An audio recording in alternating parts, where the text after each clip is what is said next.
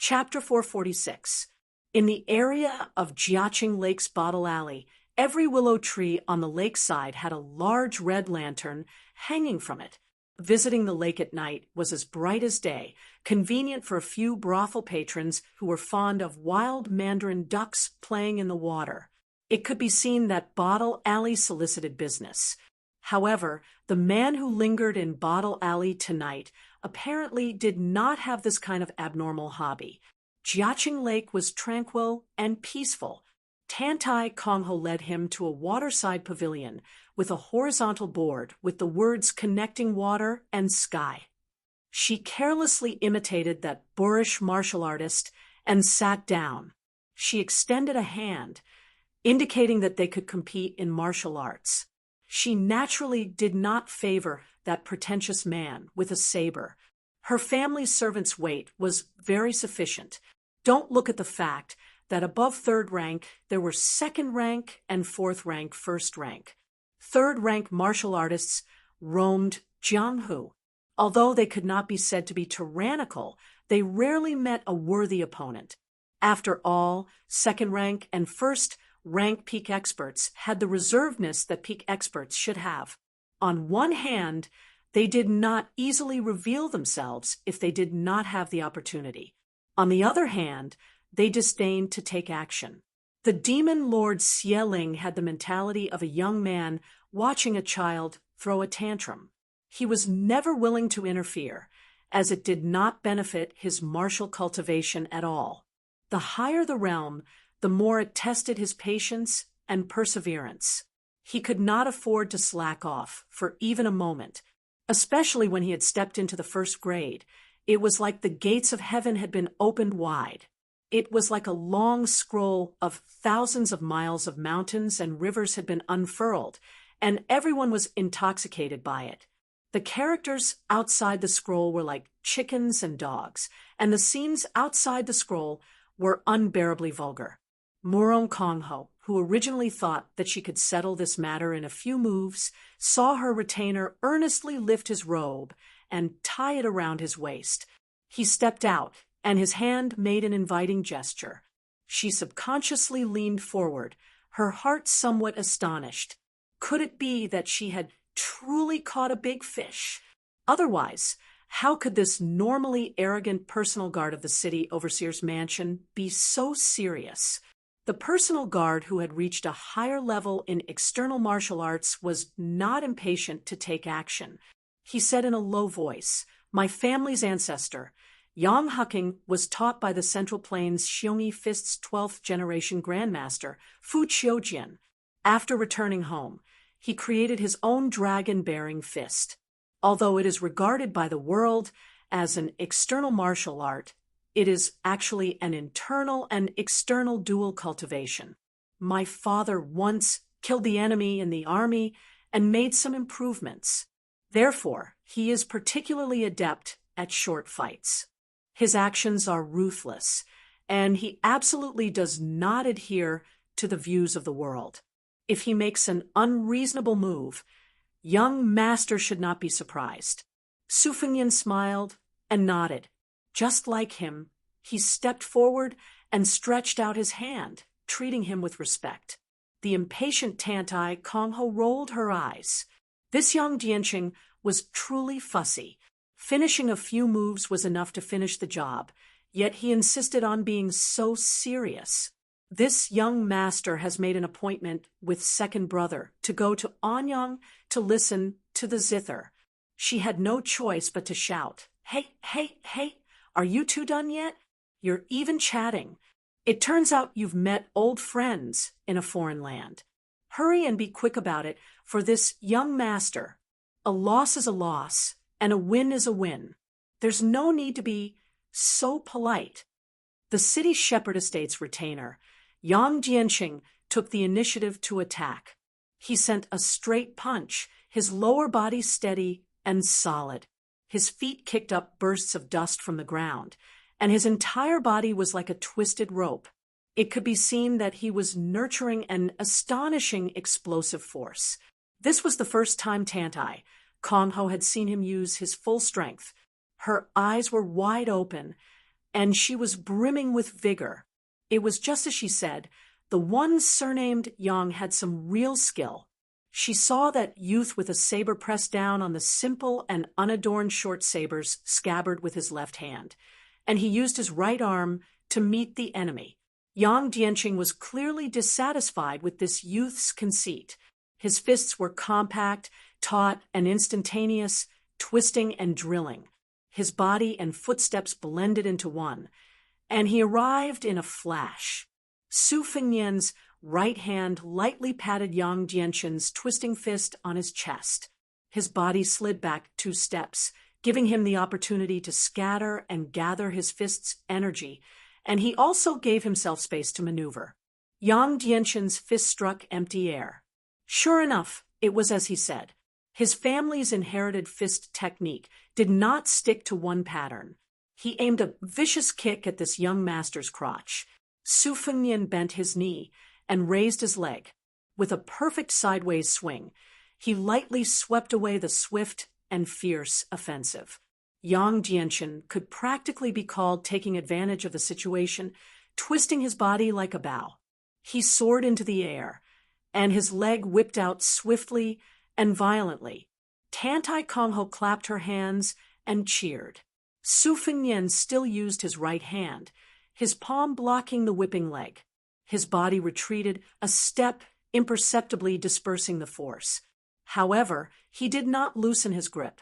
After he stuck, his body spun, and he practically carried Yang Dianqing on his shoulder. He spun in a large circle, and Yang Dianqing was flung away. Yang Dianqing floated to the ground, his feet rooted to the ground.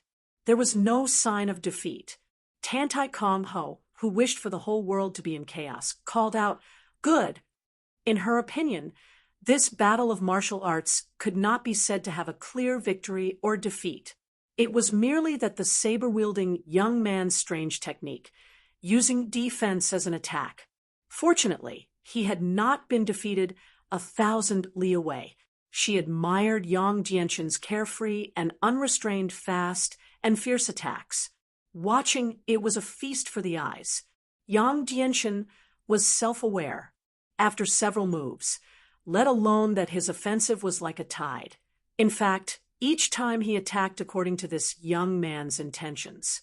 If the opponent truly wanted to be ruthless, whether or not he could last 10 moves would depend on luck.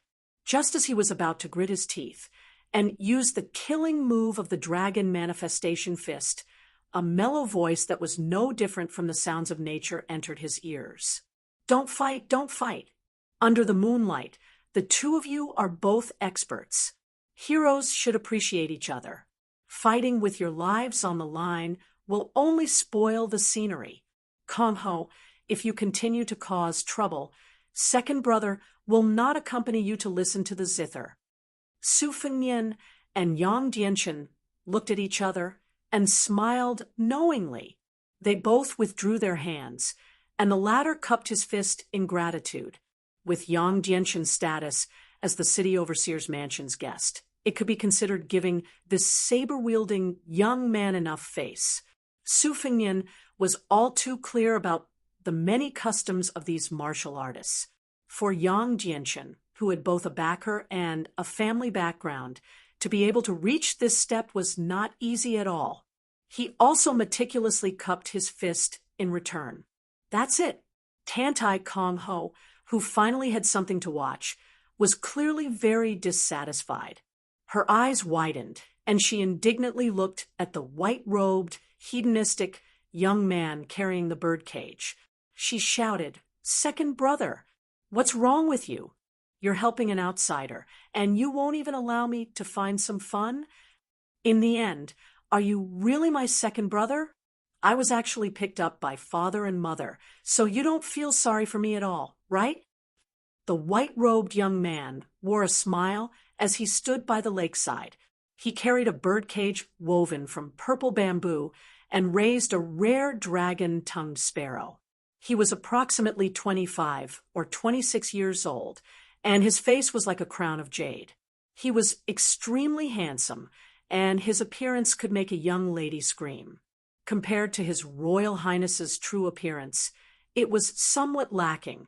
However, compared to the current Su Fengnian, who wore his face, it was much more outstanding. His younger sister's rude and unreasonable behavior truly gave him a headache. He angrily smiled and said, "My little grandaunt, please spare me. Can't you just treat me as if I was picked up?" Tantai Kongho's mouth was unforgiving, but facing this relative, her tone clearly carried a lot of affection and playfulness. There was not the slightest bit of coldness. She trotted out of the waterside pavilion and arrived in front of her second brother. She put her hands on her hips and pouted, feeling wronged. "Nonsense! You and Big Brother are twin brothers. If you were picked up, wouldn't father and mother only have me as their biological daughter?" Tantai Chong, and who was Flying Fox City's #1 debauchee, but did not have a bad reputation, had a warm smile in his eyes. He stroked his younger sister's head and said with a wry smile, "You, if these words were heard by your big brother, see if he doesn't ruthlessly sort you out. It's only because I dote on you more than that bookworm that I won't get angry with you. Come, let's see who in the family loves you the most. If you're right, second brother will give you a pleasant surprise." Tantai Kongho's eyes smiled like crescent moons. She pulled on her second brother's arm and giggled. "It's definitely second brother. There's no running away." The handsome young master laughed heartily and tapped her forehead. "I clearly know that you, this girl, don't have a conscience. When you get to that bookworm's side, you'll be a fence-sitter and change your tune." However, hearing this still makes second brother happy. "I had the servants prepare plum blossom porridge for you in the courtyard." The plum blossom stamens were all personally picked by second brother during the late spring. There were several times when I fell down from the tree, but I didn't dare tell you. Tantai Kongho hugged her second brother and excitedly said, "I knew second brother would treat me well. In the future, I won't marry, I'll be your wife." Tantai Chong and flicked his finger at his blabbermouth younger sister and pretended to be angry. Not marrying is fine, but to be second brother's wife, what a scandal! Letting his younger sister help hold the birdcage, he did not forget to warn her, whose eyes were quietly turning, that if she dared to secretly release the dragon's tongue sparrow, she would not be able to drink the plum blossom porridge. Seeing her dispirited face, Tantai Chong and smiled and looked towards Su Fengnian. After bowing with clasped hands, he sincerely apologized. Tantai Chong and apologizes to this young master on behalf of my mischievous younger sister. Her temperament is actually very good, but she's a bit mischievous. She won't grow up. Young master should not take it to heart. I heard that young master wants to see Wei Manxiu. If you don't mind, Chong, and superfluous recommendation, I'll go with young master to the embroidered ball pavilion." Su Fengnian smiled and shook his head. "Tantai young master cannot muster so many people. Tomorrow I will come to Guanghan building again. I won't trouble you." Tantai Kongho curled her lips and said, "You really don't know what's good for you." Seeing Tantai Chong and turn his head and stare, she stuck out her tongue and stretched out her finger to tease the dragon's tongue sparrow that was more vivid than a high-grade parrot. As soon as she said that the third young master's martial arts were matchless, the sparrow followed suit. Sure enough, its voice was exactly the same as a real person. The childlike Tantai Kongho could not help but laugh. Su Fengnian softly laughed and said, "Good bird." The sharp-eared Tantai Chong, and unexpectedly shyly looked towards his own crotch. His face was full of emotion, as if 1,000 cups of wine were too few to drink with a bosom friend. "Young master has a discerning eye. Let's go. If you don't mind, let's drink a few cups to our heart's content." Not allowing Su Fengnian to refuse, Tantai Chong and quickly stepped forward, pulled his arm, and walked towards Miss Anyang's small courtyard. He eagerly said, "Young master may not believe it, but Chong, and feels close to you as soon as I see you. Seeing Su Fengnian's strange expression, Tantai Chang, and laughed and said, "Rest assured, I don't have a homosexual fetish. Although it's not to the extent that I can't be happy without a woman, I can't wait to be a real man who can sleep with 10 women at night.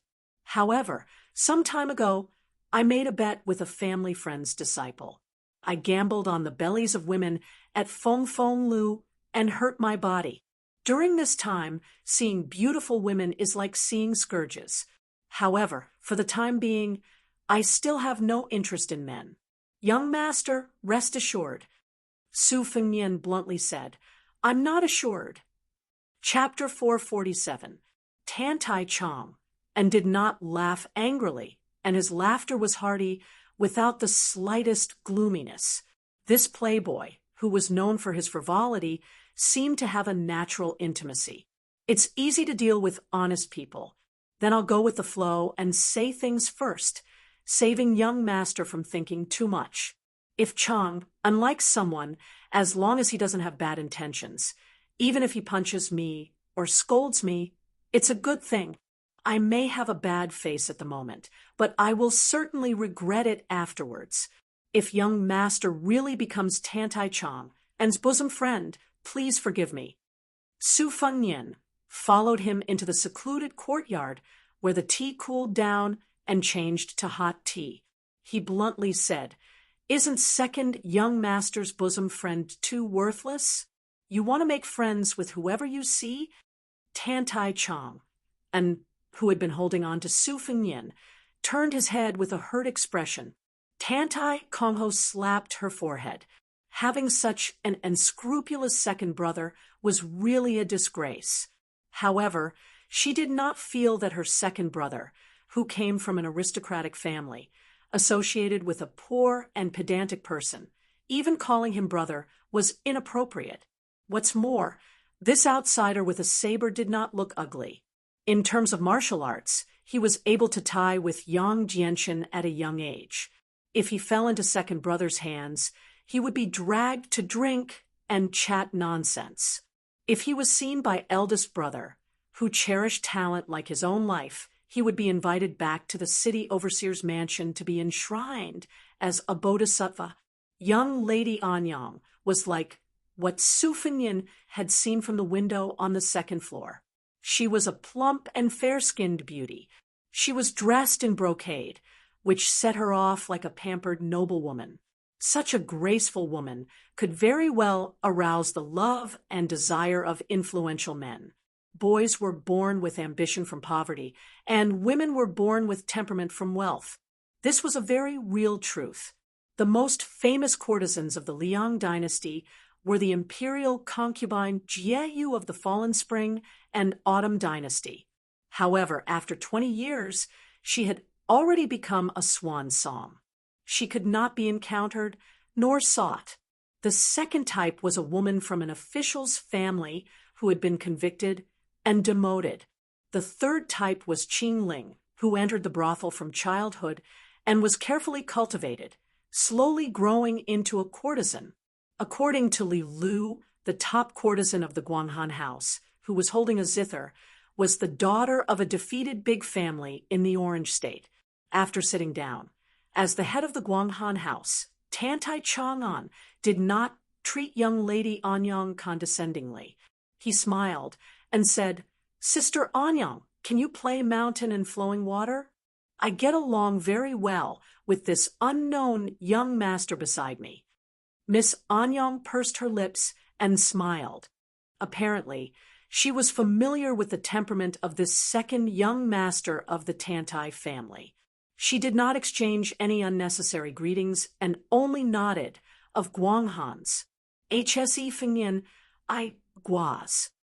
Kam Kong Ho, a Guanghan Tantai Chang'an smiled and said, "You probably know my family name. But in order to show my sincerity, I'd like to say that I'm Tantai Chang'an. I'm just a small branch of the Tantai clan of the Dragon Pass. I'm just a small branch on a towering tree. I can't scare the real dignitaries. I think my parents gave me the name Chang, and I don't expect the flying fox city to be in peace for a long time. I just want to keep myself safe for a long time. Young Master Su, do I look like a guy with great ambition? I'm just pretending to deceive those ambitious girls who won't marry unless they're officials or generals. However, my foundation is not good enough. I'm much worse than my elder brother. Hey, Sister Anyang, play your zither well. Don't bully me even though I don't know zither. I can tell that you're distracted. You're one of the girls I mentioned. Su Fengyin didn't know whether to laugh or cry. He was more sensitive to danger than the little girl Tao Manwu, who had telepathy, unless Tantai Chang'an was an expert above the Vajra realm. He was really an interesting guy who didn't have any evil intentions. However, judging from his appearance and footsteps, he was obviously an ordinary playboy who was hollowed out by wine and women. If he pretended to cover up, Su Fengyin would be in serious trouble no matter whether he entered this yard or not, whether in terms of scheming or cultivation. So, Su Fengyin decided to take things as they came. Observing qi was a necessary skill to travel in Jianghu. As for whether it was wrong, it depended on the level of both sides. A martial arts expert was like a rich man who didn't lack money. How could he be a real rich man if he wore a thumb-thick gold necklace or a string of copper coins on his body? When he was as rich as a country, he mostly hid gold in his sleeves. Once the qi movement was restrained, unless one was 2 realms higher and looked at it from top to bottom, it would be difficult to detect it accurately. For example, the jadeite between Miss Anyang's plump breasts was originally an inconspicuous type of gemstone, but because of the jadeite's unique advantages in stone gambling, it became popular. To a large extent, jadeite collectors were not interested in the jadeite itself, but the gambling process of peeling off the stone skin, which was very moving. It was the same for masters. When traveling in Jianghu, most of them restrained their qi as if they were gambling with other masters. That was why they were mysterious.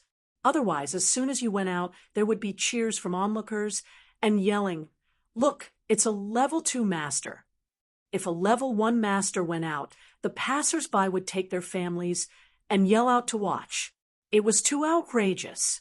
This was the essence of Jianghu's attraction. It could make you fail miserably, but it could also make you famous by stepping on others. If one reached the celestial state that resonated with heaven and earth, it was another story. Not to mention the first 3 realms of level 1. Even earth immortals of the 4th realm could be identified. However, like the saints of the 3 sects, they hid their strength and bided their time. It was difficult to judge them with common sense. This was also the reason why the old Taoist Zhao Xuansu of Longhu Mountain could successively deceive the 2 sword immortals, Li Chungang and Dong Tai. The rest of the martial artists who proved their Tao with strength couldn't escape the celestial I, Wang Xinji, who was the strongest in the world, and Tuoba, who was close behind, were said to be able to kill the other 8 people on the list once they joined forces. They didn't need any celestial phenomenon at all. Any martial artist could feel the terrifying aura emitted by these 2 gods. No matter who they faced, they could crush them. Even if they were earth immortals, they would be killed by pure strength. Tantai Chang, and really spared no effort to play wholeheartedly. Listening to the zither, he glanced at his sister, who was happily drinking the plum blossom porridge cooked by him. He took a sip of wine and squinted, saying, "You must be joking. My ambition is to be a teacher in a rural private school. I serve the disobedient boys with a feather duster, but I'm more lenient with the girls. I don't have a bad idea, but I just think about how they will look when they grow up.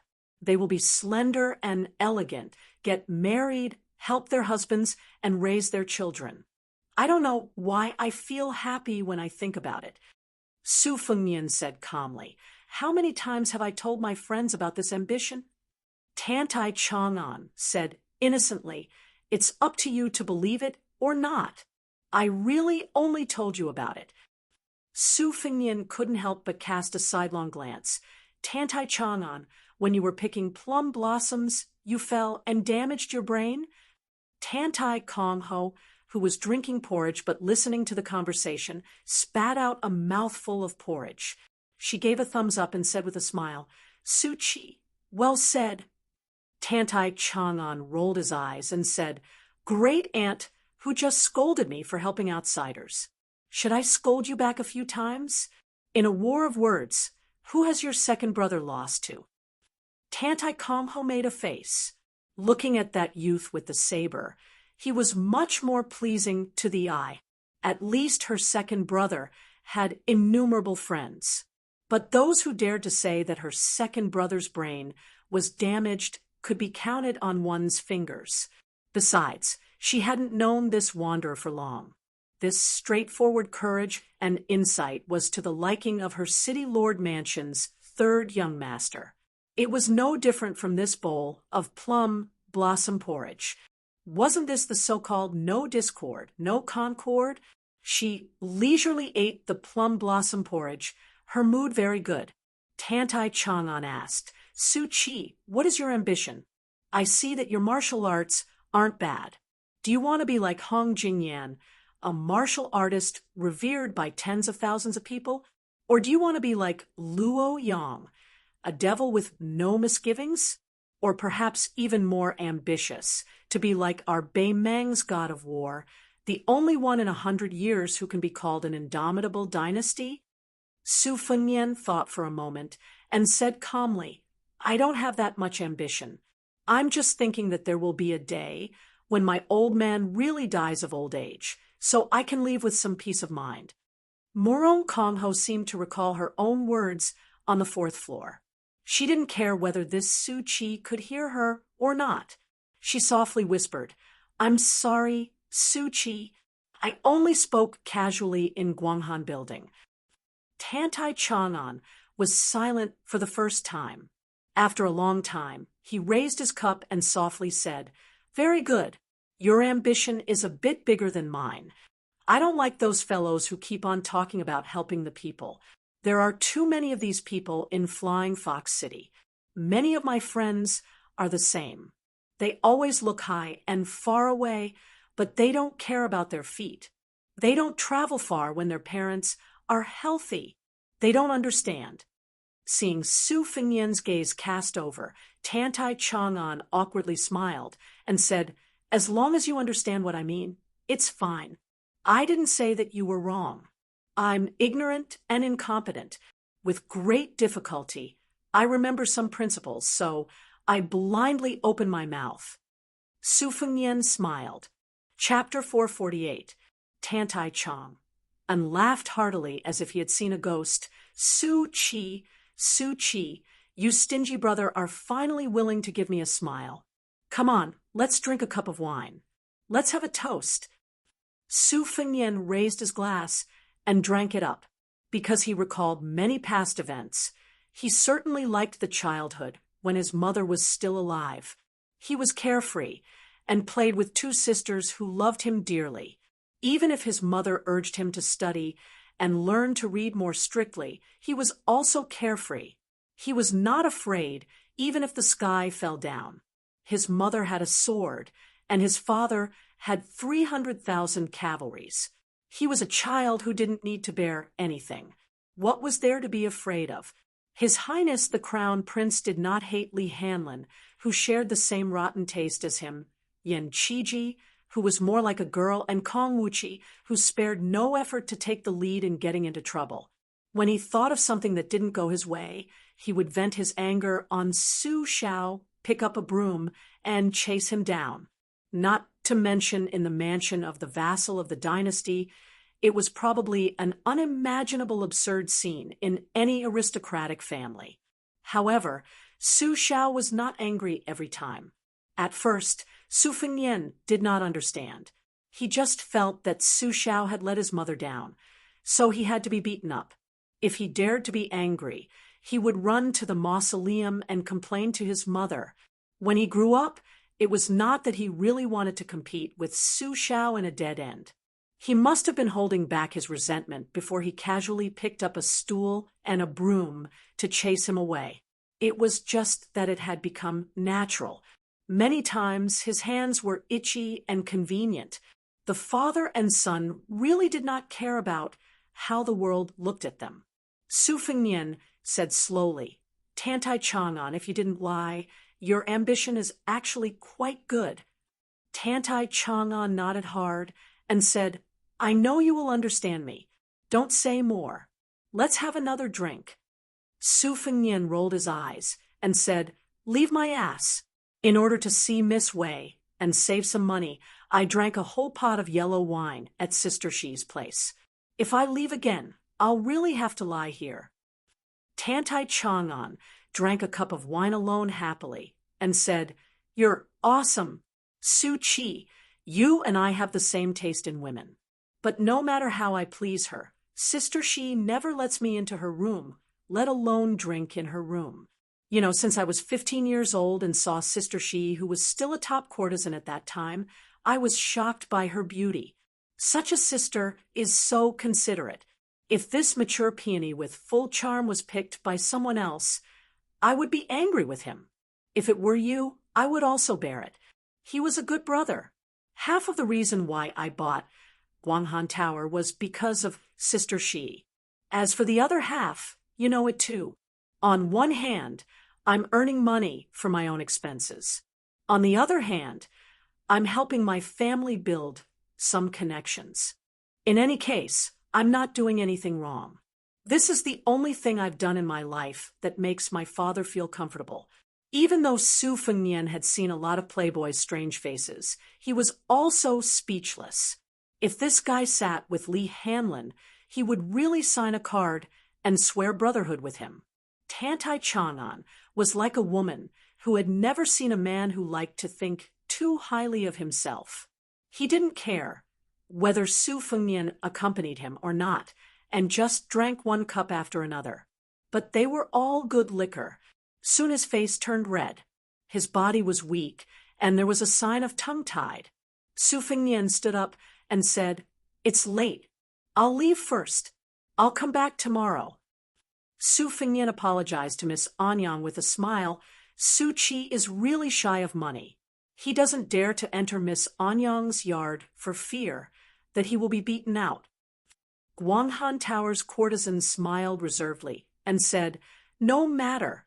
Tomorrow, you'll see Sister Xiu first. The day after tomorrow, you can come back to this yard to listen to the zither. Since you're second young master's confidant, if you still dare to accept young Master Su's money, Anyang's rice bowl won't be guaranteed." Tantai Chang'an staggered and sat back in his seat. He cupped his fist and said, "Su Chi, I won't see you out. I'm afraid you'll be suspicious, and I'll investigate your background. At that time, we won't be brothers anymore. It'll be a great injustice." Su Fengnian walked out of the yard and went to the 4th floor to pick up Tao Manwu from Shi. The small yard was so quiet that the sound of a pin dropping could be heard. Tantai Chang'an was still drinking, but he raised his cup a lot slower. Miss Anyang propped up her cheek and stared at this extremely interesting young master. She looked at him for many years and seemed to have seen through him, but she always felt that she still didn't see through him. She only felt that looking at him quietly like this, she wouldn't be tired of it for the rest of her life. Tantai Kongho wanted to sneakily drink a cup of wine, but she was patted on the back of her hand. She retracted her hand and snorted, "Stingy." Tantai Chang'an's handsome face flushed red, and he vaguely said, "Girls, why drink wine? If there's a time when second brother isn't here, you get drunk with someone and get bullied. At that time, second brother will be angered to death by you." The city overseer's estate's 3rd young master smiled sweetly. Then he put away his smile and asked in a low voice, "Second brother, you really won't investigate this Su Chi's background?" The drunken Tantai Chang'an shook his head and said, "Won't investigate." Tantai Kongho frowned and said, "Why? This guy is only 20 years old. He's only a few years older than me, yet he can fight young Jianshin to a draw. Isn't it strange?" Tantai Chang'an smiled from the bottom of his heart and said, "You see, second brother, I'm called Tantai Chang'an. I've been safe and sound for so many years. Su Chi, strange and strange. What's wrong with that?" Tantai Kongho kicked second brother and angrily said, "Preposterous." Seeing second brother ignore her, she curiously asked, "Second brother, do you really want to be a teacher? I didn't hear you say it before. You're just fooling that Su Chi, right?" Tantai Chang'an leaned on the table with one hand holding a cup. He looked at the moon and sparse stars above his head and muttered, "Half a sentence is too much when we're not on the same wavelength. 1,000 cups are too little when drinking with a bosom friend. Drunk, drunk." He unexpectedly fell asleep, just like this. When Su Fengnian saw Shi Jieji again, she really didn't have a good expression. She was definitely brooding over that slap. Su Fengnian was also happy to play dumb. He carried Tao Manwu and walked downstairs. He slowly left the bottle alley in the dead of night. When he walked out of the building, he waved his hand toward a window on the 4th floor. She dodged in panic. She was full of shame and hatefully cursed, "Rogue." She subconsciously rubbed her buttocks and bit her lips. Her charming eyes were hazy. At this moment, her seductive manner was practically unparalleled in the city. Su Fengnian walked out of the bottle alley. The little girl hugged her beloved porcelain pillow. The corners of her mouth couldn't help but curl up. Hugging the pillow was much more comfortable than carrying the heavy luggage. Su Fengnian narrowed his eyes. His heart was not as relaxed as he appeared to be. Other than the face that Shu Xiu had painstakingly made for him and the puppet of the fake crown prince in the Wudong garden, this trip to the north meant that the entire Bailiang Palace's brain was meticulously operating. They had done too many things in secret. For example, the travel permit that Su Fengnian had on him now meant that he came from a very real family in Gusezu. He was the son of a concubine from a family that was in the porcelain business. His Royal Highness had also taken root because of this. The pitiful owner was certain that he had died somewhere unknown. He might not have the opportunity to be buried in his ancestral grave and erect a tombstone in his lifetime. One step after another, not a single step could go wrong. Su Xiao made it clear that as long as His Royal Highness left Bailiang, he would not send any more men of sacrifice to protect him. Li Yishan and the other people involved had no objections. This was because they all knew that if more men of sacrifice followed him, there would be clues to be found. Bei Mang had a tight spider web that enveloped the entire imperial court. These bloodthirsty spiders were the most sensitive to the slightest movement on the spider web. Spider web was a homonym of Zhu Hua. It was created by Li Mibi, a close official of the Bei Mang Emperor. He imitated Zhao Go of the Liang dynasty, but surpassed his master. He used a pole to catch butterflies and dragonflies. It sounded poetic, but was extremely bloody. Once someone was stuck on the pole, their head would fall to the ground. Because this shady organization could act first and report later, it showed the trust that the Empress of Bei Mang had in Li Mibi. Therefore, Li Mibi had always been regarded as the 9th Shadow Edict holder. It was hard to imagine that this powerful executioner had killed several members of the Yelu royal family. Most of the descendants of the Murong family had also died at his hands. 20 years ago, he was just a depressed scholar from the Eastern Yuehan tribe. Perhaps it was true that some people were destined to live in seclusion and turn into dragons when faced with wind and rain. Li Yishan once said that the death of Li Mibi was equivalent to cutting off one eye and one arm of the Empress of Beimeng. But this old scholar, who was already 60 years old, could be regarded as the ancestor of assassination, unless he died of old age or was killed by the Empress of Beimeng. There was no possibility for him to be assassinated. Su Fengnian couldn't tell whether Tantai Chang'an was really a playboy or a fake playboy, but after weighing and calculating all the details of entering the Flying Fox City, he was sure that there was no possibility of giving himself away. So he didn't bother about it. After all, he could just kill his way out of the city. Tao Manwu suddenly whispered, "After you left, I didn't say a word, but Aunt Shi said that you were a rogue." Su Fengnian nodded and smiled. "What do you know? A woman said that you were a rogue.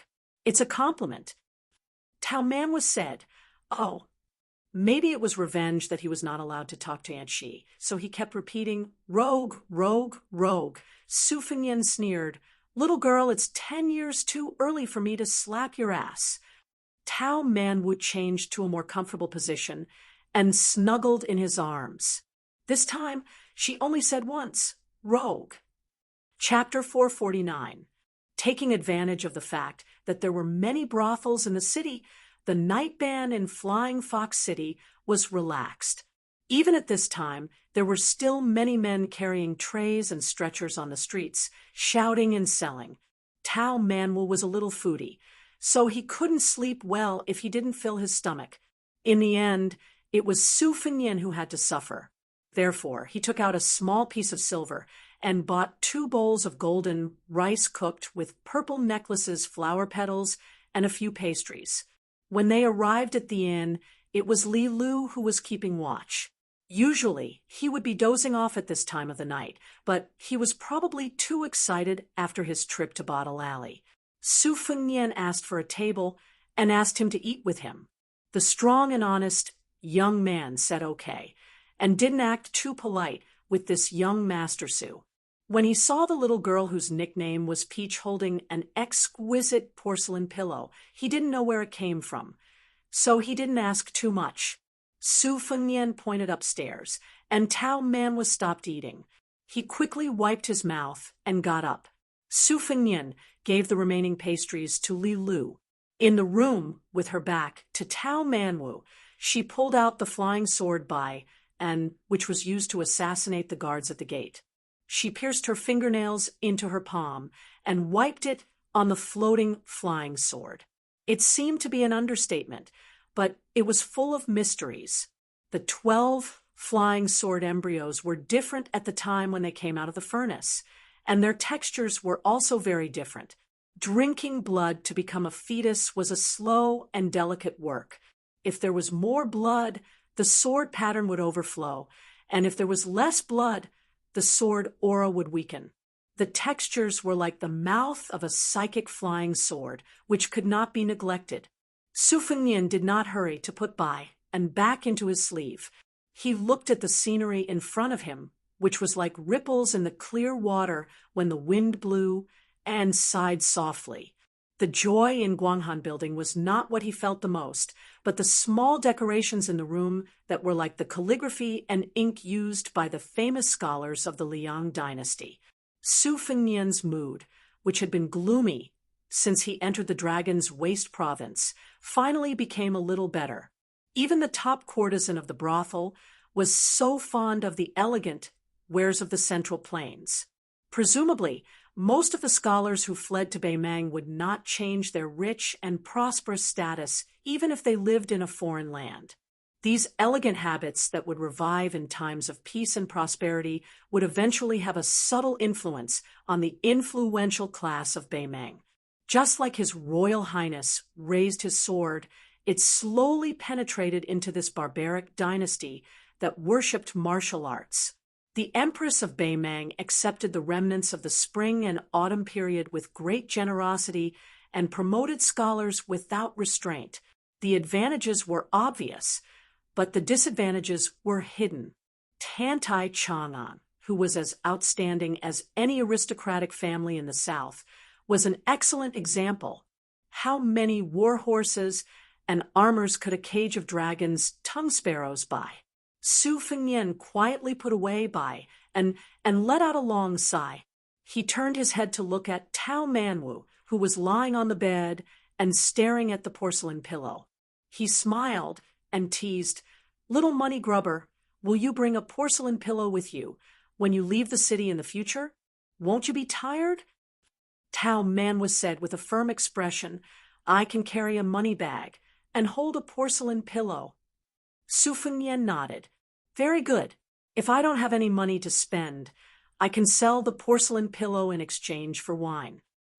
Tao Manwu was extremely nervous.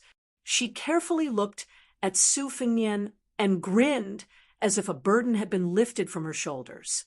Ever since she could remember, the little girl had always felt uneasy about her talent. But at this moment, she was complacent for the first time. Su Fengnian asked curiously, "You can see through people's hearts. Do you even know what they're thinking, or do you only know how to differentiate between good and bad thoughts?" Tao Manwu hesitated for a moment and kept her mouth shut. Su Fengnian said with a smile, "I heard that in Flying Fox City, there's the Chow family's peony buns, Granny Shue's meat pies, Jiaqing's bottle alley soup, May's roast goose and duck, and Duan's mutton rice. There's a lot to see. Do you want to eat while watching?" Tao Manwu snorted. Su Fengnian said with a regretful expression, "Okay, then I'll go shopping tomorrow. You can stay in the inn and hold a porcelain pillow and count the money." The little girl, who could not be swayed by force and could not be swayed by poverty, snorted twice. Su Fengnian could not help but laugh. He extinguished the oil lamp on the table and sat cross-legged on the bed against the wall. He said with a smile, "Go to sleep." The little girl rolled over and took the opportunity to kick him lightly. Su Fengnian ignored her and concentrated. In 2 hours, he still had to raise the flying sword, Huang Tong. Fortunately, the great yellow courtyard could make him half asleep. Raising the sword for 12 hours required him to work hard every 2 hours, so he would not be too tired. In fact, even if he did not have to raise the sword, Su Fengnian did not dare to sleep too deeply. After a while, the little girl, who was used to falling asleep in Su Fengnian's arms, let go of the cold porcelain pillow and slipped into his warm embrace. Soon, she was snoring lightly and fell asleep. Su Fengnian raised the 3 swords one by one. When the sky turned bright, he wrapped Tao Manwu in the quilt and went to sleep. He picked up the spring thunder saber on the bedside and walked to the window to stretch himself. He had a premonition that a storm was coming. It was neither good nor bad, so he did not have to worry about it. After killing Xie Ling to his heart's content, not to mention the benefits brought by the Enlightenment, his mentality and temperament had completely changed. Outside the window, it was drizzling. The pitter-patter of the spring rain was soft, and the gentle breeze moistened everything. Tao Manwu slowly woke up and stared at the figure in a daze. This world was naturally different from ordinary people in her eyes. In the little girl's eyes, everyone was shrouded in a layer of brilliance. Most of the people in the marketplace were gray and white. Occasionally, there would be people with varying degrees of green and purple halos. Her father was like a green mountain. Uncle Dong was surrounded by purple air. The dying people were as black as ink. When bad people were full of murderous intent, they would be scarlet and dazzling. A kind-hearted woman like Aunt Chi was warm and yellow inside and outside. Everything in the world was exceptionally splendid in Tao Manwu's eyes. The older she grew, the clearer it became. The young man in front of her was dark purple and mixed with gold. It was the first time she had seen such a scene in her life. Chapter 450. Tao Manwu didn't know that if someone noticed her, she would be regarded as the reincarnation of the living Buddha of Buddhism and the celestial being of Taoism. Unfortunately, Xieling didn't know why he didn't know. If he paid attention to her heart of colorful glass instead of his royal highness, she might be able to return to the peak of the finger mystery state.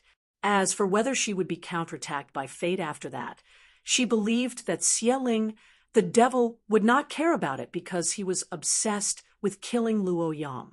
Su Fengnian didn't interrupt the little girl's examination behind him.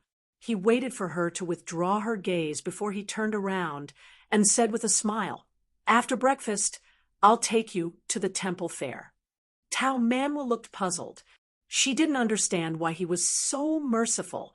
In her opinion, this bad guy who didn't show his true face was shrewd and unscrupulous. He made her suffer a lot.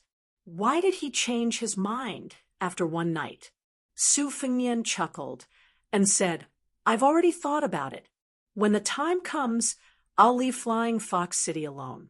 I won't take you, a burden, out of the city. Don't worry, it won't affect your food and clothes. It'll definitely be more comfortable than following me. Since we're still together, I'll pretend to be a good person for a few days so that you won't hate me. I heard that people like you can see through people's hearts. Whenever you can't forget someone, God will definitely echo. I still want to live well. It's not good to be on tenterhooks all day long." The little girl bit her lips and stared at him. She was sure that he wasn't lying and really intended to leave her in Flying Fox City. The little girl, who should have been glad to escape from danger, didn't know how to hide her feelings. She looked gloomy. Su Fengnian didn't add fuel to the fire. He led her downstairs. After eating the stomach-warming breakfast, they walked to Suguan Alley in the west of the city. Along the way, the little girl's face was cold. She didn't look good to Su Fengnian, who had a new cold and ruthless impression. However, the joys and sorrows of a child's experience were like a jug of new wine, with the taste floating above it. It was not like the taste of an adult's old wine, which had settled at the bottom of the wine jug.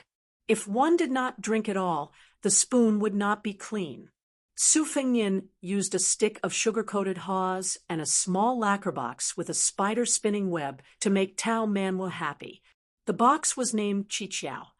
It was also an exquisite toy from the Central Plains to Beimang. He stored the small spider in the box and observed how dense the web was in the next few days. It was a small item that most women in the spring and autumn period would buy during the Qixi festival. He put a small piece of paper in the box and wrote the name of the man he liked on it. The spider silk was a red rope from the moon god, which was a good sign. If the web was dense and luxuriant, the woman would naturally be happy to see it. Su Fengnian's strides were big. After 2 trips, he was used to all kinds of performances and sales at temple fairs. He disliked the little girl who was walking slowly with her eyes wide open, so he simply let her ride on his neck. Tao Manuel was sulking with this guy, so he didn't care about his ladylike manners and rode on his neck. He put his little head on his big head and didn't even give him a stick of sugar-coated haws to eat. He wanted him to die of hunger. For a while, they watched the simple shadow puppet show, which was about the border war between Liangmang and Liangmang. It was reasonable for the generals of Beimang, including Huang Songpu, to be sculpted to have a dignified appearance. However, the king of Beiliang, Su Shao, and the little man Chen Jibao were sculpted to be ferocious and ugly, which was very pleasing to the people of Flying Fox City. Su Fengnian laughed it off and didn't wrongly accuse Su Shao. However, Chen Jibao, who was a handsome soldier in white in his prime, was sculpted to be such an unsightly and ugly character, which was unfair to the people of Flying Fox City. The puppeteer played the role of the storyteller.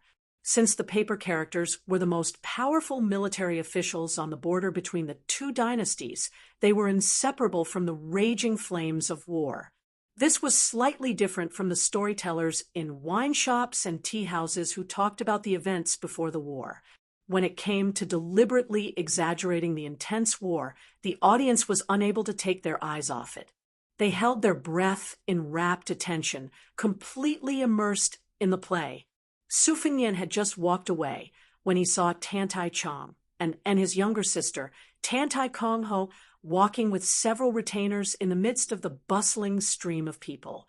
Tantai Kong Ho's hand was also carrying an ingenious spider box. However, it was a red sandalwood box. The amount of silver it consumed was far from being comparable to the wooden box in Tao Manwa's hand. The spiders in the box were even more different.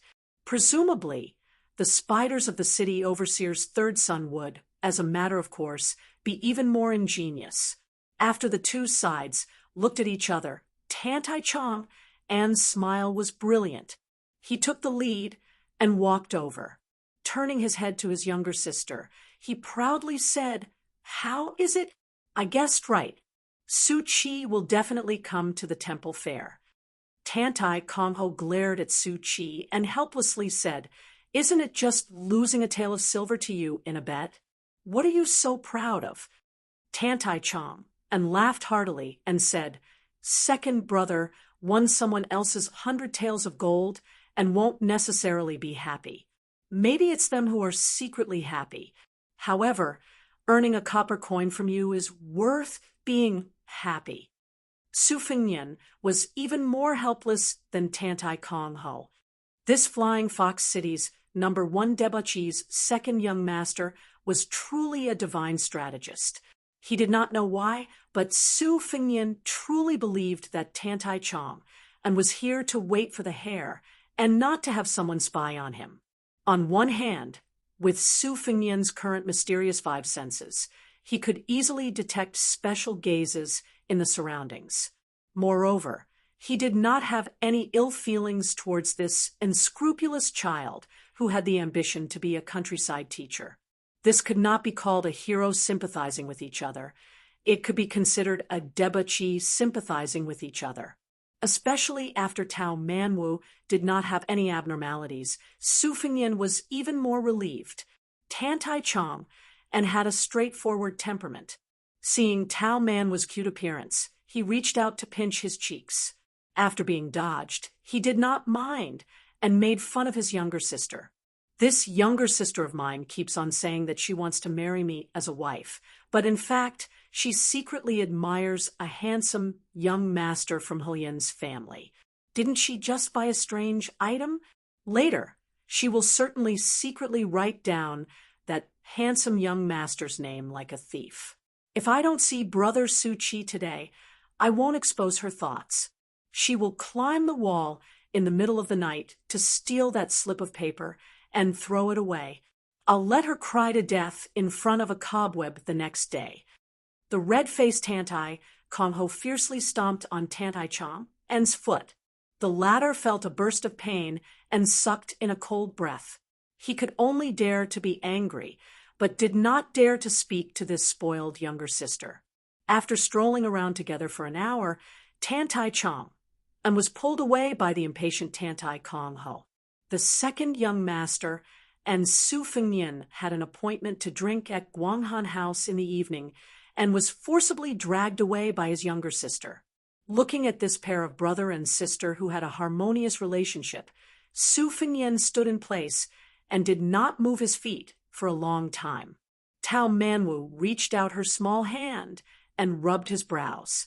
Chapter 451. Tao Manwu was riding on the neck of a certain bad guy with a clear conscience, looking into the distance and leisurely touring the temple fair. Suddenly, he noticed that the guy with the fake mask had stopped. Following his line of sight, he saw a skinny young lady standing in front of him, timidly handing out a thin brochure. Su Fengnian was stunned for a moment and took the brochure from the skinny young lady. This kind of brochure was a small trick used by storytellers to attract business. It roughly wrote a few sentences about the content of the story, whether it was about the Iron Horseman, the fireworks Fendai, or the ghost period. The fragrance of wine was afraid of the deep alley. Other than the main character staying in the wine shop or tea house, the person setting up the stage on the street would invite customers to come in and listen to the story. The level of extravagance was linked to the level of fame. Some famous storytellers could often hang a golden banner outside a downtown restaurant. This one was quite shabby, with only a piece of paper at the end of a red post. But what surprised Su Fengnian was that he recognized this young lady. She was the grandfather and granddaughter he saw in a secluded tea house in the city before leaving Beiliang. The old and blind storyteller was talking while drinking wine, and the young lady was holding a low-quality pipa.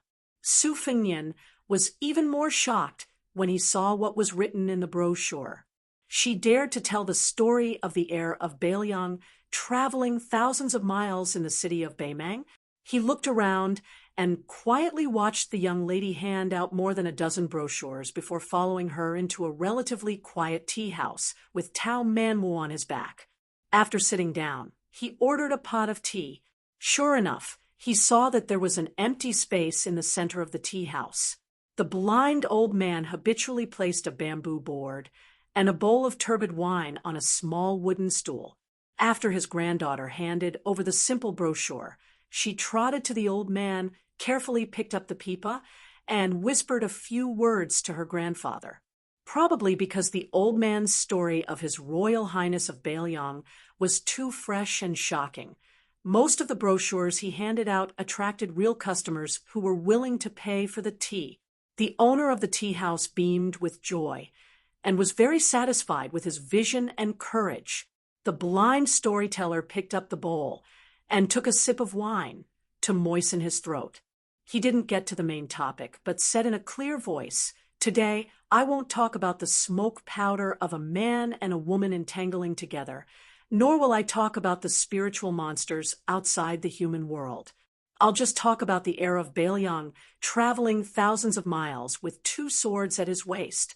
It's enough to make the officials laugh a little." When the old storyteller finished speaking, the young lady took advantage of the opportunity to play the pipa. The old man picked up the bowl and drank another mouthful of the strong wine rewarded by the owner of the tea house. He gently put it down, picked up the bamboo board, and recited according to the rules, "Intelligence and cleverness are innate. Ignorance and hedonism may not be true. Absurdity is only because the times have risen, war, and war horses laugh deeply. The long river of 9 bends is shallower than the heart. 10 heavy armored horses are like thunder. How can wine and women forget the country? Only then do you know that poetry and books mislead the world." The sound of the pipa gradually rose, but it was still like a small bridge and flowing water, not sonorous. Su Fengnian, who was sitting in the corner, smiled knowingly. He didn't look at the grandfather-granddaughter pair, but just looked out the window at the stream of traffic. He somewhat admired this old storyteller, who actually dared to speak well of His Royal Highness in Beimang. Fortunately, Beimang's culture was rough and open-minded. There was no literary prison, and very few people were convicted for speaking.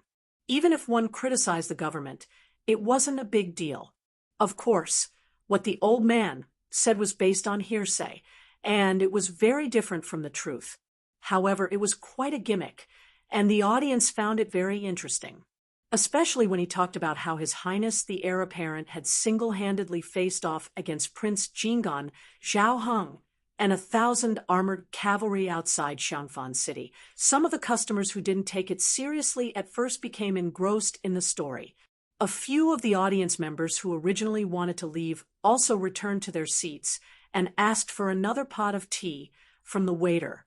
The blind old man also pretended to stop at this moment. The customers knew that he was going to collect money. There were a few tables that threw some copper coins into a large white porcelain bowl. Ding, ding, dong, dong. It was very pleasing to the ear. The elder no longer kept them in suspense and continued to speak tirelessly. When he reached the part where the Prince of Northern Liang used a spear to stab a valiant cavalry general to death, the guests immediately gasped in surprise and clicked their tongues. They first looked at each other in dismay, and then began to discuss spiritedly. Most likely, they didn't believe that this prince had such ability in a horse battle. As for the Prince of Jingan, Zhao Heng, the northern Mang people had heard about it because the storyteller had told them too much about the Li Yang dynasty's prince's struggle for the throne. They knew that this vassal king was only unlucky, unable to become the supreme ruler of the 9 and 5. Su Fengnian saw that Tao Manwu was speechless, and his eyes were wide open. He looked like he wanted to rush over, and urged the old man to quickly talk. Su Fengnian pricked his finger under the table and dripped a drop of blood to nourish the sword. After keeping the sword in his sleeve, he poured himself a cup of tea and closed his eyes to concentrate. The blind old man was very clever.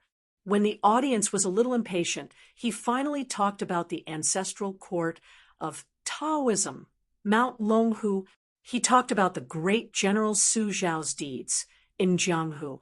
The audience was immediately intrigued again. Su Fengnian couldn't help but laugh. There weren't many people who survived the battle on the snowy plains, and those who survived would never reveal the secrets of heaven. The old man was very mysterious. When he talked about the Mount Huiyu's purple thunder formation, he only said that it was the supreme divine ability of the sword god Li Chungang. Most of the audience scoffed. Looking at the situation, wasn't this old man wearing a sheepskin coat even more powerful than our Beimang's god of war, Tuoba? Then why wasn't this old god of sword among the top 10 martial arts judges? They only heard that there was a Dong Tai holding a peach branch. The old man heard the boos and countless boos, but he wasn't anxious. At this time, the sound of the pipa became louder and louder. It was like a silver bottle breaking and splashing water, making people worry if the little girl's weak and delicate hands could hold on. In the magnificent atmosphere created by the pipa, the old man talked about the finale of the show, the arrival of the flying sword. He said that the old god of sword used the word sword to make thousands of swords from Mount Hui and Mount Longhu fly to the snowy plains and cover the sky. The audience was dumbfounded.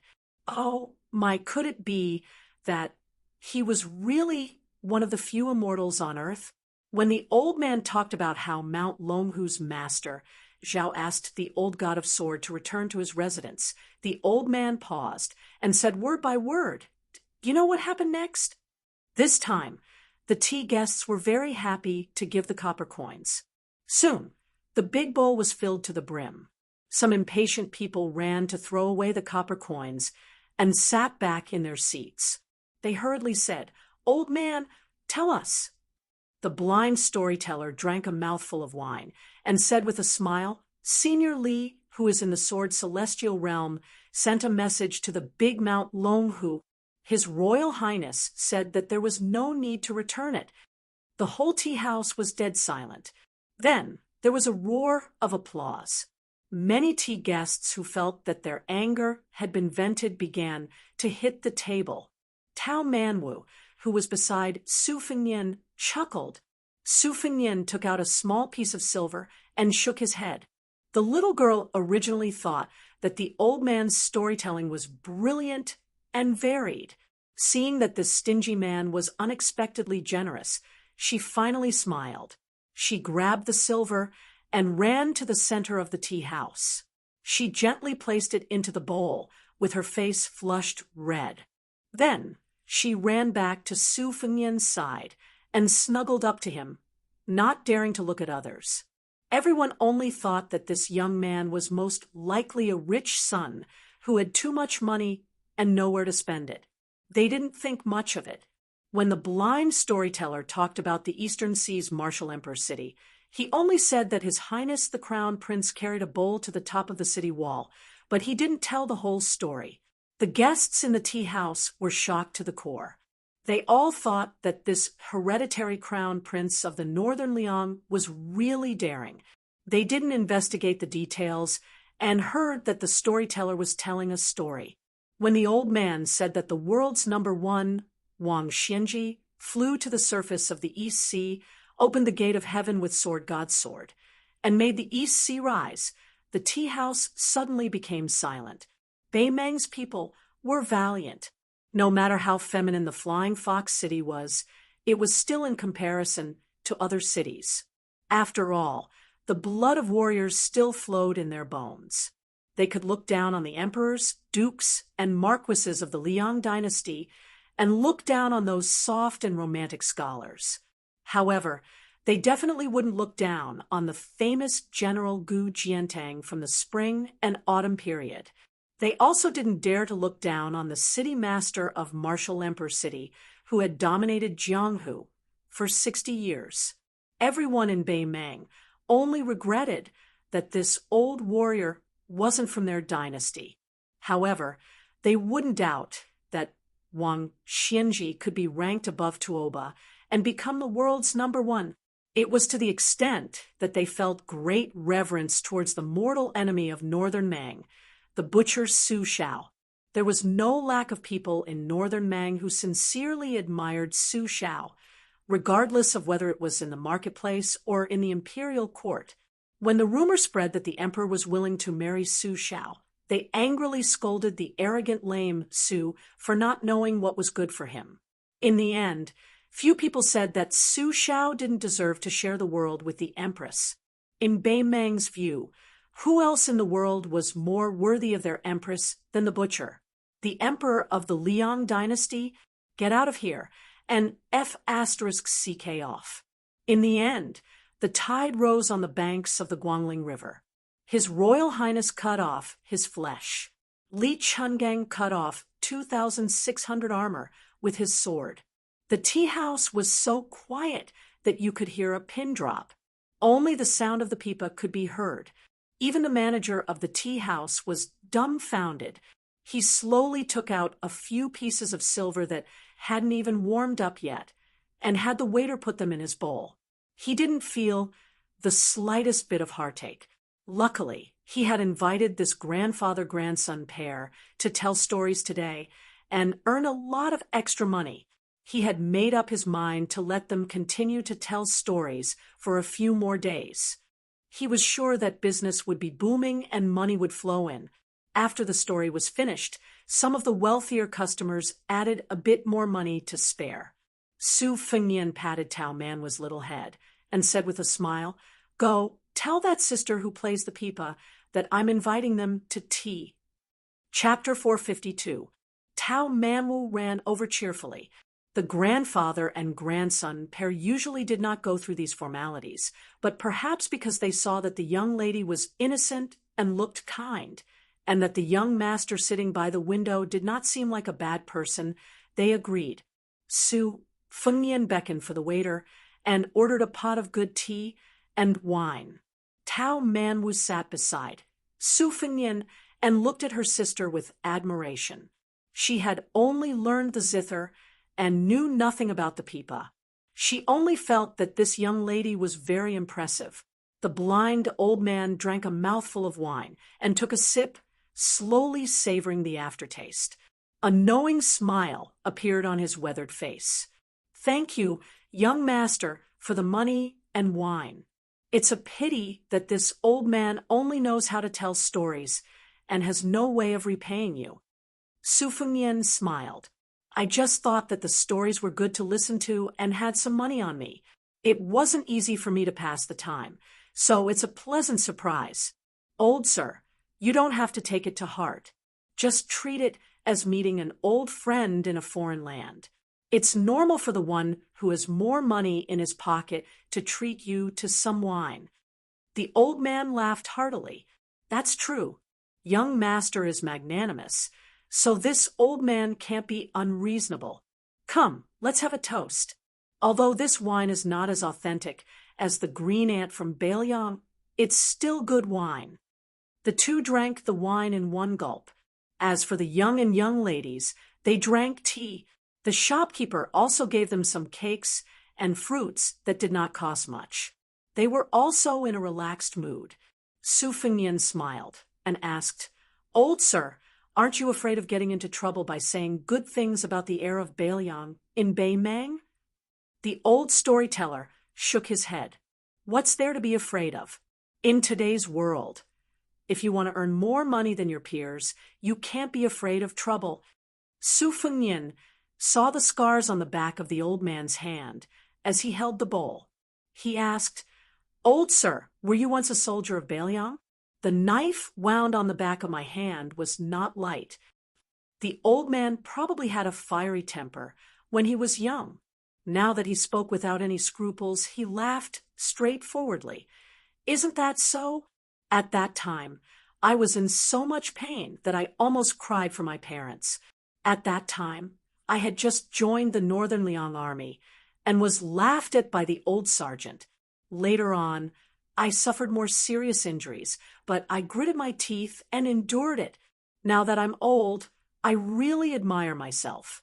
However, young master might not know about the Northern Liang army at that time.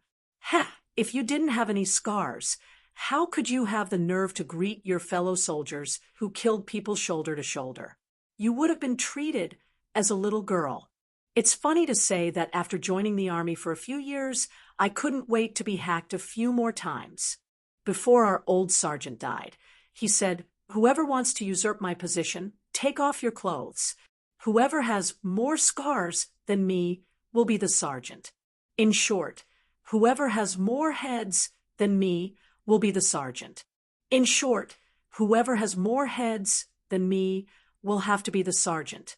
Su Fengnian muttered, "Old sir, why did you say that you were in the Bailiang army back then?"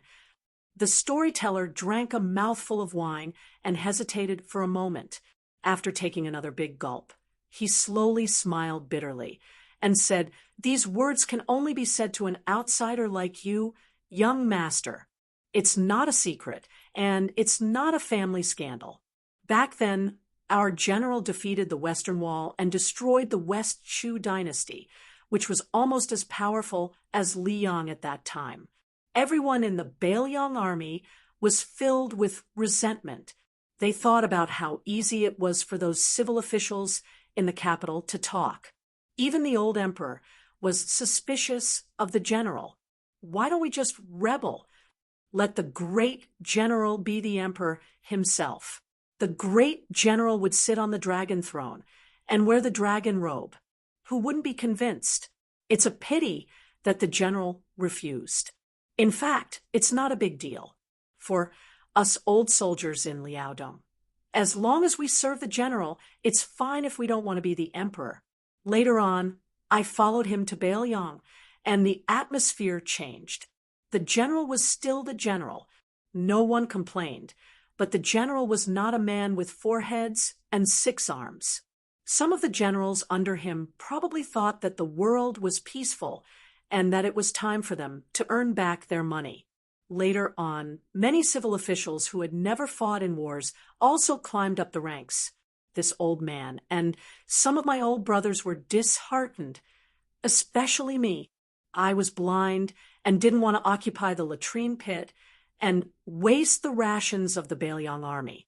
Seeing that the young master opposite him did not speak, the storyteller laughed and said, "Young master, don't think that the 300,000 cavalrymen of Bailiang are easy to deal with just because this old man nagged. Some of the officials are unreasonable, but the general is still the general. To tell you the truth, it may sound unpleasant to your ears. As long as the general is the king of Bailiang, you Baimang won't be able to take a single step south. If the general doesn't defeat the Baimang royal court, you should pray to Buddha."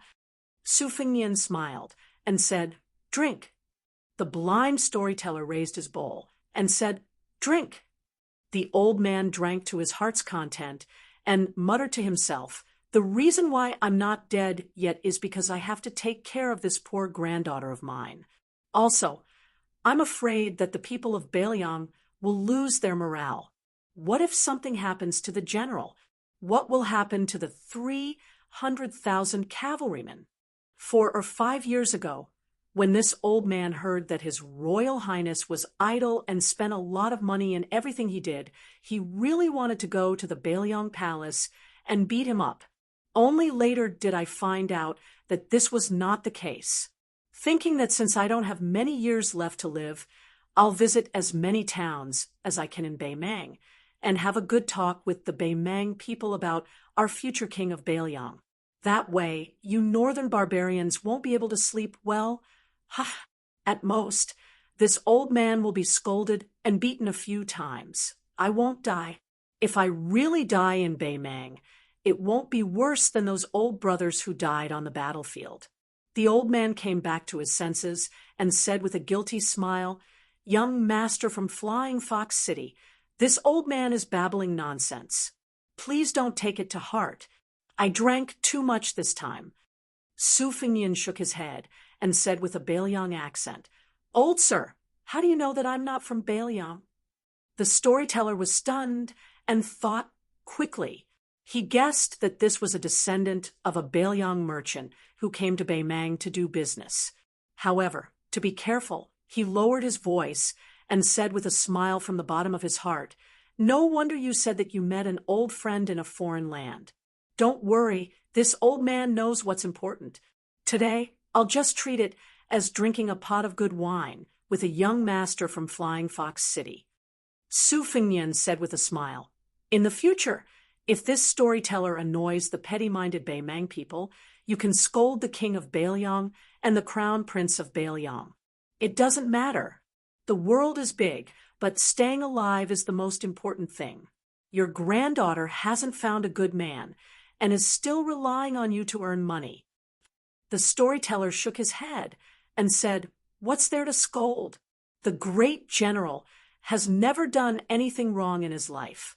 If I scold the great general, I'll be rolled to death by the old Descartes in the underworld. His Royal Highness can't bear to scold him. He was blind in the past and scolded him so much.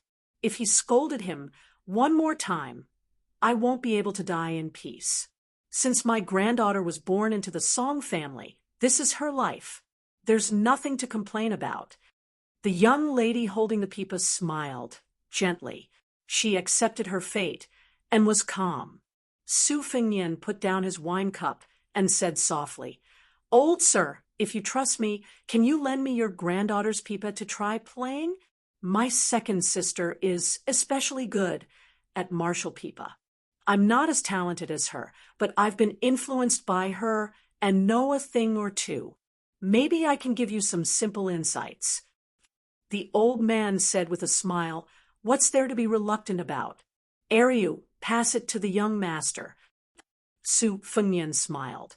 "Miss, please pass me the zither wiping cloth as well." The young lady blushed and stood up. She carefully handed over her beloved pipa. After Su Fengnian carefully wiped the pipa, he sat upright and thought for a while. Then the 4 fingers of his right hand were lined up. From the zither string to the winding string, he quickly flicked it to the right. Then he withdrew 3 fingers and only used his right index finger to wind the string. The 3 strings of the old zither were played one after another, 1 stroke and 1 hook. The eyes of the young lady, who had played the pipa for many years, lit up. This pipa was only the lowest grade of whitewood pipa, compared to those high-grade pipas made of red sandalwood, rosewood, and rosewood. It was far from being strong enough to reach 2 or 3 li away. Su Fengnian gently demonstrated the strokes, one by one. Then he raised his head and smiled at the young lady standing next to him. For a whitewood pipa, the sound quality is considered good. If money allows, you can add a little glue. Old Sir said that the content of the book is especially critical of the pipa's brittleness. Also, the first string is not far from breaking. But in my opinion, since you're playing the pipa for the audience to enjoy, breaking the strings is also a beautiful thing that everyone will be happy to see. There's no need to rush to change the first string. I'll tell you more about the Chow family's pipa techniques. You can remember as much as you can. One spoke, the other listened. The blind old man sipped his wine slowly and leisurely. After Su Fengnian finished teaching the Chow family's techniques, which were recognized as almost extinct, he stood up and bid farewell. Holding Tao Manwa's small hand, he left the tea house. The young lady took back the pipa and muttered, "Grandfather, who is this young master?" The old man drank the last mouthful of wine. His face was rosy, and he smiled. "He's probably a good person I met by chance." The old storyteller might not know in his life that he had once spoken face-to-face with the king of Baelyang about Baelyang. Chapter 453. Tao Manwa's small head rested on top of Su Fengnian's large head as they returned to the inn together. It was better to be happy together than to be happy alone. The little lass was prepared to show the young lady the ingenious spider box in her hands, but she didn't expect that when she arrived at the entrance, she would see a ruckus outside. There were many green-skinned scoundrels cursing outside, their mouths full of vulgar words. Shopkeeper's son was standing on the stairs, bowing and smiling apologetically to a burly man. The burly man secretly handed over a pouch of silver to the shopkeeper. His originally cold smile suddenly changed as he threw the pouch of silver onto the ground and punched the old man in the chest. Shopkeeper's son's wife and 2 daughters were hiding in the inn's entrance, crying endlessly. When they saw the pillar of their family being knocked to the ground, they were stunned and didn't dare to support him, fearing that they would provoke these vicious villains. Su Fengnian asked the bystanders around him, and only then did he know the general situation. Shopkeeper's son's wife and eldest daughter were sightseeing in the city's western district when they encountered a scoundrel who wanted to take advantage of women. His eldest daughter's skin was thin and her temper was fierce, so when her bottom was touched, she immediately slapped him. The green-skinned scoundrel was thin and weak, so he didn't expect the young lady to be so fierce. After being slapped to the ground, he lost face. Seeing that she was an unfamiliar face, he didn't dare to act on the spot. He called a few of his idle neighbors and followed her to the Eastern District restaurant. After arguing with the local hoodlums, they found out that Shopkeeper's son didn't have any backing.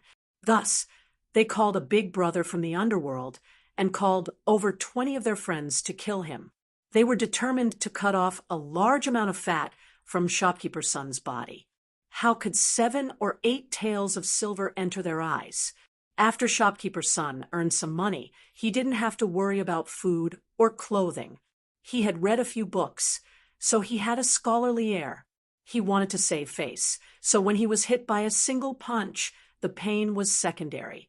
In the eyes of his neighbors, he felt even more embarrassed.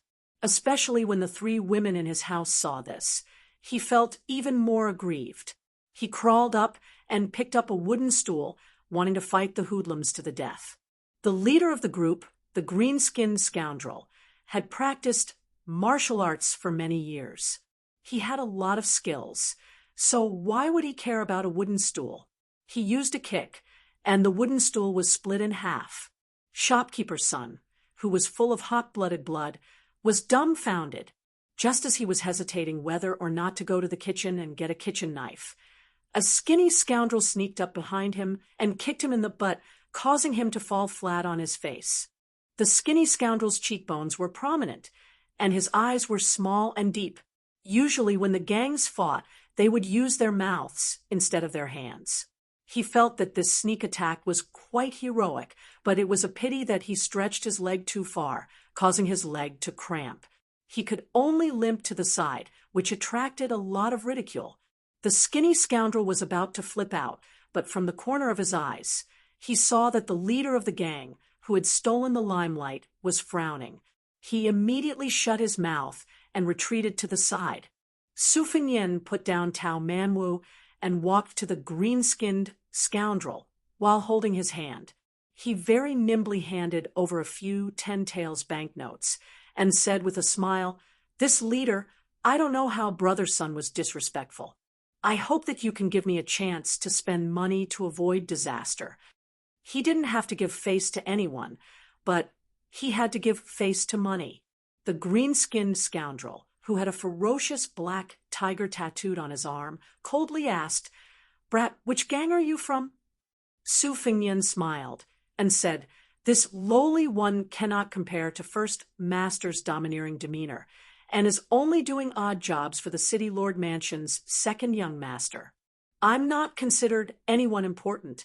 Second young master took a fancy to this restaurant's five-sprout soup, and as a result, I developed a friendship with manager Sunday.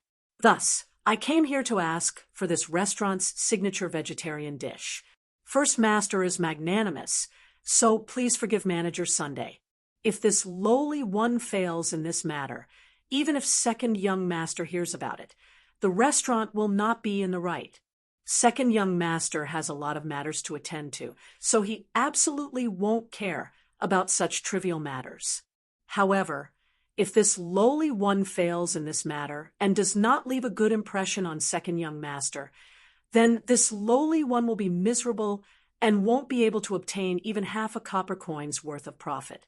Therefore, these 30 to 40 taels of silver can be considered as a token of my respect to First Master. First Master is benevolent and does not cut off this lowly one's path to wealth. What do you think?" The leader's face was gloomy and uncertain. In the end, he smiled and put the banknotes into his pocket. He patted Su Fengnian's shoulder and said, "Since little brother has admitted his mistake, this matter isn't a big deal.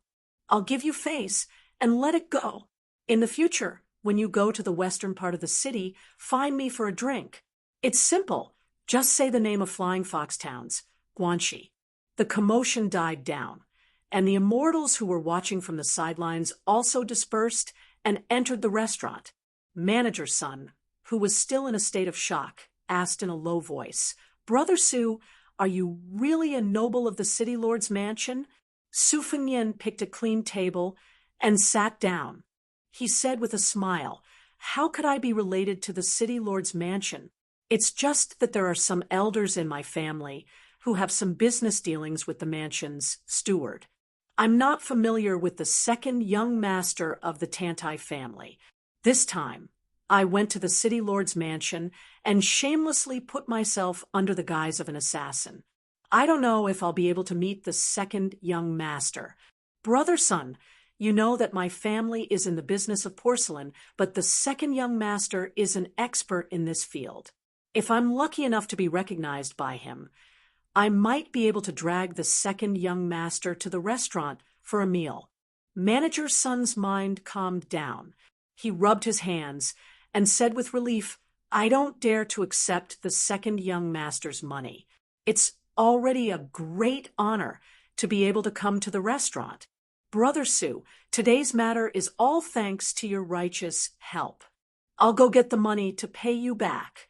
Also, no matter how long you stay in the inn, as long as it costs money, I'll take care of it. If you don't agree, I'll be angry with you." Su Fengnian hesitated for a moment, then said with a smile, "Brother son, don't haggle over the 30 or 40 taels of silver with me. I'm the descendant of a merchant who went to Guanghan House. If you're stubborn, you won't recognize me as your brother. In the future, as long as I go to Flying Fox City, I'll definitely come to your place to eat and drink. I won't be careless about this. I'm not joking with you, so don't feel bad." The anger in Manager's son's chest was swept away, and he laughed heartily. After sitting down, he waved to his wife and daughter, who were standing in the distance, and said, "Come, say hello to Brother Su." Chapter 454. Even the little girl who despised Su Fengnian for being too old, along with her mother and elder sister, respectfully bowed to him. The three girls were like raindrops on a pear blossom. Having survived a calamity, they were grateful to Su Fengnian.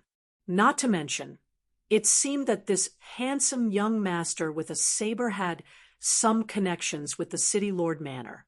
This made them feel that Manager's son had such a young master who called him brother, and that they shared his glory with him. The eldest daughter was originally embarrassed that her father had been beaten to the ground in 2 or 3 moves. She wished she could dig a hole and hide in it, but now she only felt that her father was brave and had the ability to recognize people. She didn't have the slightest bit of complaint.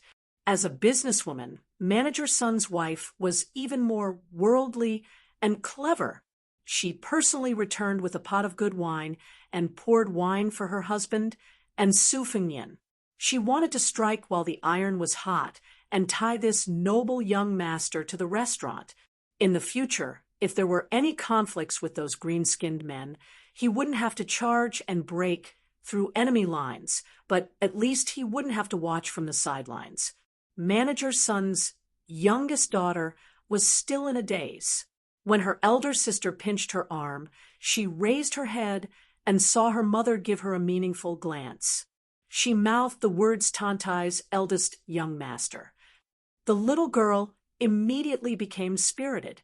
She didn't care about anything else and anxiously asked, "Brother Su, if you go to the City Lord Manor, will you be able to see Tantai's eldest young master?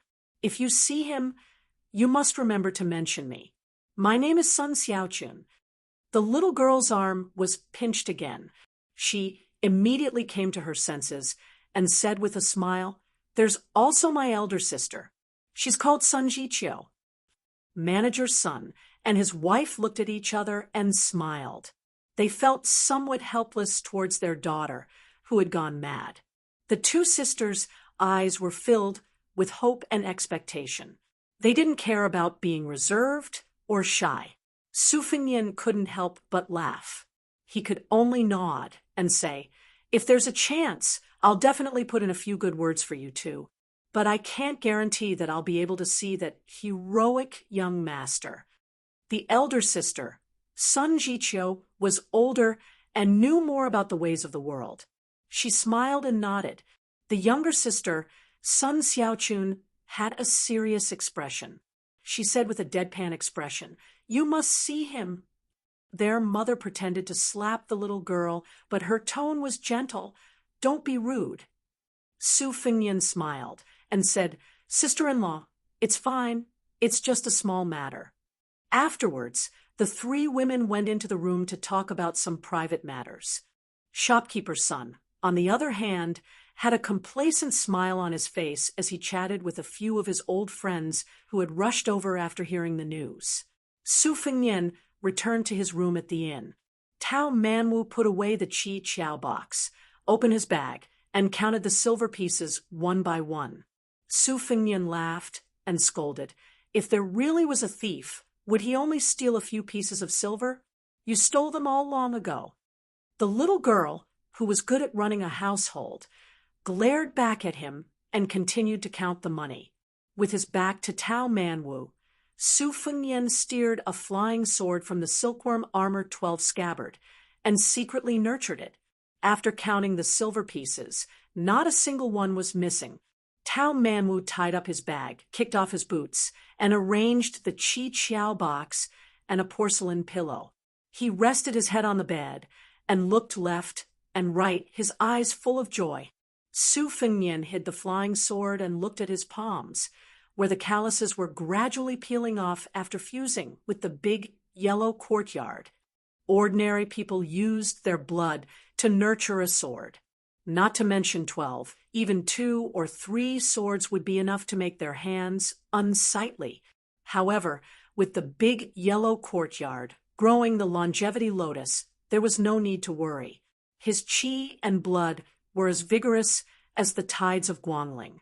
Su Fengnian sat on the edge of the bed, his body leaning back, and his eyes closed in concentration. Tao Manwu was in a dilemma, but in the end, he generously stuffed the porcelain pillow under the back of his head, holding the Qi Qiao box with a small spider web inside. He sat up and looked at the guy beside him, wanting to say something but hesitating. Su Fengnian, with his eyes closed, calmly asked, "Do you want to know why I could have taught those scoundrels a lesson, but instead humbly gave them money and settled the matter peacefully?" The little girl nodded and pouted, feeling a little wronged and resentful. She felt that this guy lacked even the slightest bit of chivalry. Su Fengnian's lips curled up, and he softly said, "I'm a scoundrel, but I'm a rootless duckweed, floating wherever I go. Shopkeeper's son's family of 4. are ordinary people who have taken root here and can't leave for the rest of their lives. The green-skinned goods of Flying Fox City are clever and cunning. To put it nicely, they judge the situation and size up the situation. To put it bluntly, they bully the weak and fear the strong. Unless I kill them once, they won't let shopkeeper's son off easily. But I have a private matter to attend to, and I also have a burden, like you, who can only help me carry the money. I can't possibly fight over such a small matter. In the end, each family's misfortune and fortune will be their own.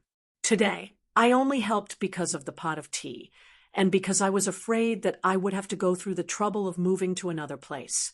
Otherwise, with my fickle personality, I wouldn't have bothered to pretend to be a good person. This is called each family sweeps the snow in front of their own door, ignoring the frost on the roof of others' roof. If you want to find a hero who can help those in distress to travel the Jianghu with you, then I'm sorry, little girl. I'm sure I'll disappoint you. Tao Manwu weakly snorted. When she saw him teaching the Pipa playing elder sister at the tea house, she felt that he wasn't so bad. Now she felt that he wasn't that good after all. Su Fengnian held the little girl's arm and quietly unblocked her acupuncture points. He sarcastically said, "Good people have good karma." That's just a saying that people are afraid of disaster. In fact, not many people are willing to be good people. Generally speaking, good people don't have good karma. It's just that no one has the opportunity to let you know. Tao Manwu only felt that her arm was hot. It wasn't comfortable or uncomfortable, so she endured it. Su Fengnian calmly said, "Change your arm." She turned around and stretched out her arm. After Su Fengnian succeeded, he teased, "They all say that men and women shouldn't touch each other. You don't have any shame." Tao Manwu ignored this and sighed like an old man.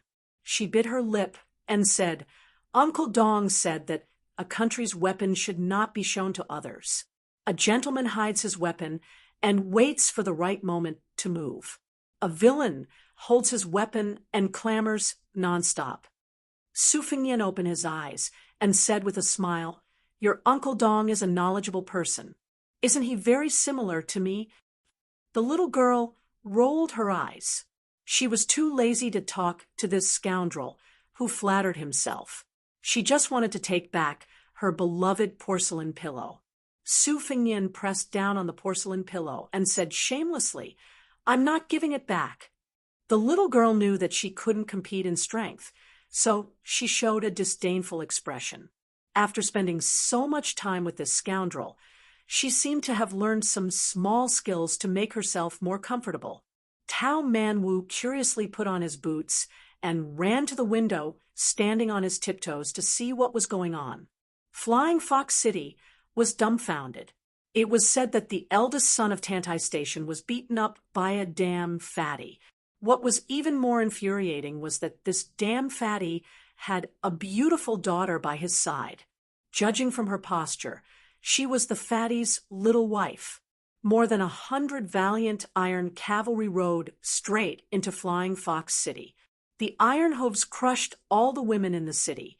Later, the well-informed high-ranking officials and dignitaries in Flying Fox City turned from anger to fear. The damn fatty who broke into the city without following the law was not only a real military general, but also a leading figure in the military circle of the southern officials in Beimeng. He was the most exceptional second-grade general in Beimeng in the past 30 years. He was only one step away from the 3 third-grade generals in the south. Not to mention the governor. No one in Dragon Waste province, where the border army was weak, would dare to offend this damn fatty except for those who held the provincial edict. Afterwards, shocking news entered their ears one after another, making them even more frightened to the point of pissing their pants. The woman in colorful clothes at the damn fatty's side was the daughter of one of the Northern Mang's 5 great sects weapon-carrying mountain master, as well as the damn fatty's second wife. Meanwhile, this damned fatty's first wife had an even more extraordinary background. No wonder she could suppress the weapon-carrying mountain's precious young miss. The eldest son of Tantai Station only blocked the city gate with his men, but the soldiers and horses were scattered. The eldest son himself was forced off his horse by the fairy, who came down from Bing Tea Mountain. For a time, the city was in turmoil. There was only a tea house far away from the quarrels.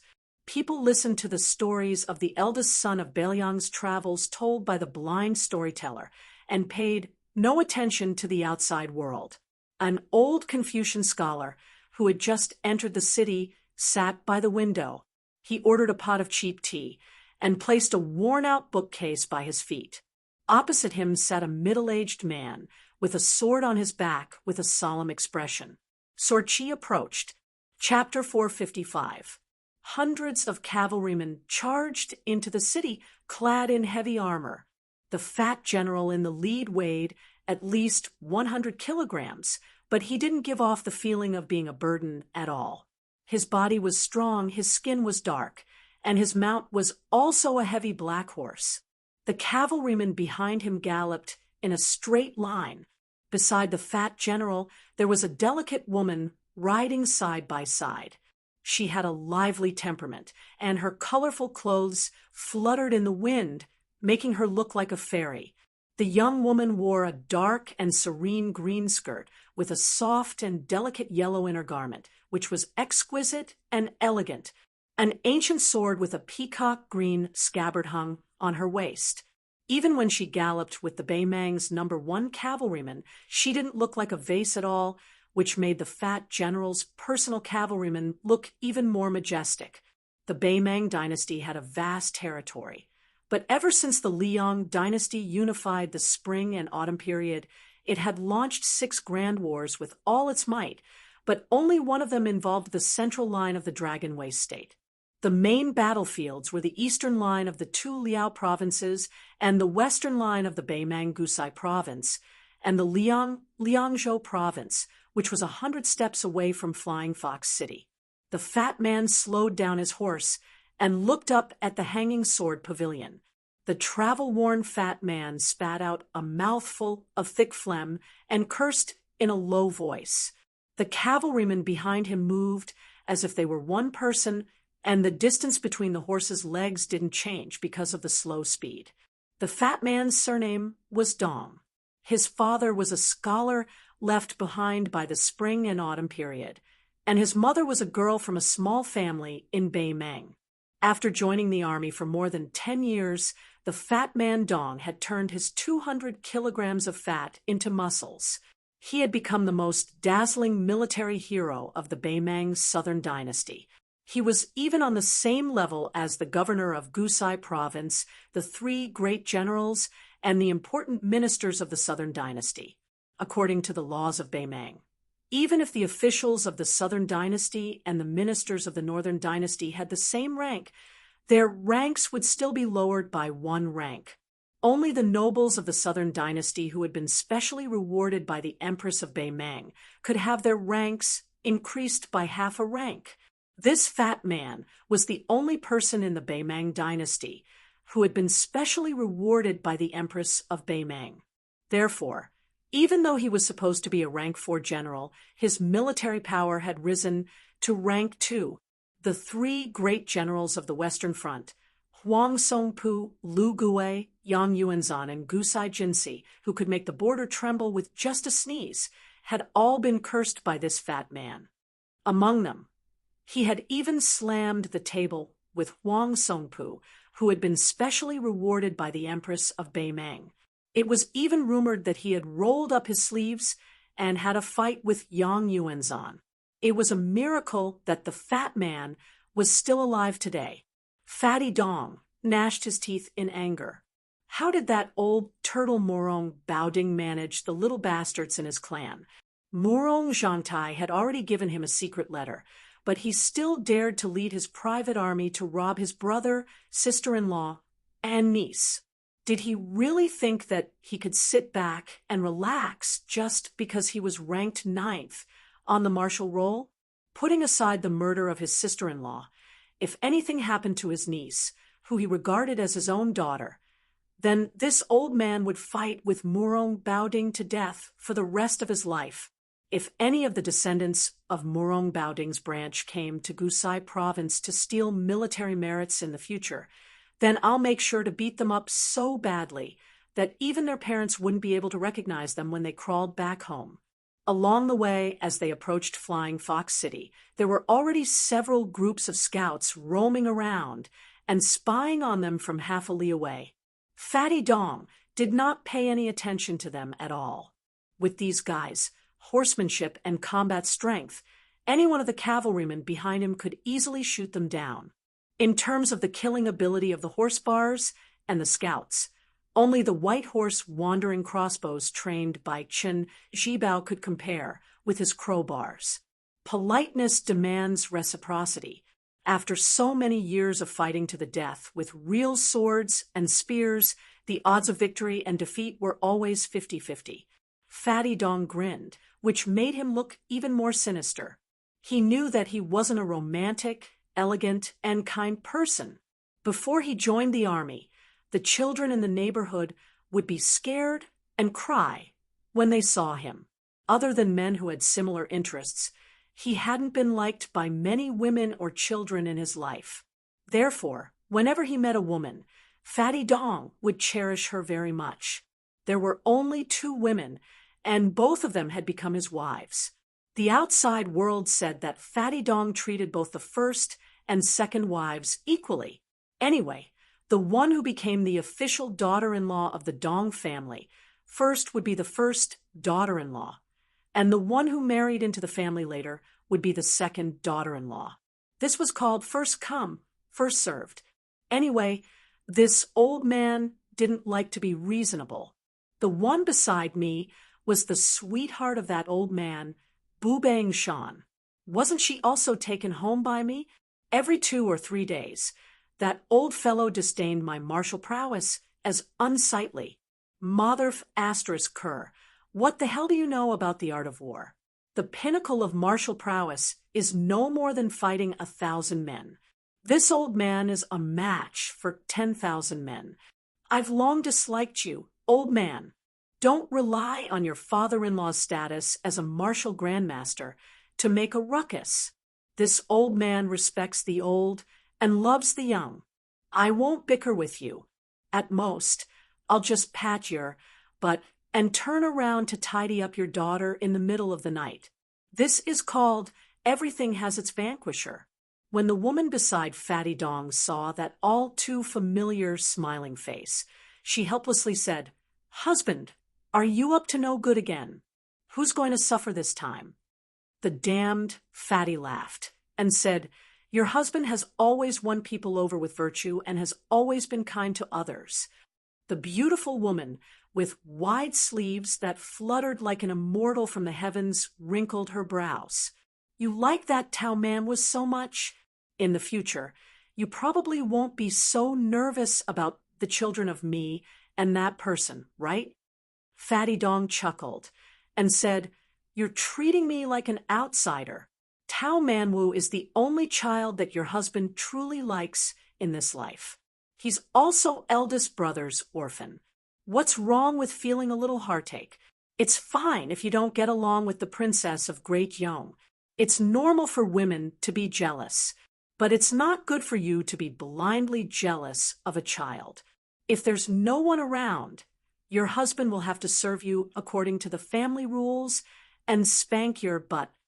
The woman whose father was the mountain chieftain of Mount Banbing originally wanted to snort coldly to express her slight dissatisfaction.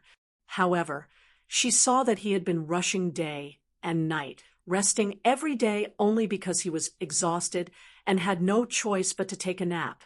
Wiping his face with a wet cloth could wipe away several layers of dust, and his lips had long since become chapped and dripping with blood. In order to find that young niece of his who had gone missing from the Duckhead Green Inn, he had mobilized almost all of his connections and resources to rely on the bits and pieces of information that he had found, desperately chasing after clues. This was the first time she had seen him muster such an unscrupulous force other than fighting wars and abducting wives. Seeing his thin and sunken cheeks, Her heart softened, and she couldn't bear to use words to oppose him. She changed the topic, seeing the soldiers and armor outside the city gates. She narrowed her eyes and softly asked, "Isn't Tantai Zhongping your good brother in private? Why did he obstruct you?" Chapter 456. Fatty Dong yawned. He was very familiar with digging holes for the border generals and not burying them. Maybe it would take a few years for them to realize what had happened. If they wanted to scold this sinister and cunning Fatty again, they would not have the heart to do so. However, Fatty Dong had always been honest with his wife. He explained, "If Chongping was an official in the Southern Dynasty, it would be a good thing to be close to me. But if he went to the imperial tent and flirted with me again, His Majesty the Emperor wouldn't mind, but the Yelu and Morong families would gossip. It would not be a good thing after all. I might as well use a trick that could not fool the old fox, but could fool many idiots. At least everyone's face would be okay. At the same time, I would let the North know that there was a young man in Flying Fox City who dared to compete with Fatty Dong. The position of Prince Chuan would be set in stone. You've been spoiled by your father. You don't like to use your brain and are much more stupid than her. Wife, don't glare at me. I know that your eyes are beautiful. Back then, I was mesmerized by your gaze and lost my soul. Besides, it's good to be stupid. Everyone is as smart as her. As her husband, I am tired. It's better to be stupid. Let me give you an example. Let me say this first. It's just a big example. My husband and his brothers went to a brothel to drink wine. When he returned home, she smelled the wine and wanted him to kneel on a washboard. You, on the other hand, were happy with the rouge your husband bought. Tell me, which one do you think I liked more?"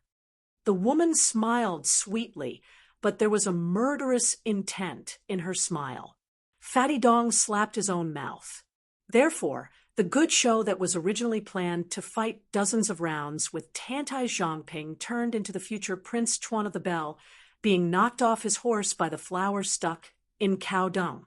When Fatty Dong entered the city, he sighed and said, "I'm sorry, Brother Chongping. It's all your sister-in-law's fault for being in a bad mood." The woman's expression did not change at all. She asked softly, "Husband, how do we find your niece next?" Fatty Dong went out of the city gate. He used his hand to block the sunlight and said calmly, "Seal the city, then scour the city. When you find me, you will leave the city." The woman said worriedly, "Husband, aren't you afraid of attracting criticism?" Fatty Dong curled his lips and sneered, "If anyone is not convinced, then come and argue with me. I will slowly reason with them.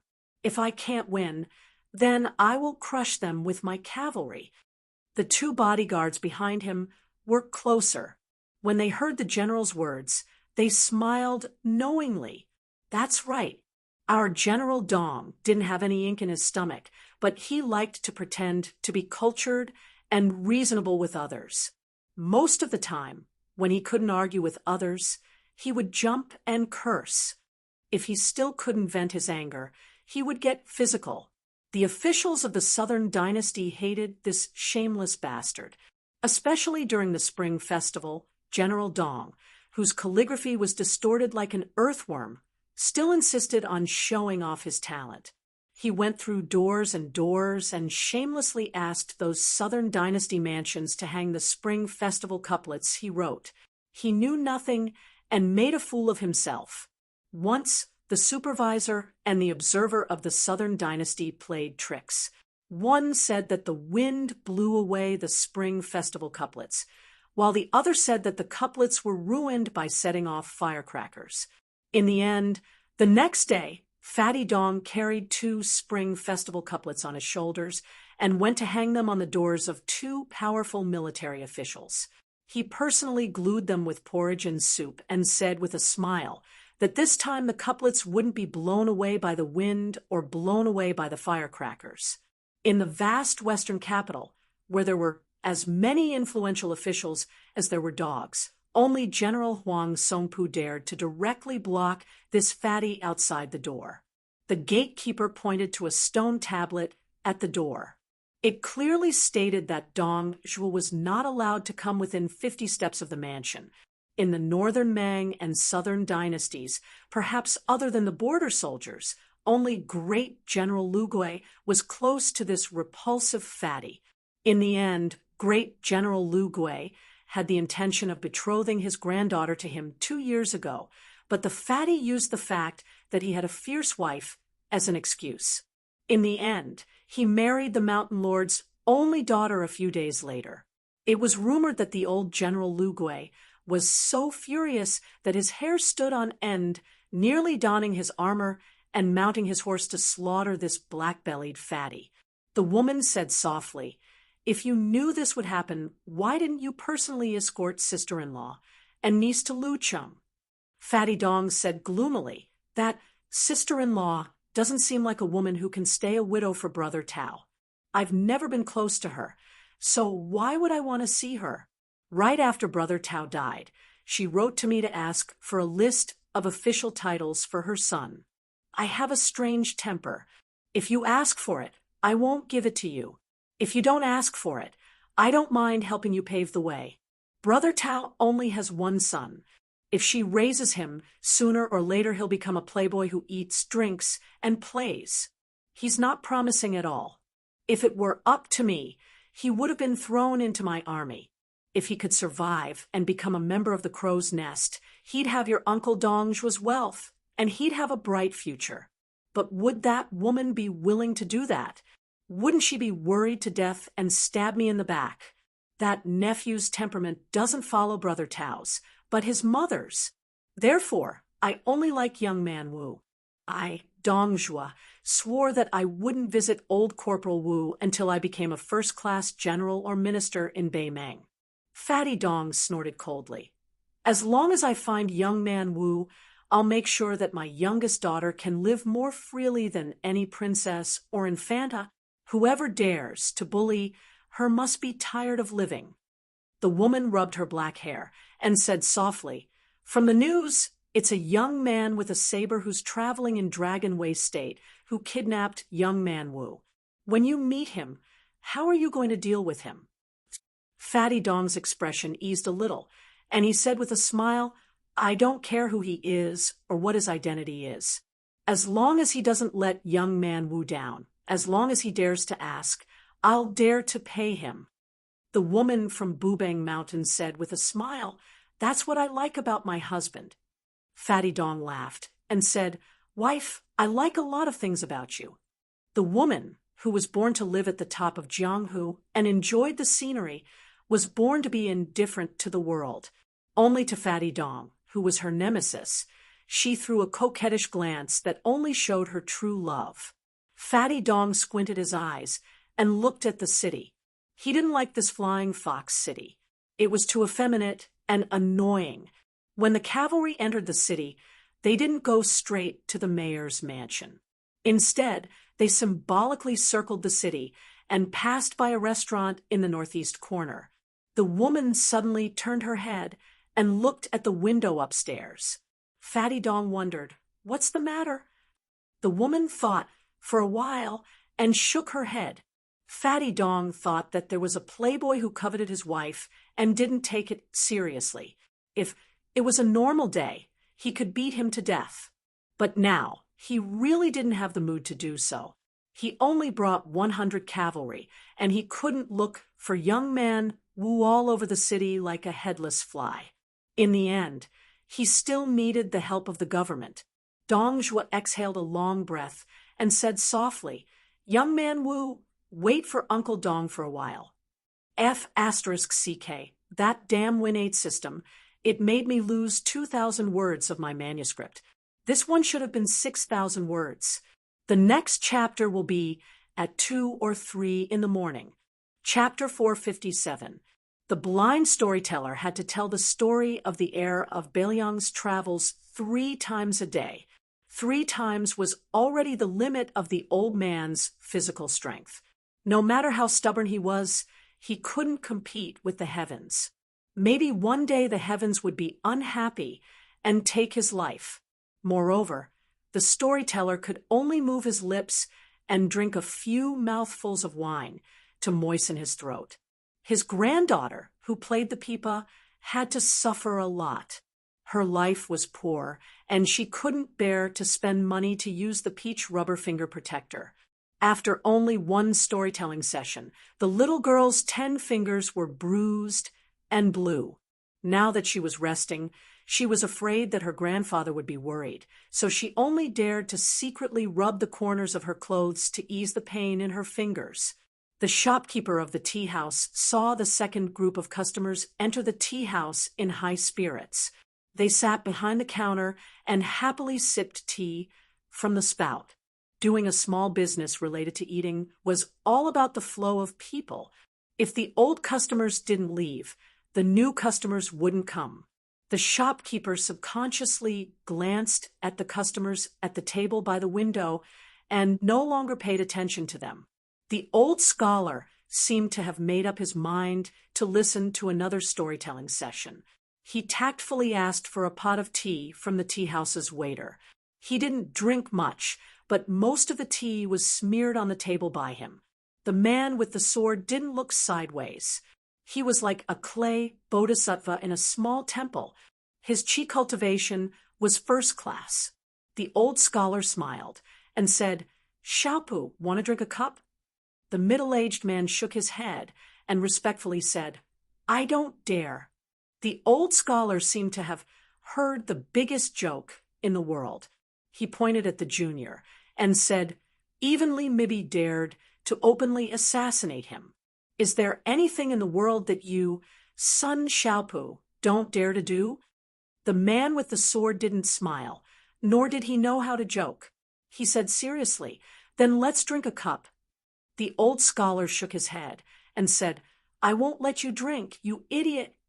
The old man rubbed his cheeks and said slowly, "I scolded old Li for having evil intentions and wanting to bring disaster to Bei Mang for 100 years. He scolded me for being pedantic and unworthy of being the emperor's teacher. These are all disputes in the court under the emperor's eyes. They are all on the table and can barely be called disputes between gentlemen. Xiaopu, don't go to Li Mibi's side in the future. A saber only has a single edge, and its foundation is biased. Therefore, it is a sharp weapon for killing people. A sword, however, has 2 peaks and is neither biased nor biased. A gentleman entering the world to save people is the correct path of the sword. In a dynasty, both sides complement each other. There is no lack of martial artists who wield sabers and swords who wield swords. You are the master of the sword mansion of the chess and sword music school, after all. If you personally fight and kill, the school will lose its glory. You have to rely on the talented juniors to earn your reputation. You have to rely on the support of the few of you. Just as the storyteller said, Li Chungang is the #1 in the way of the sword. In my opinion, this sword god's sheathed sword has thousands of sword wills in his heart even if he doesn't draw his sword. He is far more perfect than the 2-sleeved green snake and the sword that opens the gate of heaven. Xiaopu, you should learn from him. The middle-aged man nodded. He was only convinced by one person in his life. The old man left Bei Mang alone and rushed to the south before the situation of the Central Plains was settled. After the unification of the spring and autumn period, he stayed in the foreign land where the smoke of war gradually dissipated for a full 20 years. The man with the sword was famous for his sword chi. Hong Jingyan, who was at the top of the martial arts ranking, was his closed-door disciple. The old scholar listened to the next 2 storytellers without missing a word, sometimes nodding and sometimes shaking his head. In any case, no one except for a rather dignified swordsman sitting at the same table would care about the life or death of an ordinary-looking, stinky scholar. During this period, 2 groups of ruffians from Flying Fox City came to make trouble. The first group was sent back by the tea house manager with money. The second group was much more vicious. The old storyteller, who was fiercely protecting his granddaughter holding the pipa, was punched in the face. As a result, the crowd was outraged. The customers paid for their tea and waited to hear a few good stories. You ruffians can be unreasonable, but don't hit the old man's face. If you hurt him, wouldn't you have wasted your copper coins to buy tea and listen to the storyteller? The ruffians said harshly, if they dared to boast about how heroic the heir of Baeliang was again, they would come back and give them a good beating. Then they swaggered away. At the end of the third storytelling session, a few handsome horses came to the outside of the tea house. A few disciples of the Flying Fox Town jumped off the horses and rushed at the blind old man with 6 or 7 evil servants. A disciple of an official's family even pulled the little girl's hair with a ferocious smile and threatened to throw the little Liang barbarian into the lowest brothel to be a whore. The old scholar's face was, as usual, people fight with people, and each depends on his own ability. Life and death are predestined. This old man wants to make a fuss about the fight between officials and people. Xiaopu. In an instant, the man with a sword on his back, who heard the order, did not unsheath his sword, but the sword chi was close. The old scholar did not look at the bloody scene. He stretched out his sleeve to wipe off the map of the border between the 2 dynasties that was densely covered like an ant's nest on the table. He whispered in a hoarse voice, in the past 20 years, I have been a businessman who haggled over every penny, a farmer who lost his home, a night watchman, a henchman who buried himself in writing documents for the officials, a writer for the famous prostitutes in the brothel, an escort who traveled north and south, a writer for the famous scholars, a county magistrate in a small town, and so on. I have done all kinds of things. I have also traveled through the 9 kingdoms of the spring and autumn period.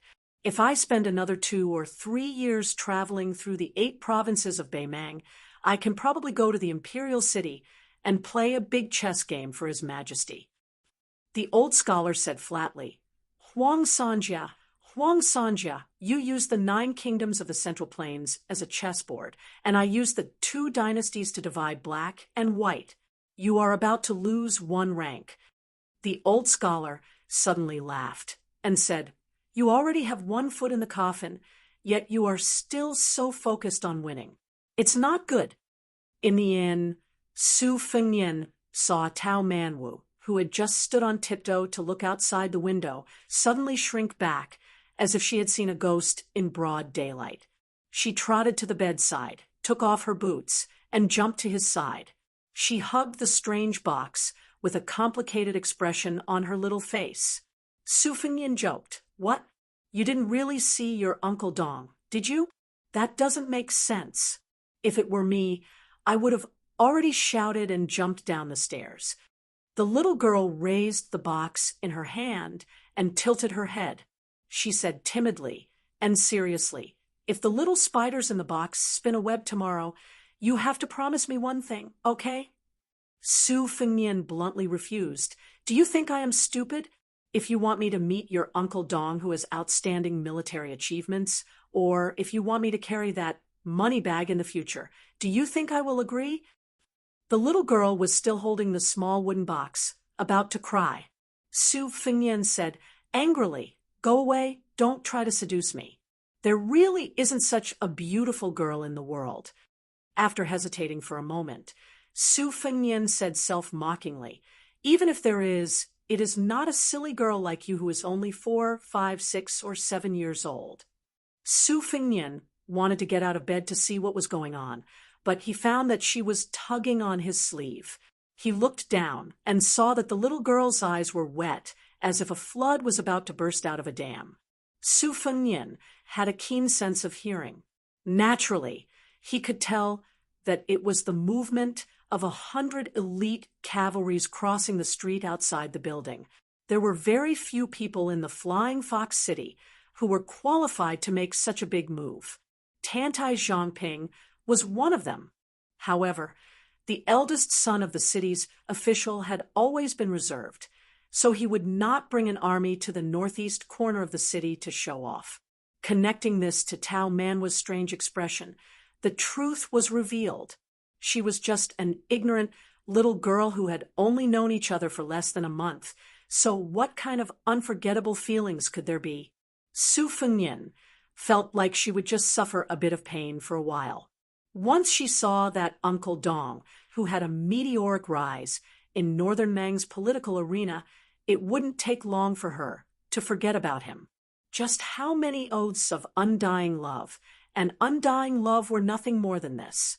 In reality, the two of them were entangled in gratitude and grudges, one big and one small. This kind of affection couldn't withstand a few blows of wind and rain. Chapter 458.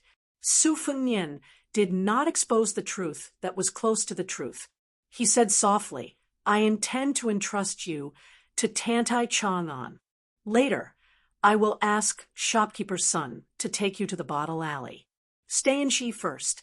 After that, you can tell the second son of the city overseer to come to the restaurant for a meal." It was hard to tell whether the second son of the city overseer was a loser or not. However, according to Tantai Chang'an's temperament, he would probably treat a little girl who could not cause any trouble well. Of course, this was not a foolproof plan. However, Su Fengnian could only do this because of the situation. As for whether Tao Manwa would reveal his identity or give Tantai Chang'an to Fatty Dong after getting along for a period of time, it would be a good thing for the city overseer's mansion and the little girl. Su Fengnian was destined to go deep into the hinterland of Beimang alone, and even to the distant northern region. It was impossible for him to take a little girl to the end of the world. It was not a fun thing to do. Maybe one day she would become a burden and be abandoned as an abandoned child. Finally, she would die under unknown weapons. No matter how Su Fengnian agreed with the hypocrisy of the world and how cruel and ruthless he was, he did not think it was a trivial matter to watch her die an unnatural death. The little girl turned her head and said angrily, "No, I won't tell you if I go. I'll be a mute." Su Fengnian smiled and said, "It's up to you whether you go or not." The little girl nodded heavily. Su Fengnian flicked her forehead and said, "You will hate me one day. Then you will know how hard it is to part peacefully now." Tao Manwu picked up the porcelain pillow and wanted to hit the big bad guy. However, when he saw his eyes, he did not dare to do so. He was afraid that he would cry out loud. The little girl turned over and threw herself on the bed. First, she hugged the porcelain pillow and Chi Chiao under her body. Then, she hurriedly covered her body with the quilt and hid to sob secretly. "I hate you right now," she said in a soft and indistinct voice. She wanted to cry and scold him, and she was also sulking under the quilt. The little girl must be very tired. Su Fengnian waited for a while. Seeing that she did not stop, he sighed, took the quilt, and threw it aside. Then he held her in his arms and put his chin on her head. He said softly, "Don't you want to see your Uncle Dong every day and want him to teach me a lesson? Why are you so shy when you see him?" Now, the little girl covered her face, and her slender shoulders gently twitched. She said intermittently, "Uncle Dong is a good man. I won't let him beat you." Su Fengnian shook his head and said, "Fighting or not is a small matter." He did not continue. Since the Fatty Dong, Zhua had entered Flying Fox City with 100 cavalrymen, Su Fengnian would not only be afraid of him, but also want to kill him. Killing Dong Zhuo would have a more far-reaching impact than killing 10 Tao Qianji. However, since the Fatty was an important minister of the Southern Dynasty, Su Fengnian was not interested in whether the little spider in the little girl's Chi Chiao box spun a web. However, the Beimang spider web behind the Fatty was very likely to slowly spread out inside and outside Flying Fox City. Su Fengnian wanted to kill a popular military official who must be protected by men of sacrifice and retreat successfully.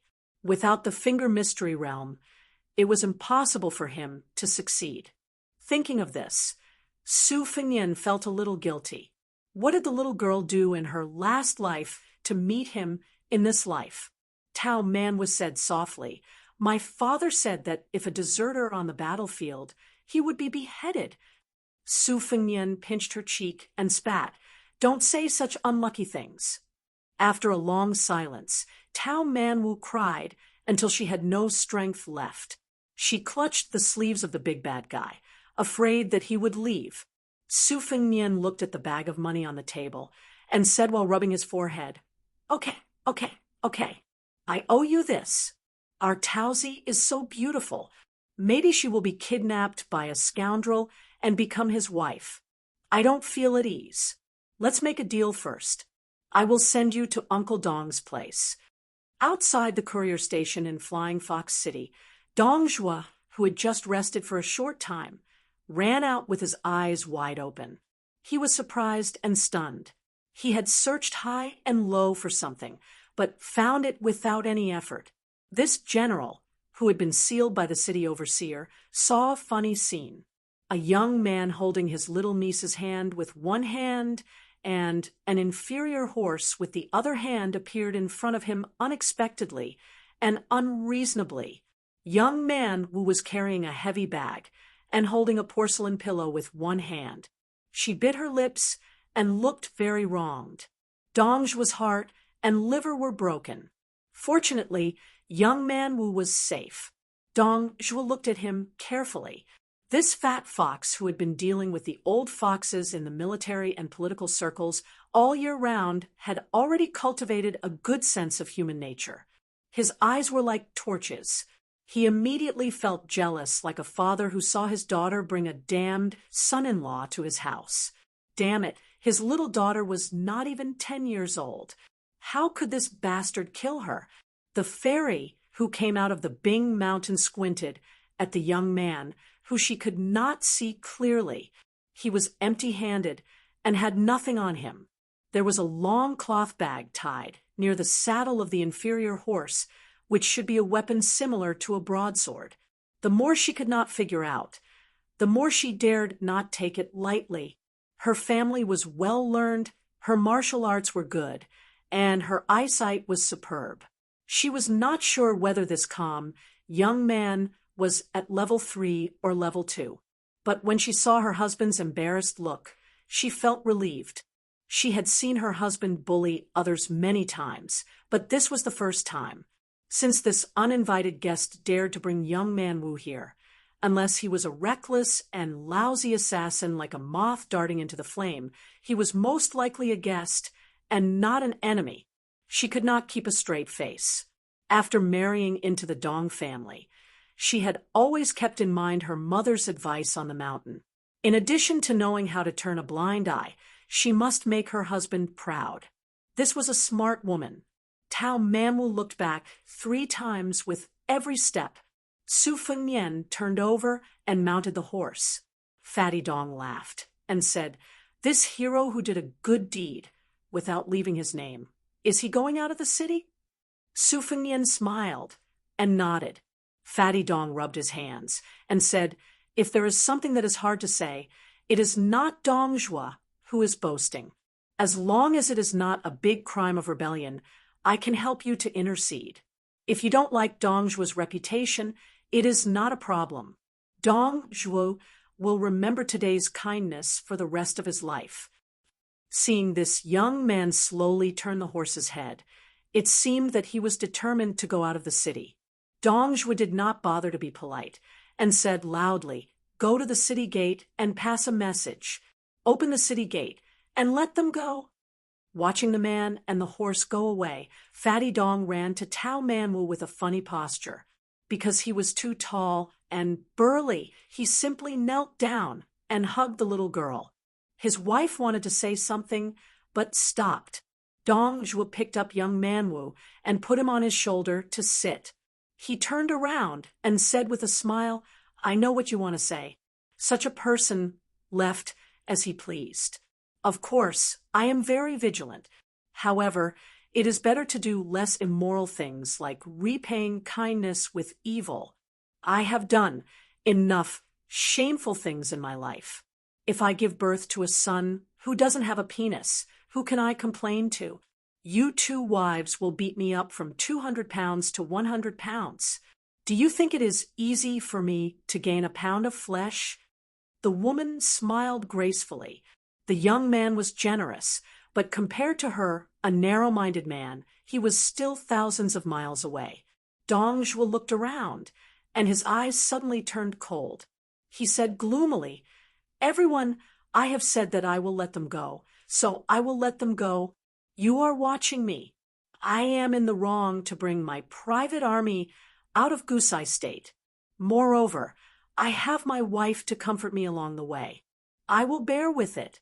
If you dare to trip that person up and do something unnecessary, don't blame me, Dong Zhuo, for being narrow-minded. I will even dig up the graves of your ancestors." After he finished speaking, Fat Man Dong asked in a soft voice, "Wife, is it appropriate to use superfluous words like drawing legs on a snake here?" The woman was used to it. She nodded and said, "It's okay." Almost at the same time, Su Fengnian and Dong Zhuo, these two men, turned their heads and looked at each other from a distance. If they met again, they did not know what kind of status they would have when they looked at each other.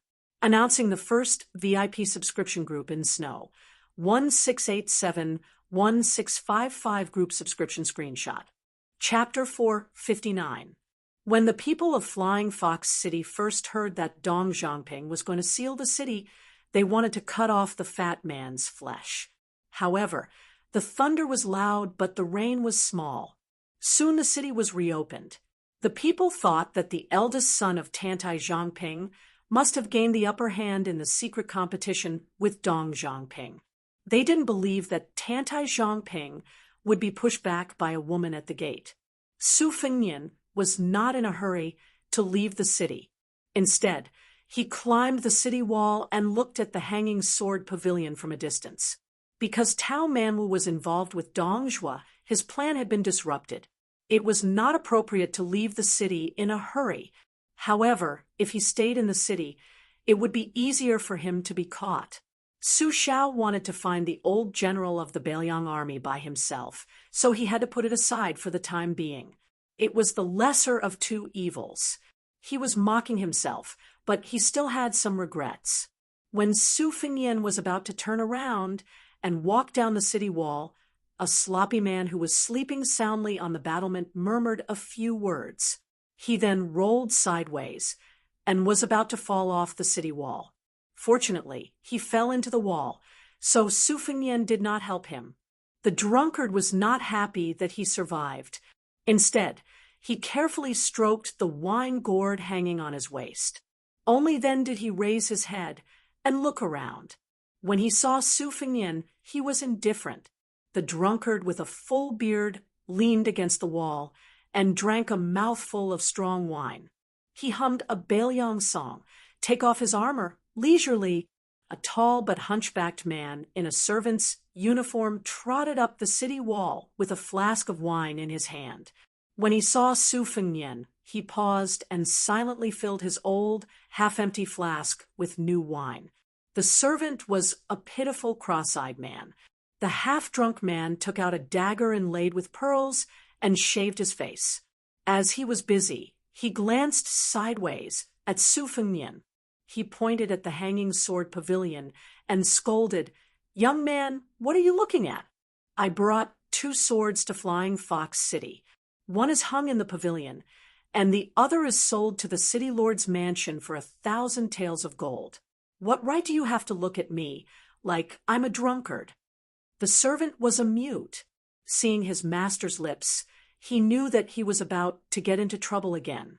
He hurriedly turned to Su Fengnian to apologize. Su Fengnian smiled and waited for the drunkard to shave off his beard. He narrowed his eyes. No wonder he could sleep on the top of Feng Feng Lu for so many years when he was selling swords and painting. If his clothes were clean and tidy, he must have been a romantic and elegant man. There must be something wrong. Su Fengnian's expression was the same as usual. He leisurely looked at the top scorer of the brothel, who could make such a beautiful girl unable to forget him. The drunkard took back his dagger and sighed. I didn't let down the painting, but the painting misled me. He drank another mouthful of wine. Su Fengnian was not in the mood to beat around the bush. He asked directly, "Are you waiting for me?" The drunkard glanced at the servant as if he had heard a joke. He laughed and said, "Kid, you're talking big. I'm sleeping here comfortably. It's more like you're looking for me." Su Fengnian was desperate. He said calmly, "Someone asked me to pass a message. If you can understand it, then forget it. If you don't, then take it as a drunkard's words. They can go in one ear and out the other. Since he's a pawn you brought out, you have to go back and clean up his mess." The man, who was still handsome after shaving, rolled his eyes and said, "Is there something wrong with your head? When did I not clean up my mess after taking a dump? Get lost, get lost. If you don't get lost, I still have my swordsmanship. I'll take out the torched dragon hanging in the sword pavilion and send you to hell." Su Fengnian had checked the flow of qi. Neither the master nor the servant could be called a hermit master. The drunkard was barely above ordinary people. As for the cross-eyed servant, he was slightly inferior to ordinary people. Su Fengnian walked down the city wall with a smile. He took the inferior horse and left Flying Fox City. He looked back. There was no drunkard. There was only the cross-eyed servant standing there with a hunched back. The drunkard, who had been sitting on the ground and leaning against the wall, wiped the stubble on his cheeks and muttered to himself. Seeing that there was no response, he looked up and saw the servant standing there silently. The drunkard said self-deprecatingly, "I forgot that you're deaf and mute. When I was chased by my enemies, I ran north and fled to the border. If you didn't have some money, I wouldn't be willing to call you master and servant." The drunkard asked lazily, "Why do you want me to sleep on the city wall today?" A hoarse voice sounded. "Even a cripple like me can sense the sword energy approaching. There's a swordsman in Bei Meng who has such a sword realm. He must be someone like the headmaster of the chess and sword music school." The drunkard was so scared that his hands and feet trembled. He asked dumbfoundedly, "You can talk?" The hunched servant was still looking into the distance. He reached out to touch his face and said calmly, "It's just a self-sealing acupoint. It's the best withered sword technique of the Wu family. Years ago, I had a sword competition with Li Chungang. Then, I was disheartened that the general didn't want to be the emperor. So, I practiced the withered sword in peace. My ancestor once defeated 10,000 cavalry with 9 swords. For broken swords were left in Bei Meng. So, I thought of coming here to take a look. Otherwise, with your mediocre swordsmanship, how could you pick up a fish spear and a torch dragon? Do you think famous swords are copper coins? You can pick up a few in the downtown area." The drunkard asked in a trembling voice, "Who are you?" The servant's fingernails drew blood on his face. He seemed to hate this face and said slowly, "The withered sword is emotionless. Wu Su was tainted by love. Even if she pretended to enter the secular world, her sword intent was not pure. She was an immortal on Earth in the palace back then, but it was only a fake realm. It was just an illusion. Otherwise, how could she fall ill? Consort of the king of Bailiang. My sister. My biological sister.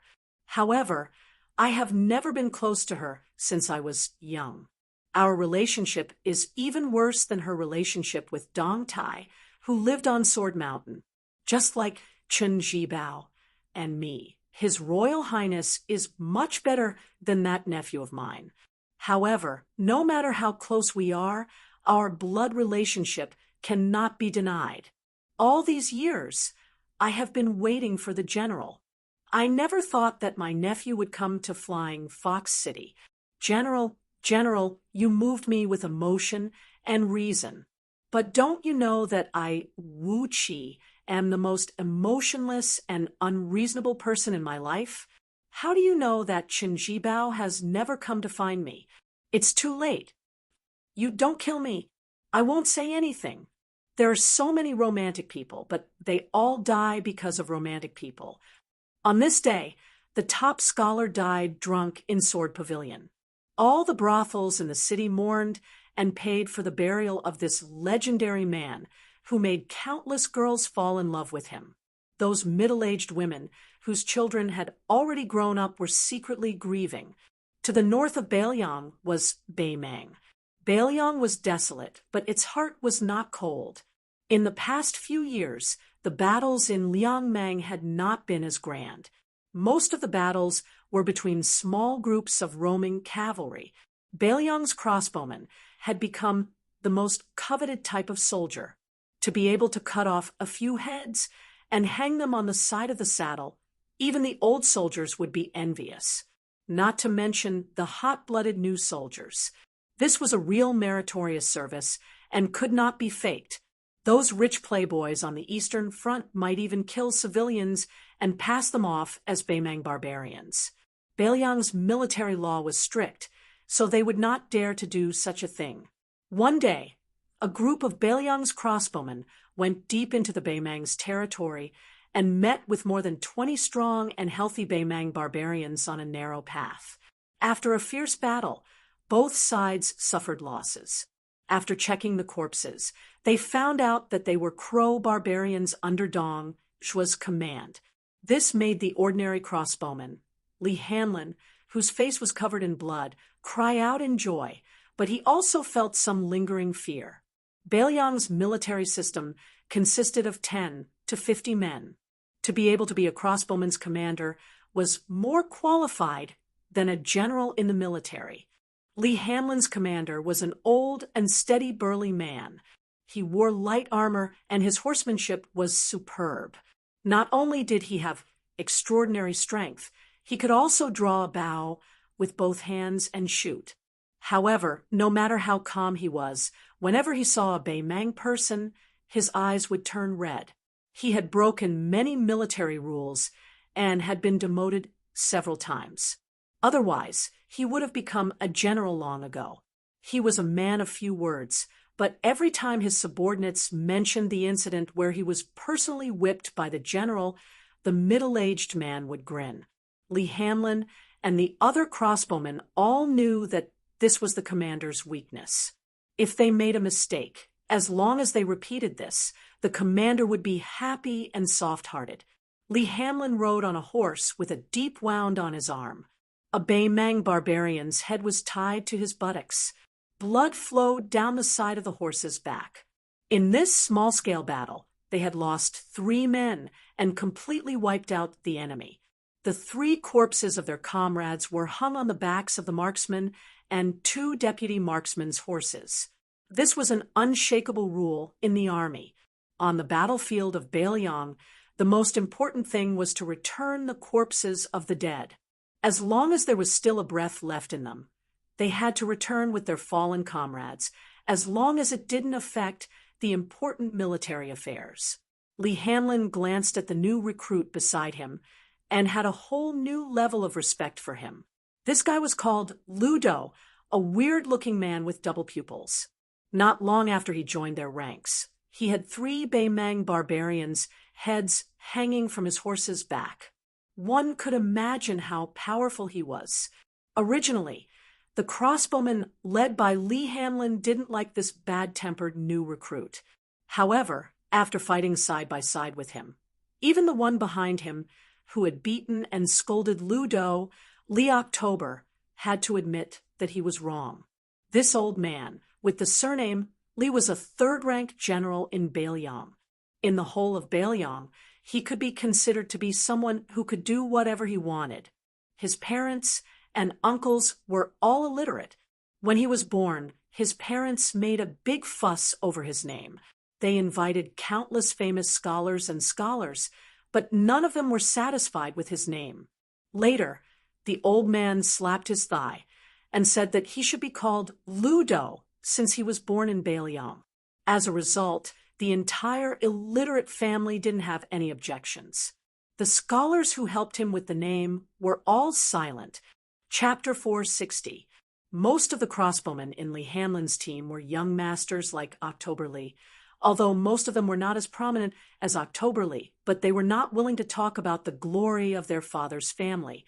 So October Lee became an isolated outlier and was very unlikable. When Ludo, a commoner from a concubine family, entered the team, he had a conflict with October Lee on the same day. At that time, Lee Hanlon and the others were indifferent and did not take sides with either side. When they saw Ludo's cowardly attitude, they rolled their eyes and thought that no matter how useless he was to become a crossbowman, he should at least have some backbone. Unexpectedly, when he fought with the crows, who had long been famous for their fierceness with real swords and spears, Ludo, a taciturn man, killed 3 crows without saying a word, and even blocked a tricky arrow for October Lee. Lee Hanlon also had a higher opinion of October Lee. Although October Lee still had some of his foppish habits, it was not too much compared to the descendants of the Northern Liang generals who did not even dare to enter the Northern Liang army, let alone become crossbowmen. October Lee was really 1,000 times more promising. At this time, October Lee was joking with the crossbowmen, saying that when he was young, he always fought with his brothers at home. His father had heard from somewhere that there was strength in numbers and wanted him to break chopsticks. However, he was so strong that he broke more than 10 chopsticks in one go. His father, who could not explain the reason, was so angry that he invited a real martial arts instructor instead of making him play with words. Lee Hanlon thought that October Lee was really lucky. At this time, October Lee was joking with the crossbowmen, saying that he always fought with his brothers when he was young. Lee Hanlon was amused when he heard Lee October say that making him study was worse than being stabbed. He felt the same way, and his mood became better. When Brother Fong said that he should join the army, it was indeed a good thing. However, this good brother of His Royal Highness probably did not expect that he would become a crossbowman. Lee October rode up from behind and said with a smile, "Brother Hanlon, can I borrow the barbarian's head when we enter the city? It's just so I can show off." Lee Hanlon laughed and scolded, "Go borrow it from Ludo. That brat cut off 3 heads, and I only have 1. What will you do if I lend it to you?" Lee October said helplessly, "I just lowered my head and apologized to him. I don't have the face to borrow from him. Besides, both of our surnames are Lee. We were a family 500 years ago." Lee Hanlon yelled, "Ludo, October Lee wants to borrow a barbarian's head from you to show off. Do you want to lend it to me?" Ludo said calmly, "Not a single one." October Lee had a bitter expression on his face. Even the bid leaders and deputy bid leaders burst into laughter. The corners of Ludo's mouth twitched as he said indifferently, "I'll lend you 2. October Lee turned his horse around and wanted to hug this cold-faced but warm-hearted guy. "Ludo, you'll be my brother after this. When we reach Lingzhou, I'll take you to visit all the brothels." Lee Hanlon teased, "What's the big deal about visiting a brothel? Don't you have a younger sister who's always praised as a captivating beauty? Why don't you just acknowledge him as your brother-in-law? In the future, you can even borrow 200 barbarian heads, let alone 2. October Lee said heroically, "Sure, Ludo. Why don't we agree on this?" Ludo rolled his eyes and said, "Get lost with your shabby appearance. How good can your sister be?" October Lee, who didn't look ugly at all, was instantly annoyed and caused another round of hearty laughter. The bid leader said, "A bunch of brats. You still have the energy to talk nonsense here. Don't you know how to vent your energy on the bellies of your women later?" I see that your trip this time wasn't bad. When we return to the city, I'll shamelessly ask for a leave from General Zhao and let you guys enjoy yourselves. However, it'll only be for a day or two at most. If anyone dares to come to the camp late, by even a moment, I'll personally whip you. Li Hanlin came to the bid leader's side and said softly, "Bid leader, I've already discussed with Hong Jin and the others. We'll each give a barbarian's head to the three brothers. As for the reward, it'll all be given to their families."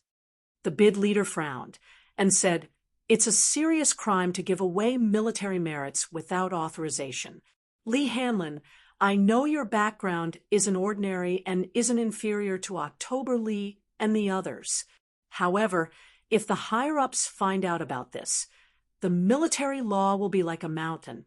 A happy occasion will become a disaster. Do you really dare?" Li Hanlin said with a mischievous smile. "Back then, Chief Biao dared to stab a northern Mang general to death with a single blade. Just how heroic was that? We are all pawns you brought out, so why wouldn't we dare?" The bid leader cursed and said with a gratified smile, "You guys don't need to get involved. I've already discussed this with the two deputy bids. You guys have no part in this. You just need to focus on killing the enemy and accumulating military merits. Since you've entered our ranks, I and the two deputy bids have no reason to treat you unfairly. In the Bailiang army, a day's worth of comrades, a lifetime's worth of brothers. On Mount Wudong, the morning bell rang. On the summit of the 81 peaks, in the square in front of the main peak's Taoist temple. When Marshal Grand Uncle Qing became the chief, he was the one who led the practice. However, the chief was no longer in this world. Someone else was in charge of the practice, but he was just as young. Li Yufu was only one generation younger than the Chief Hong, but he was even younger. The summit was filled with smoke. Hundreds of Wudong Taoists practiced together. Their robes fluttered in the wind and clouds surged. The 108 styles created by the young chief were simplified into 72 styles by Marshal Grand Uncle Li Yufu. Not only did they not lose the essence of Taoism, but they also became more complete. Even a Taoist child who just came up the mountain could do the same without any difficulty. After Wudong closed the mountain, only pilgrims were allowed to enter the mountain to burn incense. The Taoist temple on the mountain didn't care about the height of the peak. The Taoists on the mountain didn't care about their seniority. As long as they were willing, they could practice with Li Yufu twice a day. Those who arrived early could stand in the front row. Senior Marshal Grand Uncle Song Jiming and Yu Xingrui could casually stand in the back row if they arrived later, regardless of wind and rain. They practiced on the summit for a day without rest. After the practice, Li Yufu and some young Taoists patiently explained their doubts. Master Yu Xingrui, who had been quietly waiting, walked to the little lotus peak and came to the tortoise camel tablet. The old Taoist, whose inner strength was only inferior to big senior martial brother Wang Zhonglo, said with emotion, "Yufu, do you blame your martial grand uncle Hong for not leaving ancestor Lu's sword to you, but giving it to the outsider Qi Xianxia? And this person is a Taoist from the Taoist mansion of Dragon Tiger Mountain." Li Yufu put his hands in the cuffs of his Taoist robe and smiled. "When Martial Grand Uncle taught me this set of boxing, he had already made it clear that he would give Ancestor Lu's sword to Dragon Tiger Mountain's Qi Xianxia. He also asked me if I had any worries. Yufu didn't dare to lie, so I told him the truth. Martial Grand Uncle said that if you were not convinced, then you could go to Qi Xianxia and ask for it back if you were to surpass Martial Grand Uncle Wang. But I'll tell you in advance that I'll practice swordsmanship halfway. But if I don't have any achievements in the future, you can't laugh at me." Yu Xingrui walked to the edge of the cliff and stepped on the soft soil. He smiled and said, "If you don't succeed in practicing swordsmanship, you can't let us laugh at you, can we?" Back then, except for the eldest senior brother, who cultivated the big yellow court, and Wang Xiaoping, who practiced the silent sword. The rest of us were useless. The only fun we had was to laugh at your martial granduncle. When we found out that he was reading the forbidden book, we laughed and scolded him. When he dozed off while riding the green ox, we scolded him with a few words of wisdom. Thinking of the red clothes he wore in his youth, we laughed and mocked him. Today, it was not good to go down the mountain for fortune-telling. We old men couldn't help laughing again. In fact, as time went on, your martial granduncle and I felt that it was better not to go down the mountain. What's the point of going down the mountain after becoming the best in the world? But in the end, your martial granduncle still went down the mountain. Yu Xingrui sighed and said in a low voice, riding an ox and reading Taoist books, rowing a waterfall with peach trees, watching the clouds rise and fall among the peaks. Let nature take its course. This should be your martial granduncle's way of heaven. But riding a crane down the mountain, cutting fate with a sword, and letting a woman ascend, how can he let nature take its course? If I was there at that time, I would have pulled his ear and scolded him. We old men are not regretting whether Wudong will prosper or not. We just feel sorry for him. Li Yufu murmured, a white-haired person sending off a black-haired person. Yu Xingrui sighed heavily and said with a smile, so you don't have to torment yourself anymore, and don't have any burden regarding the matter of Sect Master's junior brother. Don't look at how those martial uncles appear to be calm and collected these days. I reckon that they were all in a daze when they were eating. Fortunately, my junior brother Wang wasn't on the mountain. Otherwise, there's an 80 to 90% chance that he would have made a move to stop Shi Xiang's flying sword from opening the heavenly court. And your martial granduncle song, he can't calm down to practice alchemy for a year. He is very worried. Li Yufu asked softly, is the sect leader the reincarnation of Ancestor Lu and also the reincarnation of Qi Xuanzhen? Yu Xingrui smiled. It's probably true. Who cares?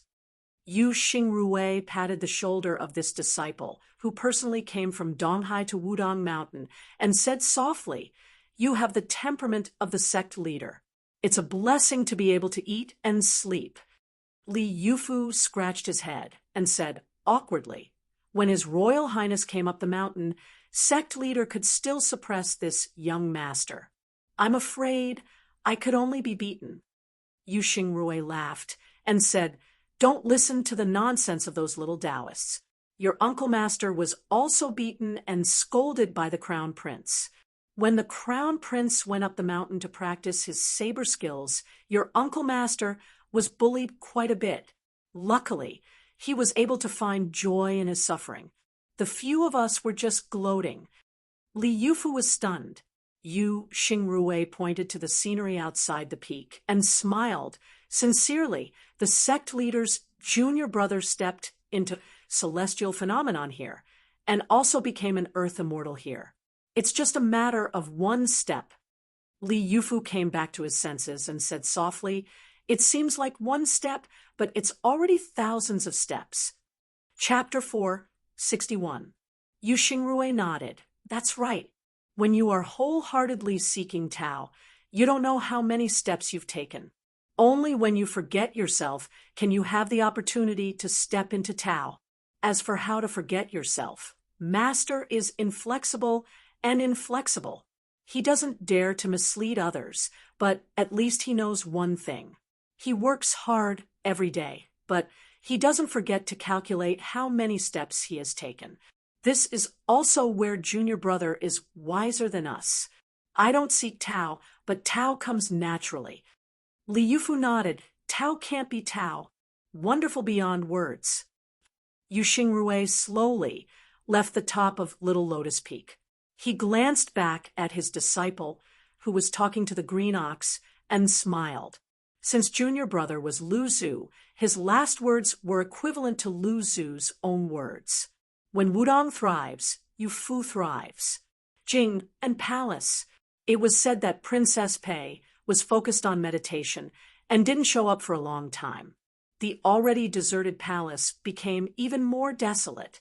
The sky was cloudy but not rainy. It was cold but not cold, as if a woman wanted to say something. The king of Jing, and Zhao Heng, who spent half his life in the capital and half in Xiangfan, sat under the eaves of the temple, gently twirling a string of agarwood prayer beads wrapped around his hand. There was only one person sitting opposite to this great vassal king. It was Lu Su, the young and blind zither player, who stabbed himself in the eyes to end his career. He came from a scholarly family, and his father's generation were great scholars. However, because he wrote the history of West Chu with a straight pen, the younger generation took advantage of the loophole and was punished by the imperial court. For 10 years, he played the zither for a famous prostitute in a brothel to make a living. For 10 years, he made a living by gambling in Yongzi Alley. Somehow his luck changed. Not only did he enter Jing and palace, but he also became an important advisor of the father and son. Even today, the young people who were brought into the imperial family from Yongzi Alley still felt like it was a lifetime ago. As the saying goes, a carp jumps over the dragon gate. Thousands of carps fight until their heads bleed. But how many can jump over the dragon gate? Lu Su, who was a criminal, was favored by the king of Jing. Zhao Heng. It was really unexpected. Zhao Heng closed his eyes and turned the prayer beads on his horse to calm his mind. He asked indifferently, Lu Su, do you know why I did not allow you to enter the capital with shower? The blind young man shook his head. I don't know. King of Jing opened his eyes and looked at the dusky sky. He laughed and said, These days I made you conceal your surname and identity and move you around to become a low-ranking government official. Have you ever complained? Lu Su shook his head and smiled. Lu Su was very content. Zhao Heng turned his head to look at the young scholar. You've come up with 2 strategies and 13 strategies. You're determined to pacify the world for the emperor. The first strategy is to establish the crown prince, the temple oracle, and the removal of the feudal vassals. Shang-Er was trembling with fear and was forced by me to bring him to the capital to meet a stranger, incurring the wrath of the emperor. The second strategy is a total of 10 strategies. It only talks about the strategy of using troops to deal with Beimang. The first is to talk about the 2 surnames of Beimang and the 2 dynasties in the north and south. The second is to predict the intention of Beimang to divide their troops. The third is to talk about how to deal with the enemy's attack.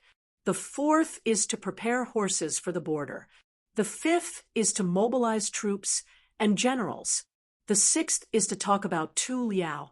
The seventh is to reconcile with Qin. The eighth is to give away fortune. The ninth is to reclaim Longyao Prefecture. And the 10th is to eliminate Beimang. The emperor was furious again.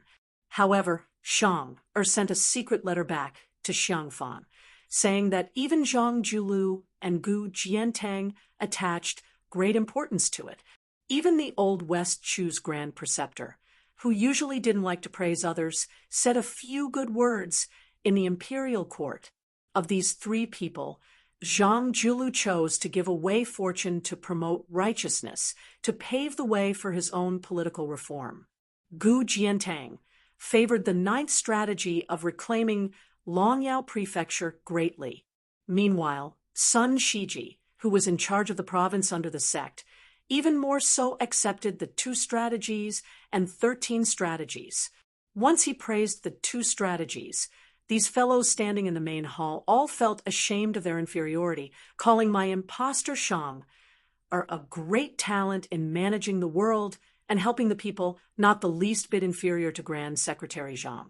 Zhang Julu was unexpectedly not the least bit angry. Xiao Yan's words were not only not inferior, it was already difficult for him to look up to him. Only then did he suppress the anger on his majesty's face. In reality, this king understands clearly that of these 2 strategies and 13 strategies, apart from the matter of appointing a crown prince, which violated his reverse scale and made him truly angry, the other 12 strategies, especially the strategy of removing vassals, simply hit the bottom of his heart towards this elder brother. This king truly understands him too well. The blind man quietly said, Lu Su's original intention was to wait a few more years when the dust of the 7th war between the 2 dynasties had settled before handing over these 2 strategies and 13 strategies. King of Jing and Zhao Heng stopped turning the prayer beads. Lu Su lowered his head a bit. Zhao Heng laughed and said, You are worthy of being called an intelligent person. This king has killed countless idiots. In this lifetime, only you and a youngster were able to see that this king would press the prayer beads before killing people. But don't worry, I can't bear to kill you. If I did, half of the Jing and palace would collapse. This time, my killing intent surged only because of my gloomy nature. I don't really want to kill you. This king can't wait until the 7th war is over. He is afraid that he will lose the bet. Lu Su, you are a smart person. Can you guess the meaning of this king's words? Lu Suan clenched his teeth, got up, and knelt down. He said in a low voice, If our dynasty loses, the 13 strategies can still benefit Jing and palace. But if we win, they will become 2 pieces of useless paper. In this way, His Royal Highness will have no chance of being passed down from generation to generation. Zhao Heng laughed and said, Get up and talk. Lu Su got up and sat down again. Zhao Heng said softly, This king has always been unlucky in gambling. Back then, in that big gamble, he lost the world. That's why he asked Shao, Ertsong, to move to the capital. It's just a small gamble. People say that small bets are good for the mood. He thinks he can win. Lu Su suddenly broke out in a cold sweat. Zhao Heng continued to turn the prayer beads and said with a smile, You thought of it? That's right. If this king doesn't die, or slowly dies of old age, this gamble, even if I, Zhao Heng, win, it will be useless. Shao, won't be able to become king of Jing, and he will only be demoted by 1 rank and demoted to a duke. Lu Su knelt down again. Was it fun to indirectly kill a duke who had no illness and no disaster? How many lives did a mere aide like Lu Su have? Zhao Heng got up and said, Don't kneel. This king only wants 1 person to kneel in front of him. Who is that person? You and I both know it. Of course, it won't be you. Prince Jingan personally helped the blind young man from the estate up. He smiled amiably and said, Back then, that person relied on the scholar Sun Ping, who could be considered a peerless scholar, to achieve what he has today. With you, father and son, presumably, we won't be too far behind. Let's go. You've seen the splendor of Jing and palace. This king will take you to see some filthy things. Lu Su was brought by the king of Jing and Zhao Heng to a secluded private house in the city. After getting out of the carriage, the king of Jing, and who was the most proficient in both the pen and the sword, revealed an imperceptible bitter smile. Zhao Heng gently pushed the door open and entered. The small courtyard was filled with orchids. A woman was lazily leaning against the wooden railing under the eaves. She was graceful and refined. Zhao Heng said indifferently, When ordinary people see this woman in the courtyard, they will most likely mistake her for Pei Nanwei. When Lu Su heard this, he was stunned for a moment. After confirming that the woman in the courtyard was not the Princess Jing and Pei Nanwei, he was shocked by Crown Prince Zhao Sun's rebellious behavior. For someone as rich as His Royal Highness, it was normal for him to keep a mistress in a golden house. Even if he had a crown prince consort and kept a beautiful woman, no one would see it as rebellious. However, when this woman looked too much like a crown prince consort. It was somewhat shocking. Lu Su immediately understood why the king of Jing and Zhao Heng would say that it was a filthy thing. He looked down and no longer looked at the beautiful woman who was in a daze. The woman finally woke up. When she saw Zhao Heng, who looked 70 to 80% similar to Zhao Heng, she immediately knelt down. Her delicate body trembled, and she couldn't say a word. Zhao Heng slowly walked to her side and reached out to hold a string of wind chimes under the eaves. He didn't say anything. The woman's face was covered in tears. After trembling for a long time, she raised her head and bit her lip until it bled. She said, "I'm not afraid of death, but I beg the king of Jing and not to punish his royal highness."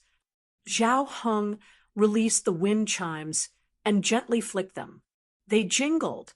He didn't lower his head to look at the woman, who was crawling on the floor.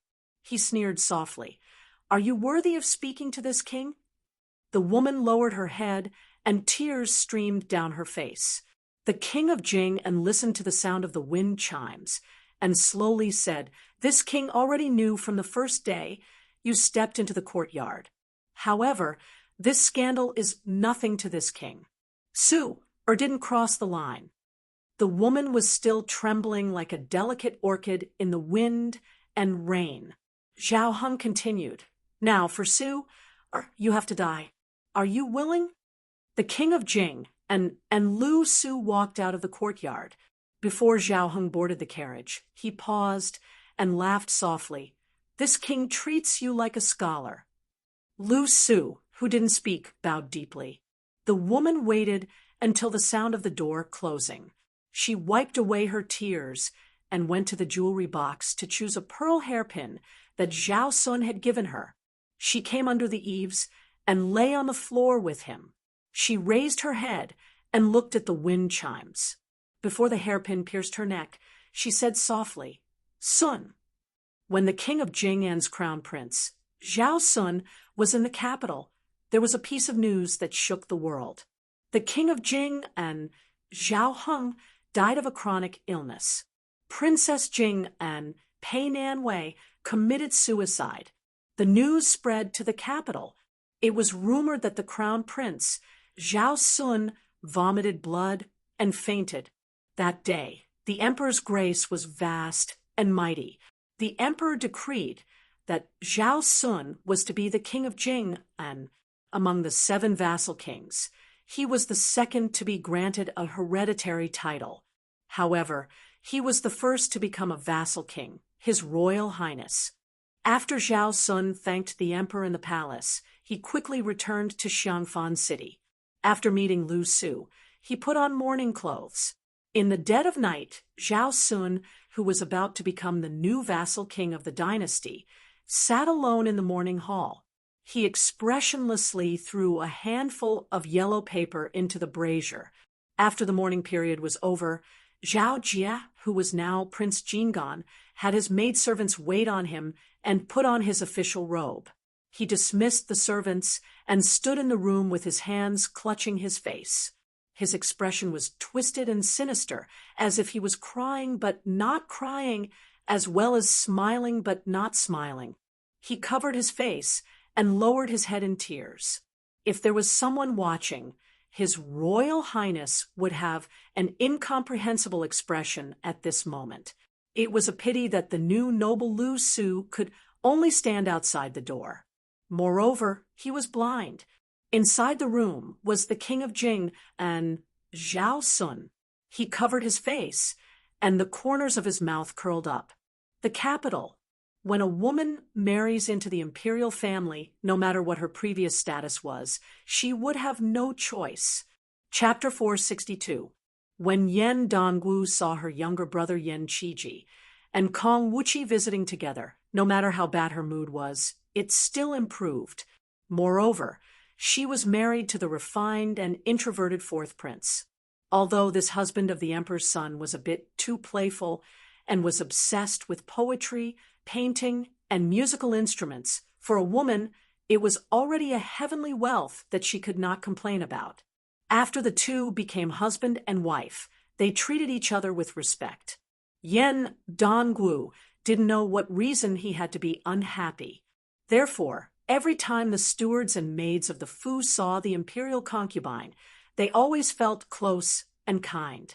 They secretly praised her for being a daughter of a noble family. The bit of misgivings they had about their mistress being born in Bailiang was swept away. Yen Dongwu was knowledgeable, and it was clear that the fourth prince was very satisfied with this marriage. In the past, he did not socialize much with those disreputable friends of second and third rank officials. Today, together with Yen Dongwu, he received his brother-in-law Yen Qiji and Kong Wuqi, who was a little famous in the capital. The fourth prince had always been known for not putting on airs. Today, when he received two people of the same age, he gave them enough face. He personally served tea and water and laughed and joked with his bookish brother-in-law. What was even more rare was that after the pleasantries, he took the initiative to find an excuse to leave, leaving the imperial concubine to chat privately with the two. In the past, Yen Dongwu loved the house and its crow, and hated the house and its crow. His impression of Kong Wuqi was not very good.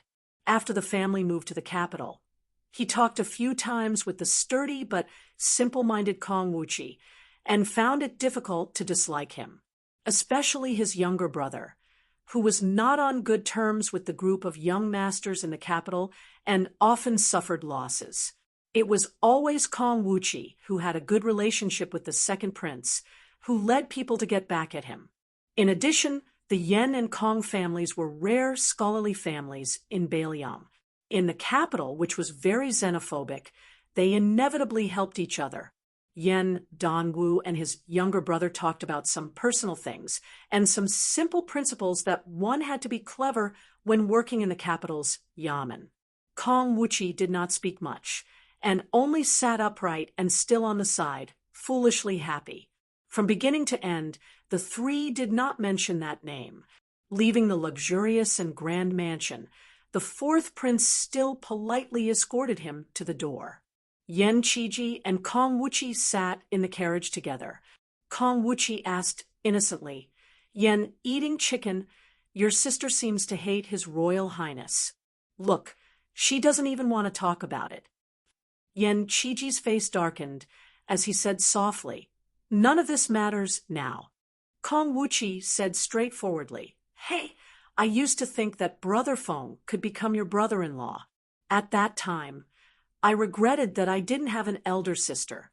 I was so jealous of you." After a period of official cultivation, Yen Qiji, who had gradually lost his sharpness as a scholar, changed the topic and said with a bitter smile, "I heard that Hanlin went to the Bailiang army. This guy really likes to do stupid things." Kong Wuqi said unhappily, "How is this a stupid thing?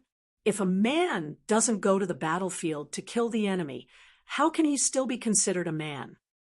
Yen Qiji glared at him. Kong Wuqi curled his lips and muttered, "You're not a man." Yen Qiji gave him a kick. Kong Wuqi, who was not afraid of pain, was too lazy to hit him. He looked out the window and sighed, "I really miss Brother Feng. No matter how much green ant wine I drink, it doesn't work. I just feel that it's boring. It's not the same taste as before." Yen Qiji said helplessly, "You're a man now?" Kong Wuqi hugged Yen Qiji's neck and played around. In the mansion, everyone knew that the prince's wife had raised an expensive parrot that was clumsy in speech. It hung on the window of the study. Yen Dongwu stood at the window and only dared to tell the parrot what was on his mind. The fourth prince saw this scene from a distance in the corridor. He leaned against the pillar with his hands behind his head and muttered to himself. The current dynasty followed the ancient rules of the previous dynasty. The high officials of the three provinces under the Minister of Governmental Affairs had to take turns on night duty in their respective headquarters. Other than the old Grand Preceptor of the Old West Chu, Sun Shiji, there was no exception. Today, Grand Secretary Zhang Julu received a report from a direct official in the main hall. He signed on it and took it away, returning it the next morning. The direct official was also used to this and did not flatter or flatter. Before this powerful blue-eyed man became the Grand Secretary, the central government officials took night duty as a hardship. Very few second-rank officials really followed this rule, especially those with noble status. They rarely showed up, and the official in charge of the report did not dare to say much. However, after Zhang Julu took power, he expelled a few men from the imperial court on his first night duty. No one dared to slack off anymore. Following the dynasty's peace in the Four Seas, there was a reputation for the Forbidden Night to settle the world. Tonight on duty, after Zhang Julu dealt with a few urgent affairs, he and an old friend of the same master, the left chancellor of the Imperial College, Huanwen, were on duty. Zhang Julu did not drink. In the hearts of all the scholars, Huanwen, who was as respected as the chancellor of the Shangyin Academy, was not happy without wine. Even the emperor made an exception and allowed Huanwen to drink at night, but explicitly said that he was not allowed to get drunk. The left chancellor of the Imperial College was a thin and elegant old man. He joked, "Old blue-eyed man, your complexion is not bad." What the 2 sketches and 13 strategies King of Jing and His Royal Highness Zhao Sun invited an expert to write on their behalf, are you really treating them as a world-saving medicine? Grand Secretary Zhang narrowed his eyes and said, "Poison is like honey, good medicine is bitter." These 13 strategies, once implemented, will at least make most of the imperial court's officials complain incessantly. Even the military will suffer great losses. Tell me, how can I not be happy? Huanwen reached out his hand and pointed at his old friend, who was only under him, cursing, "The first sketches is a strategy in the temple. Even the Imperial College is insinuating that we are a bunch of useless scholars who don't know the hardships of the common people and only know how to study to death for scholarly achievements. I'm still fine, since my skin is thick, not scared of being spat on by others, but the newly appointed chancellor's song, you will definitely be angered badly." Zhang Julu sneered and said, "That literary giant with good handwriting, fortunately, only went to your Imperial College. Now that I've met him, he can still be considered a smiling face.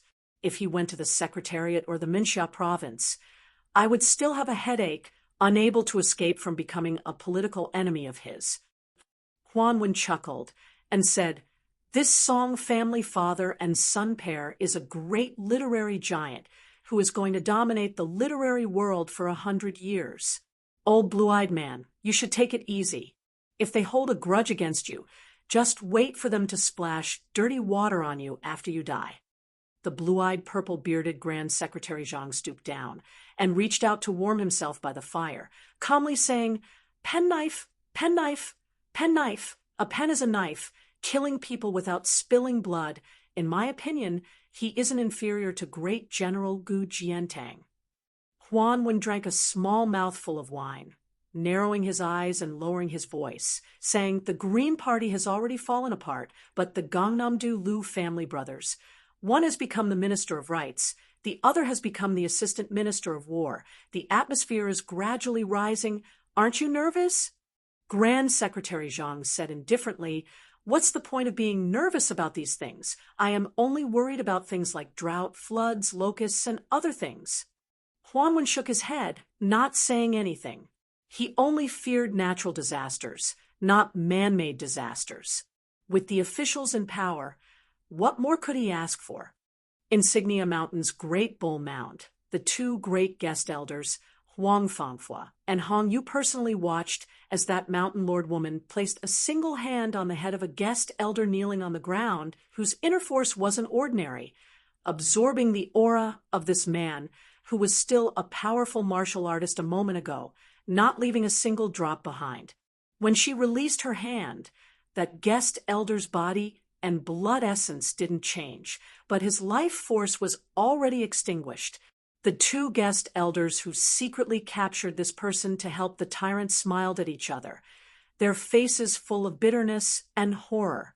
Even though they had already seen this scene many times, each time her absorption speed became faster and faster. The faster the mountain guest elder died, the more terrified they became. The woman who became Xianyuan family's master asked with a smile, Uncle Huang, what number is this? Huang Fangfua steadied his mind, doing his best to remain calm as he said, 39th. It was precisely Xianyuan Qingfeng, who had brazenly ascended to this position during the Great Snow Plains upheaval. She bent down her slender waist, looking at that corpse that died with remaining grievances, her smile as innocent as a young girl's, saying with a smile, 2 uncles, please be at ease. No matter how vicious Qingfeng's heart is, I still won't act against you two, my father's good friends. Huang Fangfua said softly, my only wish is for Miss to reach the pinnacle of martial arts as soon as possible. Xianyuan Qingfeng retracted her gaze and stretched her body. Not only was her face glowing, but there were also wisps of purple qi lingering around her body. She said faintly, if my father were still alive, he would never say such words. Perhaps he would regard me, his own daughter, as a devil that could be killed, and would no longer be willing to release a jar of red osmanthus wine for me every year. Huang Fangfua didn't dare to say anything else. Hong Yu crossed his arms and began to close his eyes to rest. Xianyuan Qingfeng frowned and asked, if I'm not mistaken, Yuan Tingshan must have somehow obtained Xianyuan Pan's martial arts experience, and his blade technique realm skyrocketed. Otherwise, with his temperament, he would never compete with Gu Jiantang.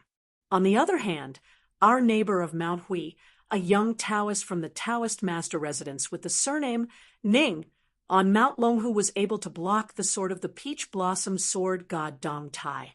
Compared to these two men, who's better? Also, during the Buddhist debate on the Golden Lotus Peak, a man with the surname Zhao brought a bald woman. Not only did she discuss Zen with Li Dongxin, she was also said to be the second person in the Vajra realm other than the white-robed monk.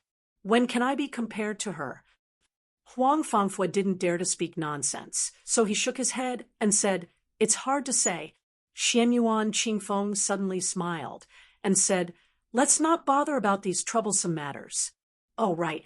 There's an old saying that rabbits don't eat the grass near their burrows. It's not appropriate to always act against the guest elders on the mountain. I'll have to trouble the 2 uncles to go to the Jianghu and catch some martial artists. What do you think?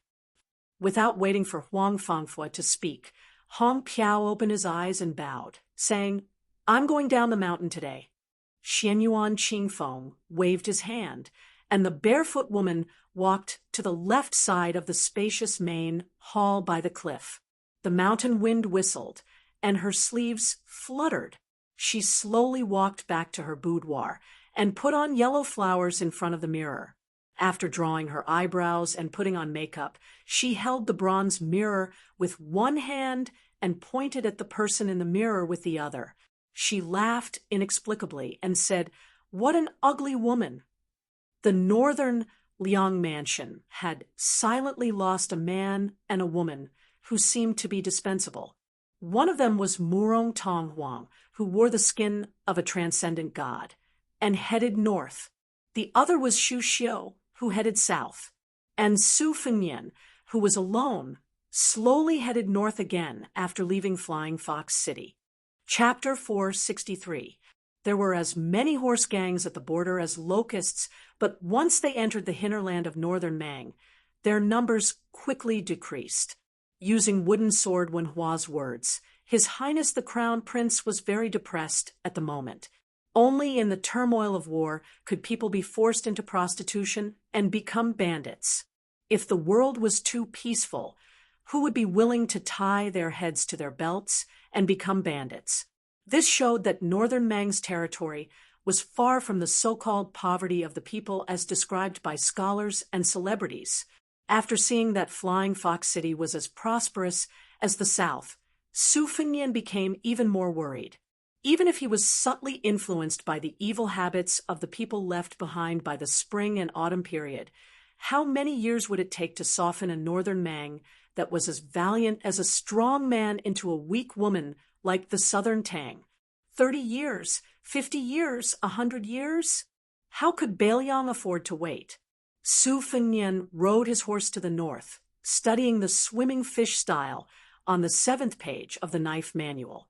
Because he could not understand the essence, he did not look at the 8th page. Other than the 12 sword cultivation methods, he occasionally rode his sword to kill snakes and scorpions. He repeatedly practiced the sword chi rolling dragon wall, which seemed to have the same effect as the rolling knife skill. Under the cool moonlight hundreds of miles away, he howled and cursed without any scruples. He cursed the old emperor Zhang Julu, Gu Jiantang, and countless emperors, generals, and ministers, and also missed many people and many things. Unfortunately, there was no little girl Tao Manwu to help him relax his frowning brows. On this day, the scorching sun was still scorching hot. If not for the great yellow court, even breathing would be like drinking scalding hot tea. Walking in the desert, the water sac would dry up. This seemed to be a type of ascetic cultivation. Su Fengnian was reluctant to ride an inferior horse that was not suitable for the hot weather, so he followed old Huang's example and led the horse, his ears twitching. Su Fengnian walked to the top of a yellow sand slope and looked into the distance. He could vaguely see blurry figures under the scorching sun. 2 people were galloping over. Probably because they saw Su Fengnian, they suddenly changed their course and galloped over. Su Fengnian smiled. He finally bumped into horse thieves. This had nothing to do with his eyesight. It was just that these 2 young horse thieves were too obvious. Their upper bodies were bare, and they wore hemp breeches, revealing their lame dragon and tiger tattoos. They were only short of tattooing the word bandit on their faces. When they saw Su Fengnian, their eyes lit up. These 2 did not seem to be in a hurry to kill him and rob him. They whispered to each other. Su Fengnian's ears were sharp. After he heard what they said, he laughed involuntarily. They were not robbing him, but robbing him. It seemed that the leader of the horse thieves was a female hero who was somewhat in love. She let the horse thieves under her command snatch a handsome man with soft skin and tender flesh, and it would be best, if he could read and write, to be her wife. The 2 horse thieves obviously did not think much of him. They muttered that he had thin arms and legs and would not be able to withstand a few blows from the chief. Although he was quite fair, if such a pretty boy stood together with the chief, wouldn't they become the black and white evils? If the chief took him out to drink with the other chiefs, it would be too embarrassing. The 2 horse thieves saw Su Fengnian was scared silly, but the horse thieves did not move. They became more and more speechless. Was this pretty boy a fool? In the past, when nomadic grassland herdsmen met by chance to raise livestock, even if they were not scared out of their wits, they were very vigilant when they saw them. However, this boy in front of them was foolishly holding the horse without moving. One of the horse thieves with a black tiger tattoo could not stand it anymore. He rode up the slope, pointed at the pretty boy with a horsewhip, and scolded in a rough voice, "Are you in a hurry to be reincarnated?" Su Fengnian turned a blind eye to the horsewhip pointing at him. He smiled and said, "I want to buy some water with you 2 brothers." The tiger-tattooed horse thief was stunned for a moment and lashed out with his horsewhip. Su Fengnian held the horsewhip and pulled down the horse thief, who had hurt him. He kicked out with more dexterity than brute force. The horse thief's back hit the horse's back. Together with the horse, they flew out of the yellow sand slope. The tattooed horse thief was stunned. Su Fengnian took down the shriveled water sack and floated down to the bottom of the slope. He did not look at the struggling horse thief. The horse thief's horse was a good horse. He jumped up and shook the dust off his mane. Su Fengnian took the horse thief's water sack and put it into his own water sack. He then took a straw hat and did not argue with the two horse thieves. He whistled and slowly went away with the horse. When Su Fengnian was far away, the tiger-tattooed horse thief, who had been crying for his parents, quickly sat up and rubbed his chest. In fact, it was only a slight pain and nothing serious. He said to the tiger-tattooed horse thief with a lingering fear, "I met a tough nail." The other horse thief clicked his tongue and said, "The pretty boy is actually hiding his strength. The boss will definitely like him." The tiger-tattooed horse thief quickly got on his horse and said, "Let's go and talk to the boss." Su Fengnian led his horse and traveled alone in the wilderness. According to the Bailiang Palace's geography book, he would be able to see the grassland in a few days' time. He believed that there would be a chance to meet the herdsman who lived by the water and grass. He was fine with it, but the poor horse beside him was a little tired because he often walked in the desert.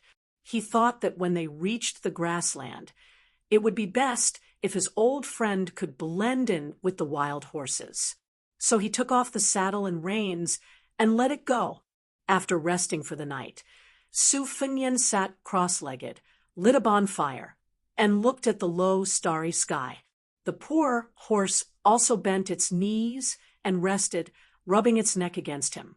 Su Fengnian patted the horse's neck, picked up a piece of soil, and put it into his mouth to chew. The moisture was much better. It was time to get close to the grassland. Tasting soil was the entry skill of finding the dragon's pulse. Su Fengnian often went with his elder brother Yao Jian to study geography when he was young and learned many superficial tricks of looking for pulse. The world's ancestral dragons came out of Kunlun, and one of them entered Beimang. In the past, Beimang rarely talked about this. After a large number of adherents of the spring and autumn period, this talk became popular. The Empress of Beimang had become the destined son of heaven. Su Fengnian turned to the poor horse and smiled. "Old friend, do you believe it?" The poor horse snorted. As usual, it diligently cultivated the sword in turn, just like the farmers in Jiangnan who had to go out every night to grab water to raise rice. They could not afford to be lazy. The sky was just beginning to brighten. Su Fengnian quickened his breathing. According to the Taoist classics, the spring meal was the morning glow of the morning, and the summer meal was the evening glow of the eastern sea. The evening glow of the morning glow was the beginning of the sun, and the morning glow of the eastern sea was the best. The evening glow of the morning glow was the beginning of the sun, and the morning glow of the eastern sea was the best. The evening glow of the northern sea was the purple chi in the middle of the night, and the extreme cold of the northern sea was the armor. The two were especially beneficial for cultivation. That Taoist orthodoxy lived up to expectations and became the state religion of Beimang. The current leader, Immortal Qilin, became a Taoist saint. Together with the abbot of the two Zen temples, they were known as the two saints of the north and south. In the early morning, Su Fengnian's breathing was red and yellow. It was probably because he had not reached the realm yet. He also could not say that it was very mysterious, but he felt more refreshed than usual. He slowly stood up and had some understanding. The so-called martial arts geniuses were divided into two types. One type had a body that was different from ordinary people like Huang Manor, who was born as a Vajra. It could be said that they were blessed by the heavens. The other type had a relatively normal body, but they could be felt by the heavens. The bull rider was one of the best among them, and only then could they have the magnificent aura of stepping into the celestial phenomenon. The third type was slightly inferior to the first two, but it was not impossible for them to step into the land of immortals. For example, Li Chungang, who entered the great Tao with the sword, Wang Xianji, who proved her Tao with strength, and Dong Tai, who connected with the sword. In the path of martial arts, the higher one's realm was the more one would go against the flow of the heavens. The heaven and earth were both a home and a cage. A martial artist had to form his own system, just like a naughty child who wanted to establish his own school. Su Fengnian raised his head to look at the rising sun and muttered to himself, "Good and evil will be rewarded. If you don't believe, raise your head and look. Who will God spare?" Then he twisted his mouth and said, "It's said that good people don't live long, but evil people live for 1,000 years. When the ancients spoke reason, they liked to slap faces." Su Fengnian turned to look at a poor old monk wearing a kasaya and hemp shoes. His red phoenix eyes, which were sometimes charming and sometimes gloomy, stared straight at this southern Zen monk who had been sitting 10 zhang away last night. Buddhism was divided into Mahayana, and esotericism was divided into yellow and red. Everyone's attire was different, because Su Fengnian's Wang Fei was a devout believer in Buddhism. He always had a good impression of monks. In Beiliang, many rogue Taoists changed professions to become monks for the sake of money. But in Beimang, he met an old monk who had traveled thousands of li to this uncivilized land to preach. Even though the monk looked kind, Su Fengnian did not dare to be careless. The old monk put his palms together and said, "Young master is a believer in Buddhism." Good. Su Fengnian suppressed the murderous instinct in his heart and silently returned the greeting. The old monk's kasaya had been washed many times. It could be seen that there were many fine stitches, but it was always clean and did not look sloppy. His beard and eyebrows were snow white. He held a bamboo staff in his hand and looked even more benevolent. In the Beiliang army, there was once a monk who wielded a staff of more than 70 jin. As one of the commanders of the infantry, he ate meat and drank wine. He killed people like flies. On the battlefield, he glared fiercely and was very bloodthirsty. He was highly regarded by Su Shao. Unfortunately, because the Beiliang cavalry entered Jianghu, the monk retreated into the mountains. It was said that he passed away in a small mountain temple. At this time, the old monk smiled and said, "This old monk came north from the 2 Zen temples to the 2 Zen temples. I wanted to discuss Zen with an old friend from the Taoist school. Although most likely it would be like a chicken talking to a duck, but at least it would be a load off my mind. By chance I saw a young master swallowing the moon and eating the red clouds of the sun. I wanted to talk to young master endlessly, but I was afraid young master would misunderstand me as a bad person. So I did not dare to take the initiative to speak. But after thinking about it for a night, I felt that young master's heart is very deep. I don't know how to cultivate it. If I am careless and fall into it, it would be very inappropriate. Since young master is a believer in Buddhism, if you don't mind this old monk being noisy, I can talk to young master about Buddhism." Su Fengnian sat down again.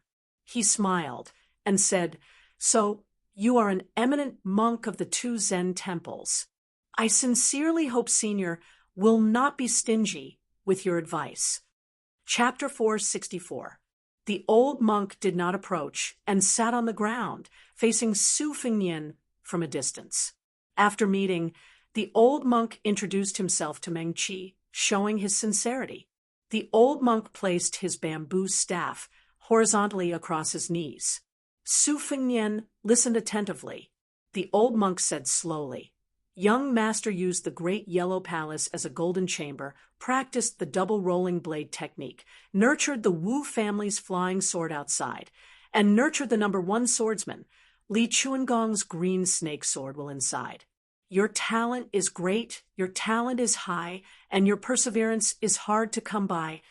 Su Fengnian, whose secrets had been seen through by the old monk, was shocked. His expression was normal as he smiled and said, "Senior, you don't have to restrain yourself first. Just say it." The old monk smiled and said, "In ancient times, when the wise men tried to control the flood, it was better to dredge it than to block it. Regardless of whether it is the sword or the saber, Buddhism's silent meditation, Taoism's golden chamber, or martial artists' closed scabbard meditation, they all go against the flow and accumulate the spirit. However, to me, going against the flow is not derogatory. Young master, please don't take it to heart. It's just that when you block the flow, it becomes a flood. When you dredge it up, you have to pay attention to it. Do you block it to the end, or do you occasionally make small mistakes? Su Fengnian said sincerely, I don't dare to play dumb with you. In my opinion, it's better to block it to the end, because the bow has the principle of slackness. I understand that.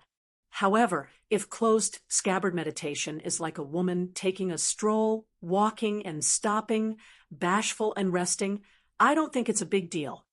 The old monk was not like those famous scholars who argued about the flow of the river.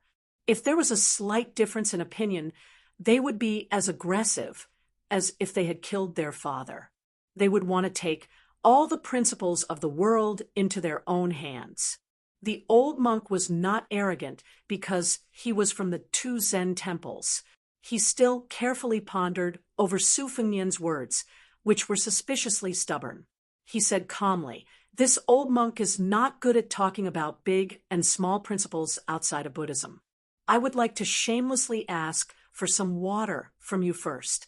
Allow this old monk to slowly think it through before speaking to you. Su Fengnian smiled. He was in a good mood. He stood up, took out his water pouch, and leisurely tossed it over. After the old monk caught it, he took out a white bowl from his traveling bag. He poured half a bowl of water and drank a mouthful with relish. In the old monk's opinion, a bowl of very plain water was better than any delicacy. If it was his favorite porridge, it would be even better. Su Fengnian took a step back and stopped arguing. He asked, what if I'm willing to drain the accumulated water? The old monk raised his head and said, it's enough to make love with a woman. Actually, your great yellow courtyard has already reached the realm of consummation. The reason why it's lacking is not because there are a few major acupoints that have yet to be opened, but because it's lacking yin and yang. The corner of Su Fengnian's mouth twitched a few times. The old monk laughed heartily and said, don't think that this old monk is a perverted monk. It's just that it's normal for men and women to make love. Although this old monk is an outsider, I don't see it as a scourge. Moreover, when I was young, I often couldn't sleep well at night. I was often beaten and scolded by my master. The old monk restrained his smile and said solemnly, it's a good thing that you use the world's injustices to nourish your will. There's righteousness in the world, although it doesn't repel murderous aura. It's mixed with evil aura and resentment. It's strong but not pure. You have to know that if you go astray, every step you take, every bit of strength you exert, it may seem like you're going far away from home, but it's actually going astray. Have you ever asked yourself this question? Moreover, in this old monk's humble opinion, when people say that they have a clear conscience, most of them are guilty. Even if they have a clear conscience, they are guilty of the truth. Allow this old monk to pour a bowl of water. The old monk poured a second bowl of water, leveled it, tilted it again, and shook it again until the water in the bowl calmed down. Young master, when we conduct ourselves in the world, we all use this bowl. The righteousness of the world is the water in the bowl. It's just that the depth is different. No matter how the bowl is tilted, this bowl of water is always as flat as a mirror. Su Fengnian frowned and said, if that's the case, how can you say that a bowl of water is equal? Isn't this just making trouble for nothing? The old monk drank a mouthful of water and shook his head with a smile. This old monk doesn't dare to make a judgment. Ha ha! This bowl of water was swindled from your hands. I'm ashamed, ashamed. Su Fengnian didn't know whether to laugh or cry. His gaze became much gentler, and he smiled Senior is indeed an old immortal of the two Zen temples. With just a few words, you're able to talk about big principles on small matters. Compared to those Buddhist teachings that are scattered by heavenly maidens, it's much more pleasing to the ear. The old monk held the bowl of water in one hand and hurriedly shook it with the other. What old immortal? Young master, you flatter me. I am old, but I'm still far from being an immortal. Other than reading scriptures all year round in the temple, I'm not good at preaching scriptures. In fact, I only know how to do some farm work. Principles and whatnot are all figured out from farming. Su Fengnian asked curiously, the monks of the two Zen temples have been conferred the title of imperial preceptor countless times. Has Senior not been conferred the title of imperial preceptor by the imperial court? The old monk smiled lightly and drank a mouthful of water. He smiled and said, clothes can warm up 10%, rice can fill 7 or 8 stomachs, and tea can be drunk up to 5 or 6 flavors. That's enough. Su Fengnian smiled. Then you have. The old monk laughed. Reserved. Even if you're not an old immortal, you have to have the demeanor of an old immortal. I have a disciple who passes on my mantle. He also has a daughter. When he found out that I was going down the mountain, he advised me to have the demeanor of an immortal. Seeing that I wasn't willing to dress up properly, he sent me down the mountain and was lectured by her all the way. The corner of Su Fengnian's mouth twitched violently. With a gentle gaze, he asked, is it a young lady with the surname Li? She has a little monk by her side, who is her childhood sweetheart. The old monk was like a Buddha who had opened his eyes. He immediately understood. So it's His Royal Highness. I've long heard that His Royal Highness sincerely worships Buddha. No wonder. I've been rude. Su Fengnian stood up and bowed respectfully. He said in a deep voice, Su Fengnian greets the abbot. The old monk stood up and returned the greeting before sitting down again. He slowly drank his water and smiled. Your Highness, you don't have to be so courteous. After Su Fengnian sat down, he asked, Old abbot, are you going to Beimang to destroy Buddha? The old monk nodded and sighed. I'm not going to Beimang to be arrogant and try to influence the Beimang emperor who is bent on destroying Buddha. I just want to talk to the monks about the Diamond Sutra. I don't know the fate of heaven, but I'm doing my best. The Confucian saints have 300 poems. In a word, they are pure and innocent. The old Lord rides a green ox and has 3,000 Taoist scriptures to seek peace.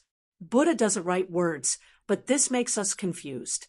The Beimang royal court wants to destroy Buddha. Without temples, without incense, without Buddha statues, without Buddha scriptures, in my opinion, it's fine. But if there are hundreds of thousands of monks and everyone loses their Buddhist heart, this won't do. The old monk carefully put the water bowl back into his bag. After standing up, he smiled and returned the water bag to Su Fengnian. Old monk thanks His Royal Highness for giving me 2 bowls of water. It's a good karma. If you're not in a hurry, Your Highness can head northwest for 40 miles. There's a canyon, and you can stop there for a while. It might be another good karma. Su Fengnian took the water bag and smiled. Old abbot, I have a favor to ask. Can you take this horse with you? I'm going north alone, and I don't need to ride it anymore. I don't dare to give it to anyone, as I'm afraid it'll be a disaster. If I leave it alone, I won't be at ease. The old monk, who was worthy of being called the Buddha head saint of Buddhism, smiled kindly. Of course. It's no trouble to have a companion to talk to on the road. Su Fengnian put his palms together. I'll bid farewell to old abbot here. The old monk put his palms together and said with a lowered eyebrow, Old monk's parting words, Your Highness can teach Bodhisattva to grow black hair. Su Fengnian was stunned. He watched the old monk holding the bamboo staff, lead the horse away until his figure disappeared from his sight. Exhaling a long breath, Su Fengnian followed the old immortal's instructions and hung his short knife, springtime thunder, and rushed northwest. Now he had nothing to worry about. Sure enough, he saw a deep canyon that stretched without an end. Su Fengnian climbed to the top and walked slowly along the cliff of the canyon. He didn't know where the so-called good karma was. After walking slowly for half an hour, he finished cultivating his sword. His feet trembled. It was as if there was thunder between heaven and earth. Su Fengnian looked back and saw thousands and tens of thousands of wild bulls pouring in from the other end of the canyon. They were like a flood pouring into a grain pot. His heart skipped a beat, and he rushed forward for half an hour. His scalp exploded. Damn it, there were hundreds of herdsmen leading sheep and all their belongings in the canyon. Aren't they going to be crushed into meat paste by the herd of wild bulls? This is not a sunny road, but a road to the underworld. You guys have lived in the grassland desert for generations. Don't you know how dangerous this situation is? Su Fengnian looked down from above. He could tell that some of the herdsmen already knew what an earthquake that came out of nowhere meant. They were in a complete mess, the elders' faces ashen, many women and children even more so crying incessantly. Su Fengnian looked over again, his expression gloomy and cold. Behind the herdsmen were several dozen northern Mang cavalry with weapons in hand. They had already urged their horses to turn around and leave. As it turned out, this was a plan of driving a sheep into a tiger's den, yet not shedding a drop of blood. If the old monk had not bemoaned the state of the universe and pitied the fate of mankind, the crown prince would have only watched coldly from the sidelines. After all, it was no different from committing suicide to stop tens of thousands of wild bulls alone. Su Fengnian gritted his teeth and floated down to the bottom of the canyon. Hundreds of herdsmen were dumbfounded. Some of the cold-hearted young herdsmen had already climbed up the cliff. However, the cliff was steep, and they couldn't climb very high. Su Fengnian stepped out, drew a semicircle, and raised his hands. His feet sank 3 inches into the ground. He left the herdsman with an unfamiliar back. At the same time as the herd of wild bulls poured into the canyon, an old monk rode on a horse with one hand. His eyes were merciful. He put his palms together and said, "This boy is very kind." Su Fengnian focused on condensing his qi, shaking Kunlun with a single move. Chapter 465. Su Fengnian abruptly slapped his forehead and stopped using the grand momentum shaking Kunlun that he had stolen from Mount Hui's Great Snow Plateau. Then he swept backward, not caring whether the herdsmen understood the Gusaizhou language or not, telling them to retreat first. Su Fengnian took the lead and carried a nomadic child under his armpit. Then he picked up another youth and bent his knees slightly. Like an arrow, he shot off the cliff. After bouncing several times, he landed on the mountaintop. After landing on the mountaintop, he leaped down to the bottom of the canyon. Su Fengnian did not take a break. After more than 10 jumps, he finally brought more than 20 children to the mountaintop first. The sound of the cow hooves was like the explosion of spring thunder. The canyon's cliffs were shaken and dust filled the air.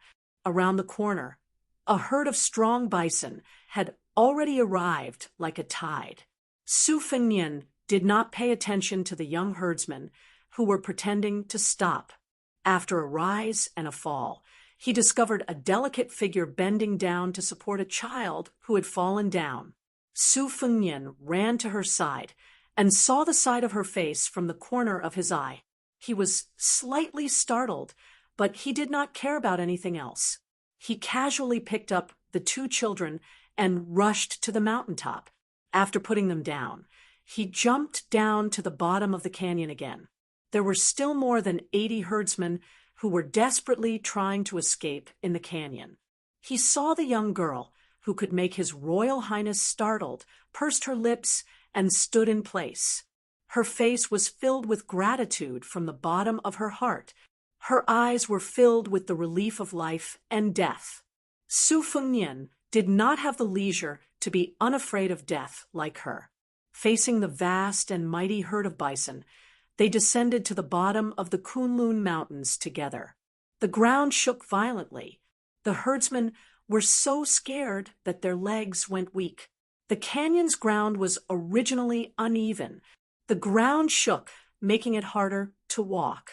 A few elderly people staggered and fell to the ground. They struggled to get up and run again. Su Fengnian's momentum was majestic. It was like a sudden clap of thunder rising from the ground. Thunder against thunder. Qi flowed all over his body, leaking out like a flood. Su Fengnian exhaled again and suddenly opened his eyes. Both of his hands slid outwards in a gentle arc. The dust was unable to come within 1 zhang of his body. The girl behind him was dumbfounded. She only saw the young man with a saber in his long robe fluttering in the wind. When the frenzied bulls with red eyes were 10 steps away from him, it was as if they had hit an invisible iron wall. The front hooves of the first line of bulls that were running side by side with him were twisted and pressed backward. Then, countless wild bulls behind them piled on top of each other until the bodies of the first line of bulls exploded. Blood splashed everywhere. But even so, the dense black mass of bulls was blocked and could not move forward at all. One by one, the wild bulls in the back, weighing 2,000 to 3,000 jin, hit the wall one after another.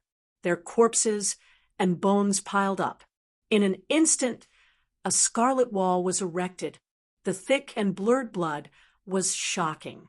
The strong wild bulls had 2 thick, long, and sharp horns that curved into 2 shocking arcs.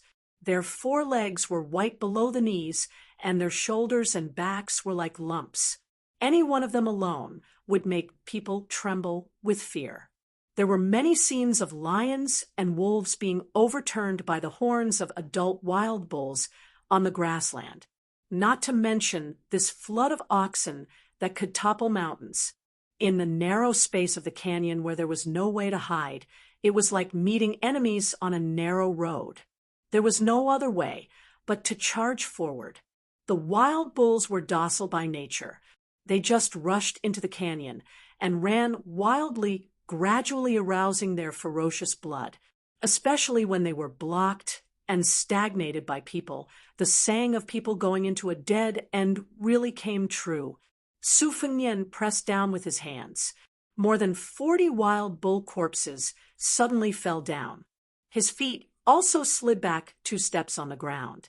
Without any obstruction, the herd of wild bulls stepped on the corpses and leaped over, continuing to run wildly. Su Fengnian's sleeves billowed. His left foot slid out a step. He spread out his arms and suddenly pushed forward. The wind and sand in front of him were blown up. Especially the 2 cliffs on both sides were pulled by the momentum. Many large flying stones were forcefully pulled out and shot toward the herd of bulls. Su Fengnian did not care about the blood that seeped out of the corner of his mouth. He knew that the flying stone was just a solution to the urgent situation and could not escape from a drop in the bucket.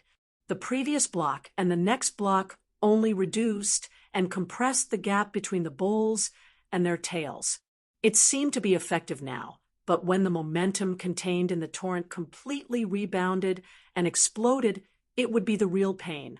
If he reached the Finger Mystery Realm, he could break the cliffs and have a chance to block the canyon. He reckoned that the body of an ordinary Vajra realm martial artist wouldn't be able to withstand the impact of the waves. Unfortunately, Su Fengnian, who was a step away from the Vajra realm, took a few steps back. He quickly took a breath midway and didn't even have time to spit out blood. His long robe moved without wind as he shook Kunlun again. If he could block 1 step, he would block 1 step. Again and again, the cycle of the big yellow court grew. Chapter 466. After going back and forth for more than a dozen times, he had already slid back 60 or 70 feet step by step. During this period of time, Su Fengnian was very anxious. His murderous intent was aroused, and he used the falling rocks to launch a wave of sword chi to roll the dragon wall, dismembering the bodies of more than a dozen wild bulls. The price was that he could no longer suppress his spitting blood. His heart was greatly shaken, and he no longer dared to let his emotions affect his decisions. He only felt extremely sullen, and his hostility skyrocketed. His eyes were crimson red, and the red date mark between his eyebrows slowly turned a light purple and then a deep purple. He could no longer see and no longer hear. He could no longer weigh the pros and cons of life and death. Gradually, he reached a kind of indescribable state of bliss. There was a gap between life and death. The Confucians believed that there was no evil, that they had a clear conscience, and were not afraid of life and death. Su Fengnian shook Kunlun and secretly learned from the Confucian scholar Xianyuan Jingcheng in Great Snow Plains. He had an awe-inspiring righteousness. At first, he risked his life to save the herdsman. His heart was filled with an unknown good karma, but after a long time, he no longer had any worries. When he entered the world, he inadvertently gave birth to a desire for the world. He planted a golden lotus in the great yellow courtyard, waiting to bloom, and in a flash, he attained immortality. Su Fengnian opened the Juke acupoints, but did not realize it. His right hand was naturally behind his back. He closed his eyes and concentrated, his left palm facing up. He only remembered that when he first came to Mount Wudong, he heard that the hierarch Wang Zhonglo had once cut off the Kanglin River. Su Fengnian's left hand gently swiped, and he blurted out, "Break the river." 10 feet in front of him, the ground cracked open and went straight to the cliff. A line of 6 or 7 buffaloes fell into the crack. After being filled by the buffaloes behind them who did not have time to jump, the buffaloes continued to run forward as if they were running on flat ground. Blood splattered everywhere. "You run, I break." Su Fengnian leisurely slid backward, breaking again and again. It was a tragic scene of the ebb and flow of the tide. Su Fengnian seemed to be free and unrestrained. He was indescribably leisurely and romantic, but he was already bleeding from his 7 orifices. No matter how mysterious and continuous the great yellow court was, no matter how famous it was for its rich inner energy, it was not an inexhaustible bottomless abyss, especially when it was very particular about turning back and forth.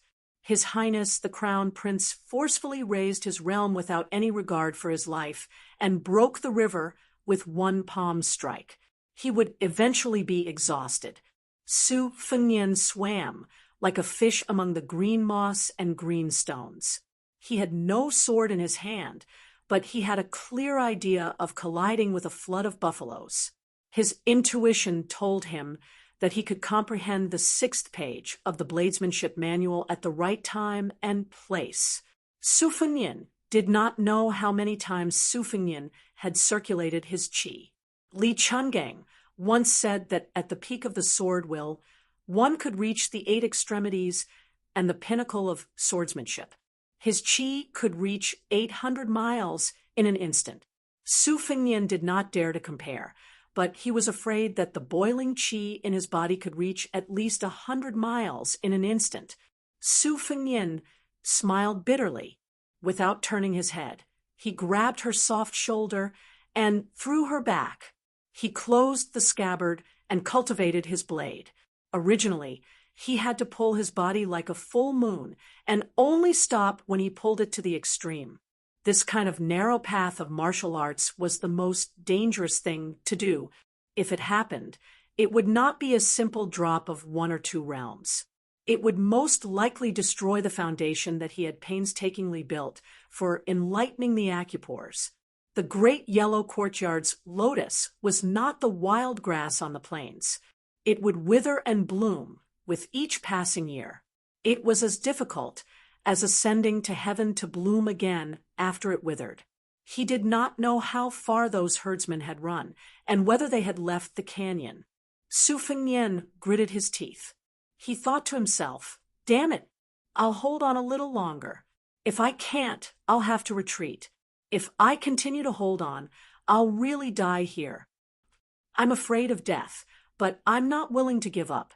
Su Fengnian allowed the bison to rush over. They were already very close. He still completed a big circulation and could clearly see the ferocious and terrifying eyes of the bison in the front row. The bison lowered their heads at the same time, wanting to stab this guy to death with their horns. Su Fengnian's clothes shrank and bulged again. The bulging was much stronger than before. He held a circle in front of his chest with both hands. Starting with a small circle, the circle gave birth to a circle, and the big circle had a magnificent atmosphere of encompassing heaven and earth. The dust in the canyon flew up like a round mirror. Su Fengnian moved back, almost inch by inch. The herd of bison also moved forward inch by inch unbelievably. Su Fengnian had told himself that he would only hold on for a little longer. Unknowingly, he had held on for a long time. At the top of the mountain, an old monk in a plain kasaya stood with his feet off the ground. He held a bamboo Buddha staff and walked like an immortal. Seeing the scene, he was slightly moved. He sighed softly and said, "When you forget yourself, you don't care about life and death. You're full of courage. When you wake up, you know that you shouldn't do something, but you still don't forget to do it.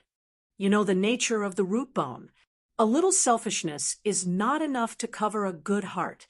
The old monk rushed to the bottom of the canyon and swooped down like an eagle. He grabbed Su Fengnian with one hand and stepped on the void with the tip of his feet. He floated in the air and floated toward the young herdsman. He said softly, "Your Highness, please save people and allow me to stop the herd of bison." When Su Fengnian subconsciously hugged the young girl's waist, the old monk said softly, "Up." A man and a woman floated to the top of the mountain. The old monk's feet finally landed on the ground. He turned around and stabbed the Buddha staff into the ground. If he wasn't wearing a kasaya, he would give people the impression that he was an old monk who looked like an old man in the countryside. His eyes were glaring as he faced the tide of buffaloes and let out a muffled low roar. His voice was like a thunderclap that spread miles away. Beimeng's New Wushu review held this Buddhist saint in high esteem. It said, "The holy monk of the dragon tree of the two Zen temples is fearless. He has the Buddha's voice and the lion's roar." The herd of bison suddenly stopped rushing forward. There was silence. Blood flowed like a river in the canyon. The old monk lowered his head in shame and put his palms together. Su Fengnian was exhausted. He stumbled and sat on the ground. The young girl sat cross-legged behind him. Her eyes were full of tears. She gently supported His Royal Highness, who was falling backward. Su Fengnian was not in the mood to care about whether the old monk had set a trap or not. He was not in the mood to care about the girl behind him. He just looked down at his blood-stained clothes and smiled bitterly. It's not good to keep vomiting blood like this. Then he fainted. The old monk pulled out his bamboo staff and came to the top of the mountain. He took Su Fengnian's pulse and felt relieved. Then he took out a white bowl from the bag on his back. He slid his finger across his wrist to fill the bowl and handed it to the young girl. The old monk's blood was not the scarlet color of an ordinary person. It was the golden color recorded in the obscure Buddhist scriptures. He was a Buddha who had reached the Vajra realm. The young girl's thoughts were connected. She hugged Su Fengnian and fed him the bowl of golden blood that was worth more than a few coins. After the old monk got up, he floated to the bottom of the valley again. He recited the Vajra Sutra all the way. After leaving the canyon, he flew to the top of the mountain. He pulled down his inferior horse and led it forward. He said softly, "Congratulations to your highness for reaching the great Vajra realm." Chapter 467. Su Fengnian woke up in a daze, but he did not open his eyes immediately. He first checked the flow of qi inside his body, which was both good and bad. The newly opened juk acupoint was a blessing, but the unfortunate thing was that he did not know why the qi inside his body was burning fiercely like firewood. Although it did not turn into ashes, there was an uncontrollable sense of crisis. This made His Royal Highness, who was used to controlling everything around him, feel uneasy and puzzled. He continued to check the breathing frequency around him before slowly opening his eyes. The first thing that came into his sight was a beautiful face. She was already stunning when he first saw her in the canyon. Her beauty could only be described as otherworldly. A pair of rare dark green eyes, like the green mountains and clear waters, should be worth 95 cents. Perhaps she was only slightly inferior to White Fox's face, Chunyu and Jiang and I. If she grew up and developed her charm, they might be on par with each other. Bei Meng was rough with wind and sand. Few women were fresh and beautiful, and their bodies were usually rougher and bigger than southern women. Could it be that Chao Guanzi monopolized the principle of 8 flowers of elegance and swallowed the elegance of Bei Meng women? Su Fengnian suspected that he had been conferred the Golden Chamber of Commerce and turned himself into a monk who only ate vegetables and did not eat meat. Unexpectedly, he did not want to look at this peerless beauty at all. He slowly stood up and took the initiative to separate himself from the soft and warm body. After nurturing the sword, it was as if his body was fitted with a precise hourglass. Even when he was meditating and breathing, he would automatically wake up every 2 hours and jump to the bottom of the valley. He silently controlled the sword and dripped a drop of blood on the sword, causing the flying sword to unexpectedly fall straight down. 3 days of effort had been wasted. Su Fengnian held back from cursing loudly. He frowned as he stared at the blood mark on his palm. The bright red blood was permeated with an inexplicable faint golden color. Even when he was at the consummate level of the Great Yellow Hall, he had never heard of such a strange sight. He no longer dared to nurture the sword carelessly. He withdrew the sword, and his slender ame, which was as fine as a woman's black hair, swept back to the mountaintop. Most of the rescued herdsmen were young. They surrounded the young girl and looked at Su Fengnian with eyes full of reverence and worship. Su Fengnian ignored them. Looking at the bottom of the white bowl that was sparkling under the sunlight, he squatted down and stretched out his finger to touch it. He sniffed and guessed 70 to 80% of it. The reason why the Buddha was called the Golden Body Buddha was largely due to the so-called invincible body of the Vajra. It was rumored that the Vajra could make all the evils in the underworld retreat and all the ghosts in Fengdu crawl. It was only through Li Chuangong's explanation that Su Fengnian knew that the Vajra realm in the world could be considered as a fake realm.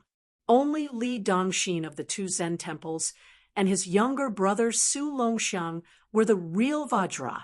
Back when Li Dongxin returned from his 10,000 li journey to the west, someone spread the shocking secret that a flesh-eating monk in white could obtain the golden body of immortality with a piece of meat. Evil figures swarmed over, but none of them succeeded. In the end, when Li Dongxin approached Chang, and under the watchful eyes of everyone, he cut off a piece of meat and gave it to someone who was about to die of hunger and cold. A few years later, the old man died peacefully of old age, but he did not achieve immortality. Only then did his doubts dissipate. Su Fengnian sat cross-legged and stared blankly at the white bowl. The young girl and more than 20 children beside him did not dare to disturb him, so they accompanied him and stared blankly. Su Fengnian stood up and carried the 2 children down to the bottom of the valley. The herd of wild cows was intimidated by the Buddhist lion roar. They froze like a torrent and stopped moving. Finally, they all turned around and rushed out. Only then did the herdsman feel at ease to pick the wild cow carcasses to store meat in autumn and winter. Su Fengnian sent the herdsmen down one after another. During this time, a few cheerful children felt as if they were riding on clouds and mist and laughed happily. In the end, only the slender and elegant young girl was left. North of Dragon Waste Prefecture was a very cold place. In autumn and winter, the rich people used the fur of marten, fox, rat, and raccoon as their fur coats. The poor people used the fur of cows, horses, pigs, and sheep as their clothes. In spring and summer, they used cloth and silk as their clothes. There was a difference in thickness between the rich and the poor. For example, the young girl in front of him had a narrow left sleeve and wore black leather boots. She could only be considered simple and neat. She could not compare to the silk and embroidered clothes of the maids and concubines of the noble families. However, she was a natural beauty. There was an exquisite Chong flute tied around her waist. There was no one at the top of the mountain. Su Fengnian finally had the mood to look at her carefully. He was not in a hurry to send her into the valley. She blushed from being stared at. She lowered her eyebrows and 2 fingers quietly twisted the corner of her clothes. Su Fengnian smiled.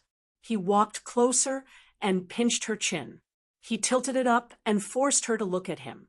Su Fengnian had seen with his own eyes the Mang cavalry hunting and chasing. He did not intend to get involved in this muddy pond. Beautiful women were a source of trouble. Su Fengnian did not have the ability to fool around in Bei Mang.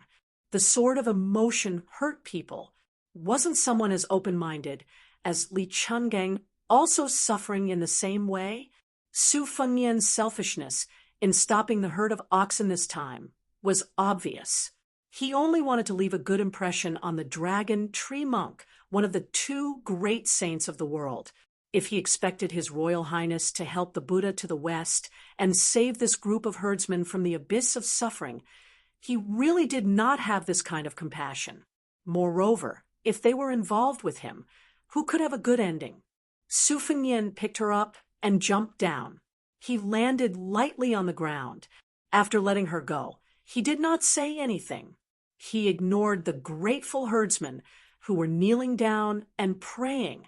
His chi was continuous like the Kunlun dragon's vein. In a flash, he chased after the herd of oxen. After turning the corner, he slowed down and planned to turn back.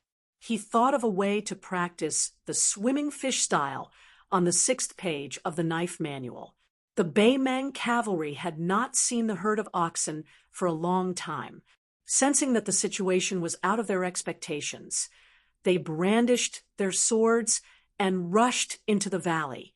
Su Fengnian's hearing was amazing. He frowned slightly and stuck to the dark cliff like a gecko.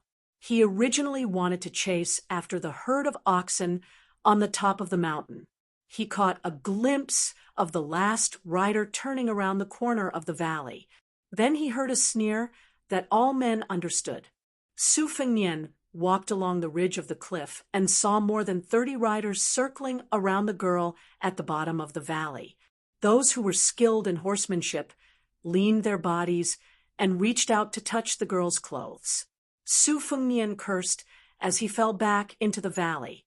The arrogant cavalry did not notice that someone had appeared out of nowhere behind him. Su Fengnian was also too lazy to talk nonsense. He floated forward, one hand grabbing onto the tail of a warhorse. The warhorse that was galloping in circles felt a wave of pain and raised both of its hooves, neighing in pain. The fierce cavalry turned around in surprise, brimming with killing intent. A saber slashed towards this reckless fellow. Su Fengnian gripped his saber and dragged the cavalry off his horse. He kicked this sturdy warrior away, and his body smashed into the cliff, instantly turning into a pile of meat paste. Su Fengnian was shocked. When did he reach such a state? The rest of the cavalry were startled. A brave man urged his horse forward. Su Fengnian did not move at all. When the horse crashed into him, he pressed one hand on the horse's head. The horse's head exploded into the ground and died on the spot. The back half of the horse's body flipped over. Su Fengnian slapped it away with one hand. Together with the dead horse, both the man and the horse were thrown into the cliff. The only difference between their deaths and the former's was that the pile of meat paste was bigger. The more than 30 cavalrymen no longer cared about teasing the tender meat that was about to enter their mouths. They fled for their lives. Anyone could see that using numbers to crush the enemy was not going to work. Where there's life, there's hope. This principle was simple and plain no matter where it was. Since Su Fengnian had started a killing spree, he would not allow the fish that slipped through the net to pass on the information. He leaped up and strolled leisurely around the warhorse. He pushed out his palm as if he was swatting a fly on the wall. Large scarlet blossoms appeared on the cliff wall of the canyon. Su Fengnian, indeed, could not do what Chen Jibao did, using a horse to drag Yi Baikui's wife and daughter to death in front of the western wall. But when it came to killing some barbarians in Beimang, he still had no scruples. If not for this, Su Fengnian admitted that he deserved to die in Beimang. Even if he had the hereditary title in his hands, what qualifications did he have to fight with Chen Jibao over Beiliang's military power? Snatching soldiers, snatching food, snatching people's prestige, and snatching the hearts of the army. All of these things had to be done with hands stained with blood, not with talking about benevolence, righteousness, and morality. Spring and autumn were not righteous wars. How many massacres were there? How many cities were massacred? How many people ate the food cooked by their fathers and mothers? Scholars, aristocrats, powerful officials, and military men, one after another, entered the scene. Even if they died, most of them could be considered to have left a mark or two in the history books. But too many people in the chaotic world who only wanted to be well-fed and well-clothed dogs died. Even their descendants, who were supposed to burn incense during the Qingming festival, died along with them. How could he command Beiliang's 300,000 cavalrymen with the benevolence of a woman? Once the empire's north gate was opened wide, and Beimang drove straight down, the first to suffer would be Beiliang's millions of households. Those loyal officials of the Liang dynasty, who had always been a burden to Beiliang, were probably very happy to see this happen, even though they were grieving on the surface. Su Fengnian's face was gloomy. After taking care of more than 30 Beimang cavalrymen, he slowly walked toward the girl. She was the only girl among the herdsmen who saw him block the herd of bulls with her own eyes. At that time, she believed that he was the greatest hero in the world, like an immortal descending to earth.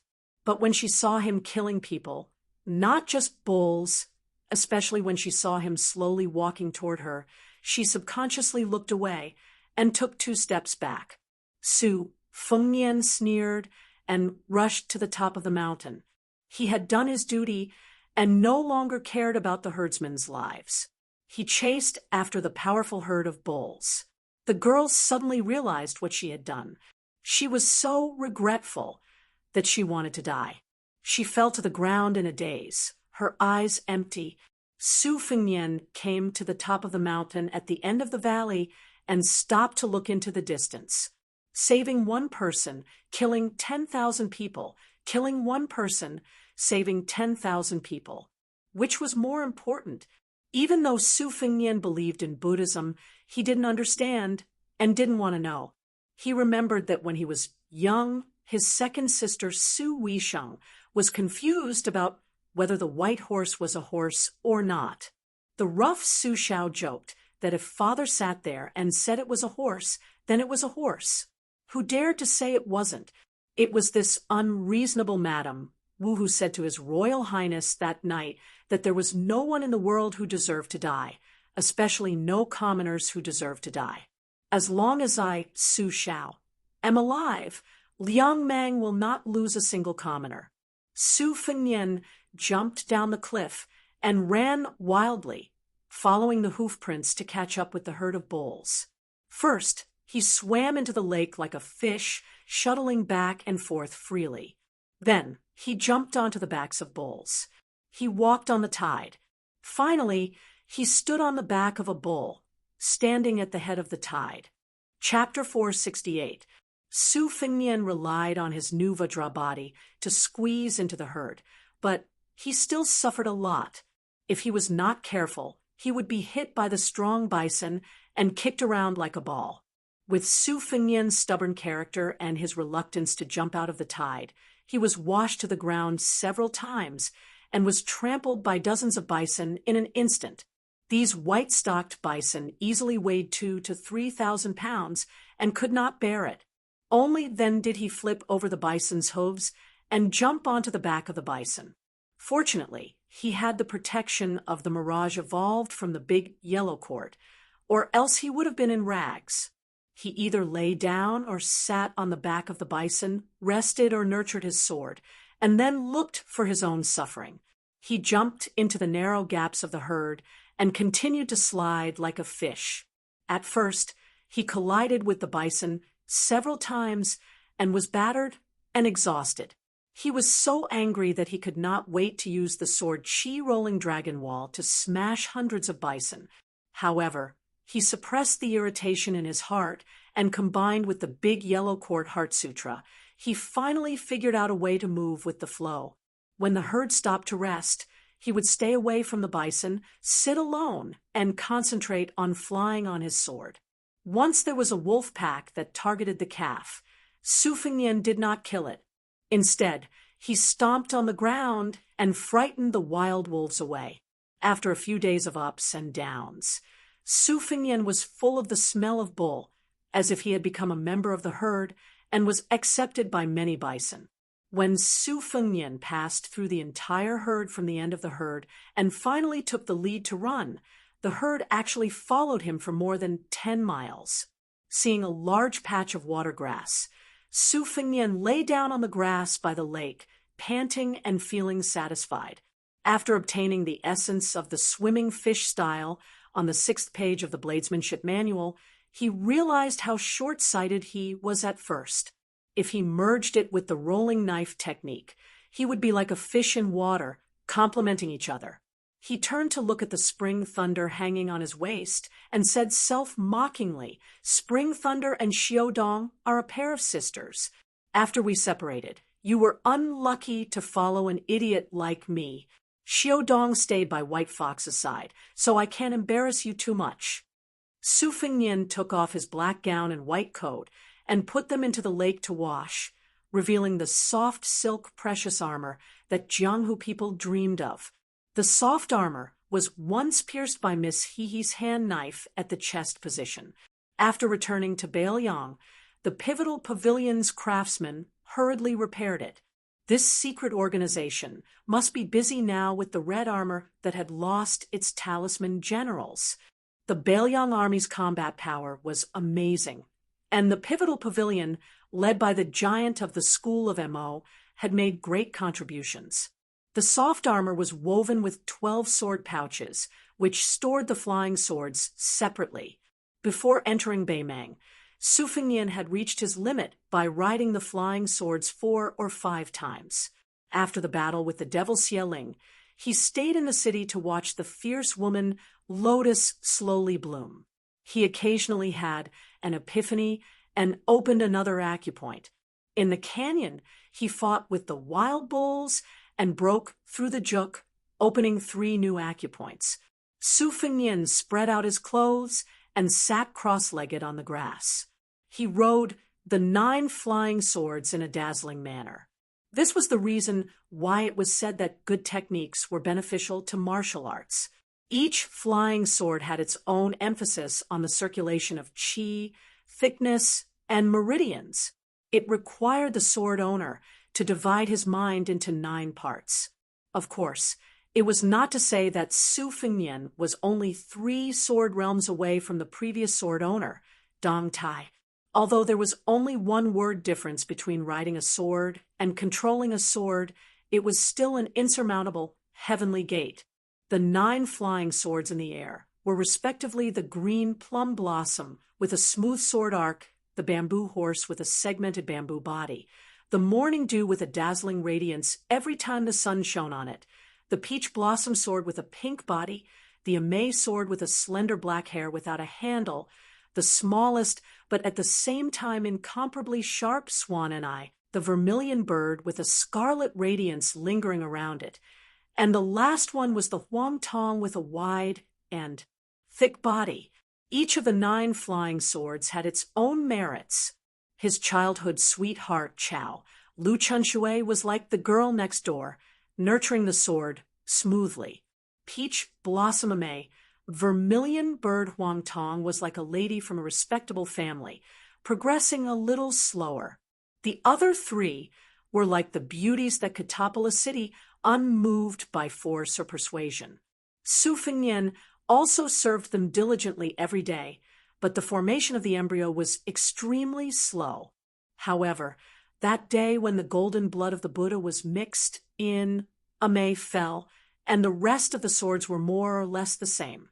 Only the first sword of golden thread almost instantly formed a sword embryo, which was a great surprise. Regarding the previous swords that were wasted for 3 days, Su Fengnian did not feel so distressed anymore. After nurturing the golden thread, the golden luster in the blood had completely faded away, which made Su Fengnian feel relieved. He could not abandon the other 11 swords just to nurture the first sword of golden thread. This was a huge loss, and there was no way he could be so wasteful. Su Fengnian controlled the flying swords to cut the water weeds. He wondered what Dong Tai would think if he saw this scene. After he was exhausted, Su Fengnian put the 9 swords back into the sword pouch. He grinned and leaned back, his hands folded behind his head, and closed his eyes, half asleep. Yao Jian had been influenced by the geomancy master Yao Jian. Other than knowing some superficial kung fu of tasting earth and water, he also knew a thing or two about dragon veins. Yao Jian once said that the dragons of the world came out of Kunlun. Of the 3 great dry dragons, 1 landed in Taiyan, 1 came out of Donghai, and 1 entered Beimang. There was a saying in Qingshui geography that the mountains were old and lifeless, while the young mountains had luck. Therefore, 1 searched the mountains, but not the old, 1 searched the young mountains. The closer one was to Kunlun. As time passed, the more difficult it would be for a dynasty to be born in the West. Not to mention the imperial court, just in terms of feng shui, when Su Xiao had stationed troops in Beiliang to confront Beimang, he sent the 2 great vassal kings of the imperial family, Yan, Qi, and Guangling, to the southeast to be in charge of suppressing the qi of the dragon. The son of heaven, Zhao family, was not without the hidden selfishness of having outsiders guard the door and courtyard while their own family members looked after the treasures. Among them, because the Guangling prince and the current emperor shared the same father and mother, they were able to be stationed in the Donghai region. It could be said that they had put a lot of thought into this. However, when talking about the fate of a dynasty and one's own destiny, there were always too many contradictions. Li Yishan was very resistant to this, and at the same time, Yao Jian was also implicated a few times. Su Fengnian suddenly stood up and put on his clothes. Then he saw a middle-aged Taoist who did not look like a Taoist priest from the Central Plains. When he saw him, he only glanced at the spring thunder and lost interest. This Taoist priest had slanted eyebrows and a pair of almond-shaped eyes. He wore a short brown robe with a colorful silk belt tied around his waist. On his back, he carried an ancient bronze sword with pine patterns. His appearance was elegant, and he had the demeanor of an immortal. He asked in a southern Baimang accent, "Have you seen an old monk with a bamboo staff?" Su Fengnian calmly shook his head and said, "Master Taoist, I have not seen him,